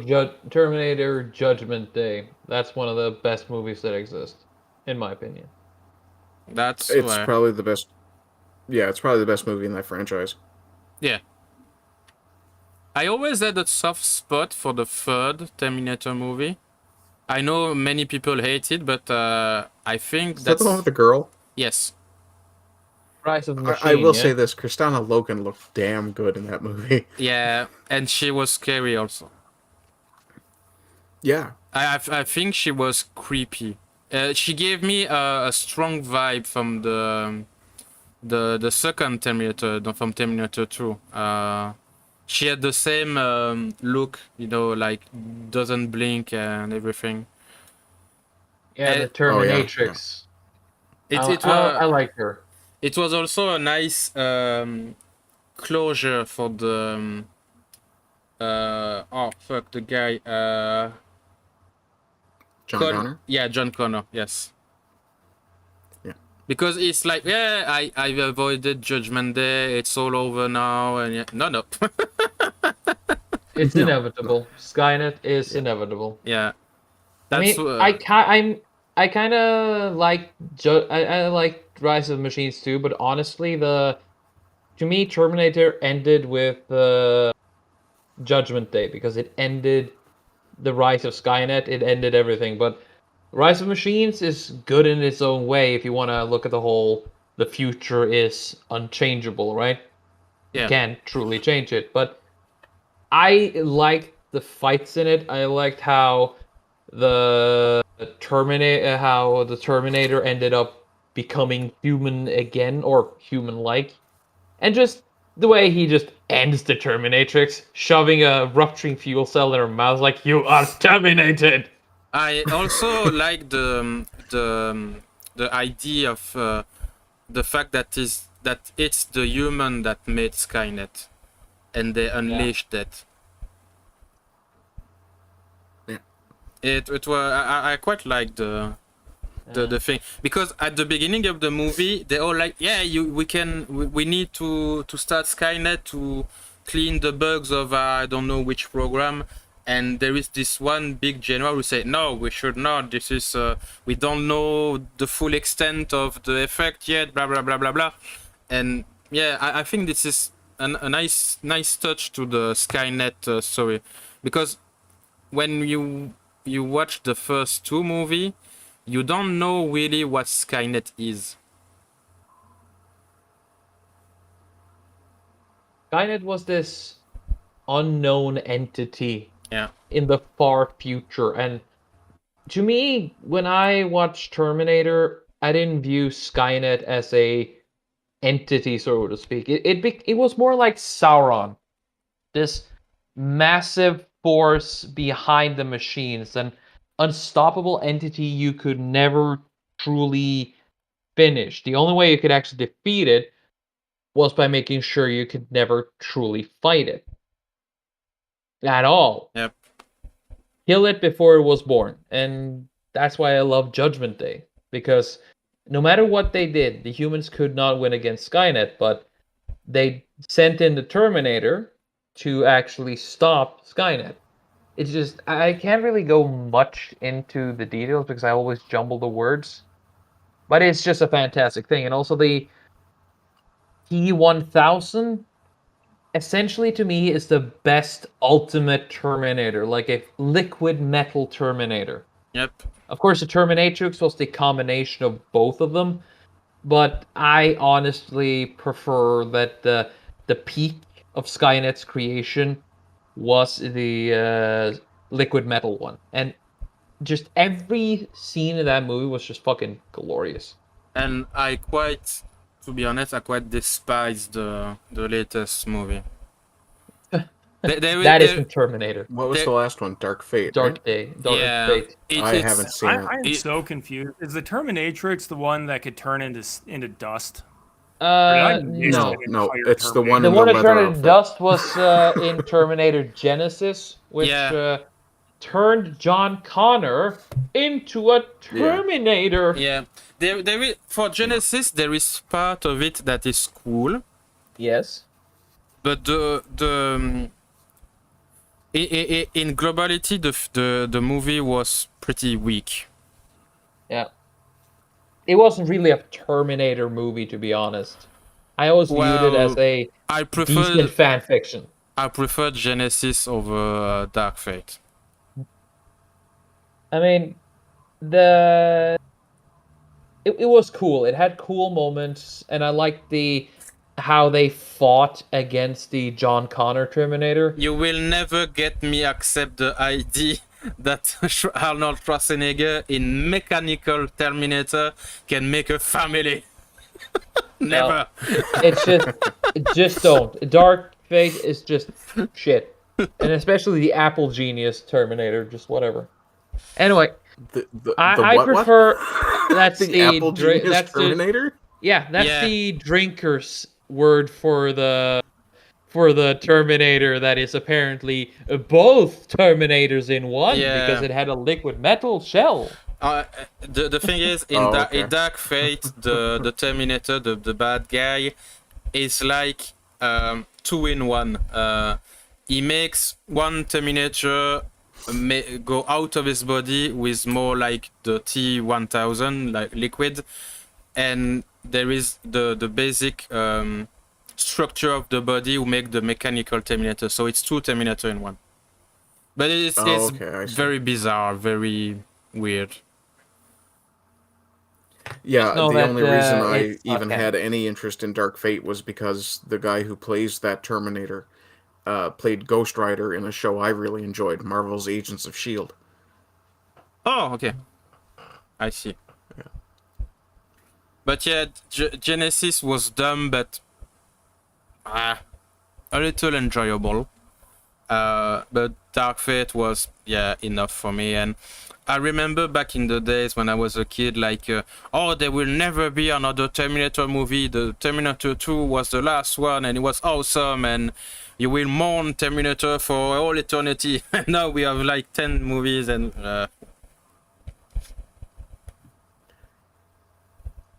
it made Salvation look question, good. Though. Oof.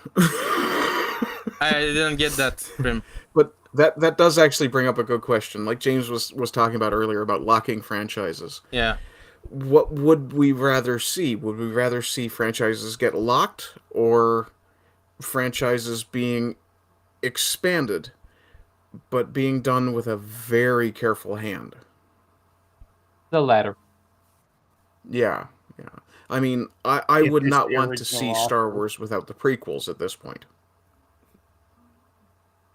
I would only support expanding if it's from the original author. Yeah. Or someone who the original author accepts. Yeah, with the blessing of the original author. For example, Lord of the Rings, Tolkien himself gave his blessing for Christopher Lee. And Peter Jackson talked directly, I think, with Christopher Tolkien, the son of J.R. Tolkien. J.R. Yeah. I just want to say that on the subject of things getting expanded from different people, there is nothing I hate more than when you can tell a movie was basically built with A/B testing with focus groups. Oh yeah, I see what you mean. That is the most unartistic. They take absolutely no risks. Oh boy. That's what I felt with the new Star Wars movie, honestly. This is the first time in my life I almost stormed off of a movie theater when Luke threw his own lightsaber over his shoulder. I was almost destroying the armrest of my seat, and I said, you know what ruined it for me in that goddamn scene? When Holdo broke the physical laws of the universe by turning her goddamn ship into a fucking torpedo, thereby rendering all space battles fucking pointless. And then they fucking try to be like, oh, Holdo's maneuver was 1 in a million. It's like, oh, so Holdo was talking shit about how Poe was reckless, but she put the fate of the galaxy, apparently. And Yeah, in like 3 or 4 drop pod or something. Yeah. Oh my god, it is just so utter crap. Sorry. You make James quit and go eat. Sorry. Oh yeah, he's in his kitchen there. That reflection is getting better in that book. Man. You see how much the book is good? You can't use it as a mirror. Yeah. You might want to get less glossy covers next time, James. What did you see? Great thing. I'm assuming we're seeing a reflection of your kitchen because it looked like you were at a sink. Well, that's impossible. The sink is on the other side of a wall, but I was at a sink, yes, because it's been 5 hours and I need to get my dinner cooking. It's been 5 hours? I'm starving. Yeah, we've been at this a while, guys. Holy shit. Yeah, that's because of you. What's the record? Yeah, it's all Trim's fault, I swear. Always. I am a liability. I must fulfill my destiny. No, the word in English is Norwegian. No. I am better than my own kinsman. Way better. I totally understand why Bezek is use you as a punching bag now. I'm thinking that everybody's gonna do that eventually, so I might as well just earn it from the start.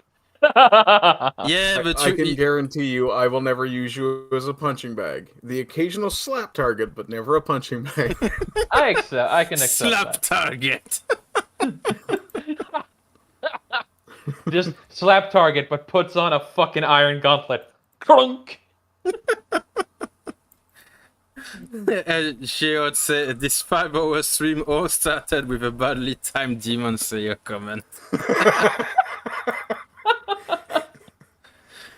I blame the weebs. Wait, did I say that out loud? Shit, I'm on mute to say that. You get the trim trick with the saying something insulting and say what? Oh. Well, I could read your lips there, Ardent. It was wah wah wah wah wah wah wah. Oh, it's hard as fuck with you. Fair enough. You had 2 fingers too much there, by the way. Nah, I decided to go British traditional. So, I think we can finish the stream with one last topic, and I will go with all of you in order to close the stream. So I will get James sometimes and pick him up last. So, what's your...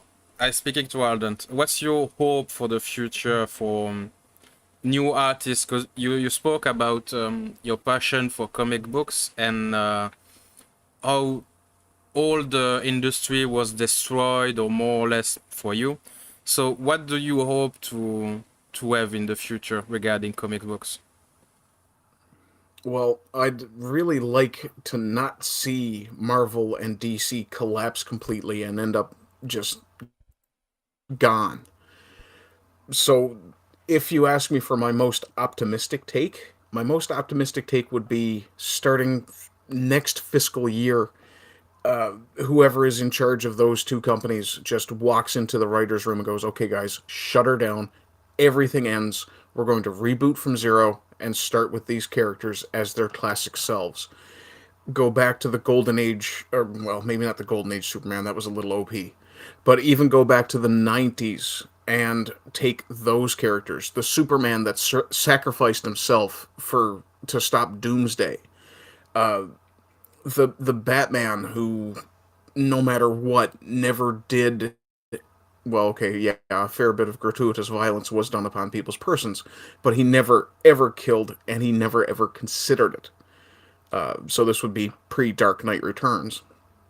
But that would be, for the comics industry at least, that would be what I would hope for, is that someone who actually understands the soul of the medium gets involved, gets enough power to say, okay, we need to stop, and we need to go back to what matters. Really, it's the same thing with movies. The likelihood of this particular situation happening is minimal, but I would love to see Hollywood look up, at least one Hollywood studio look up and go, you know, this formulaic shit sucks. Let's make something risky. That would be nice. Whether it'll happen, probably not. As far as literature goes, you know, I would really like to see, and if I had the wherewithal and the money, I would probably even attempt it. I would like to see somebody start something similar to YouTube for authors, where someone can just log on and look at someone's work, look through books, something similar to an online library where you pay the author directly for their work. Something like that would be great. And then have something that gives you a recommendation.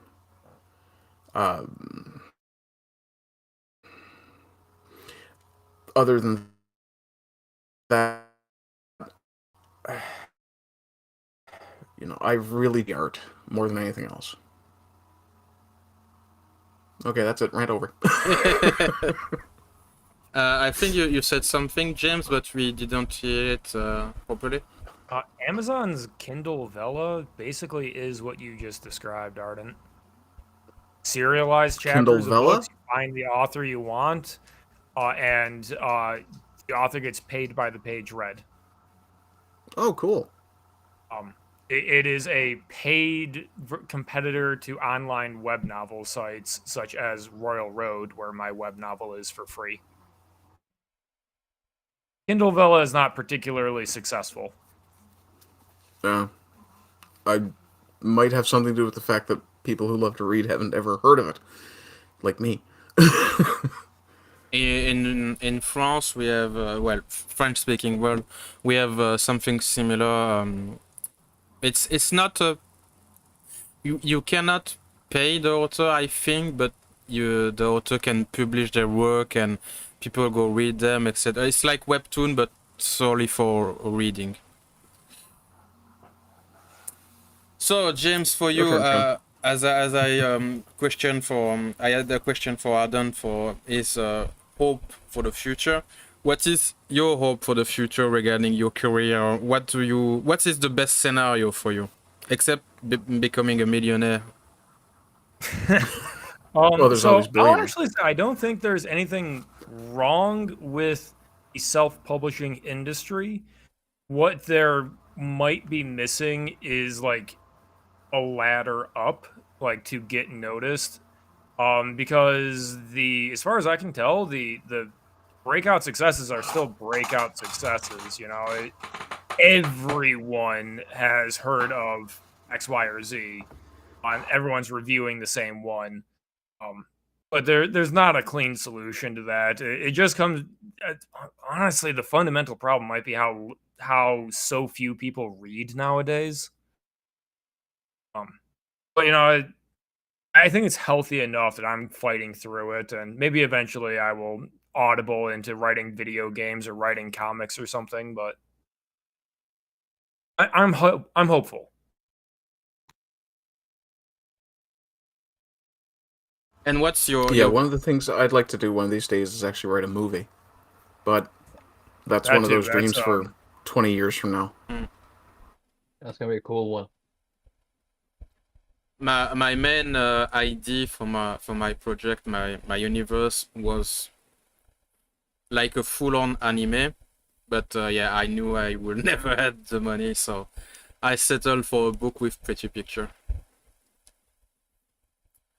Dude, I've got a YA novel series I want to write. That would be so good animated.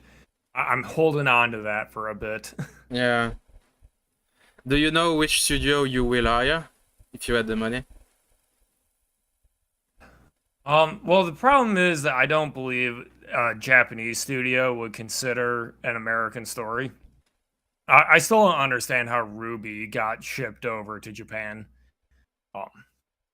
So I don't think there is an American studio, except I guess the studio that did Arcane is actually competent. So far, they seem competent. I liked Arcane. Yeah, if I had the money and one Japanese studio will go for my stuff, I will get the guys who made Afro Samurai. It is so good, Nice. so good. If you never watch Afro Samurai, you need it. You don't know, but you need it.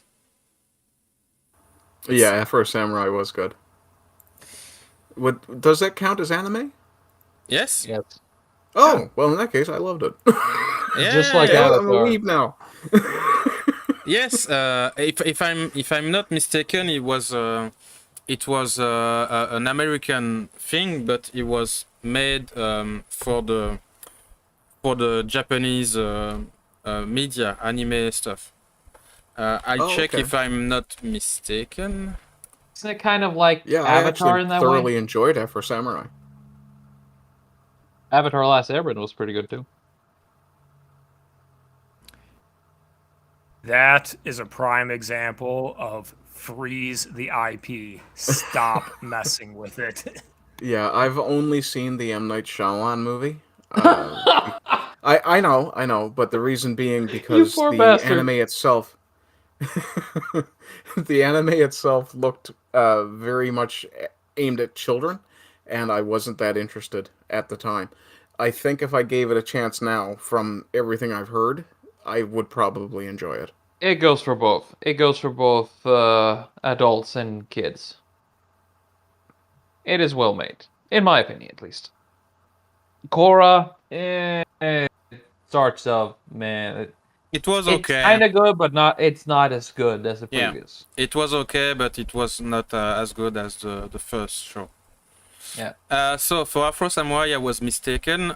So it is a traditional manga, but they made huge effort to take some American artists. For example, Samuel L. Jackson, of course, and LZ. English. The guy from Wu-Tang Clan who made the music. RZA. Yeah. So yes, I thought it was made by American guys. One of us. So Trim, this is your turn for the finale. So what's your hope and plan for the future for you? What do you want to see in your career or the IP you love? Well, I am just hoping to see that the IPs I love finally get the respect that it deserve. That people who grew up loving it get to work on it. Something similar to how Bumblebee was with Travis Knight, only without the studio hanging over him. Give him the freedom to do what he wants. And I don't know. Instead of just remaking shit or trying to subvert expectations by improving the old stuff by making it so very modern and progressive shit, as we call it, just make something new and then let it stand on its own merits. Because even there's a few woke shows out there who have a spark of potential. And instead of just making that, just find out what makes it good, what was good with it, and focus on the good stuff. Like Over the Garden Wall. That is a fantastic show in its own right. But other than that, my own hopes that I'm not really a big project guy like you, any of you actually. But I will admit that I have a dream of my own to try and make a story, though I'm having a bit of a problem trying to make it take shape, become cohesive in any way. Also, I don't really possess the qualities you guys have, so we'll see what happens. Well, I wish the best to you, man. Thank you. Also, if you need anything from me, just give me a call. I don't know what I can help with, but hey, if you need it, I'll give it my best. Well, your drawing are I pretty could use a neat, plane honestly. ticket to the States. Huh? What did you Sorry. say, Ardent? Repeat. I said I could use a plane ticket to the States. How much for I that? prefer Texas, but I'll settle for Tennessee. So now we have 2 trans Texans here, Besic Oh yeah, and Ardent. yeah. Donate money for their I transition. identify as a Texas citizen. Yeah. My pronouns are y'all and hey you. Besic is ye and ha. Respect them. Well, guys, I think I've kept you long enough, and I'm sure that James will say, "Finally, freedom!" Pretty much. I'm so hungry. I'm about to eat the microphone. Sorry, didn't mean to starve you, dude. Not gonna lie, first thing I'm doing when I get out of here is get something to eat. I am going to sleep. Well, it was a pleasure to have you, all 3 of you, and yeah, thank you very much. Sorry if as a master of ceremony of this podcast, maybe I made it a little bit too long. That's one of my problem, ladies. But yeah, thank you guys for staying with me, and yeah, it was pretty nice. It was a pleasure to be here. If you wanna take the risk of bringing me on again, you're welcome. I will think about that. Yes. Think. Long and It hard. was long, but it was good. That's If what you she want to talk said. about Yeah. specifically publishing things, let me know. So have a nice one, everyone. I think most of us will go to bed or eat and go to bed. So bon appétit, like we said in my lovely Belgium. Have a nice one, guys. Bye bye. A biento. Bye. Bye. Oh, that was Yeah, fun. you can go, James.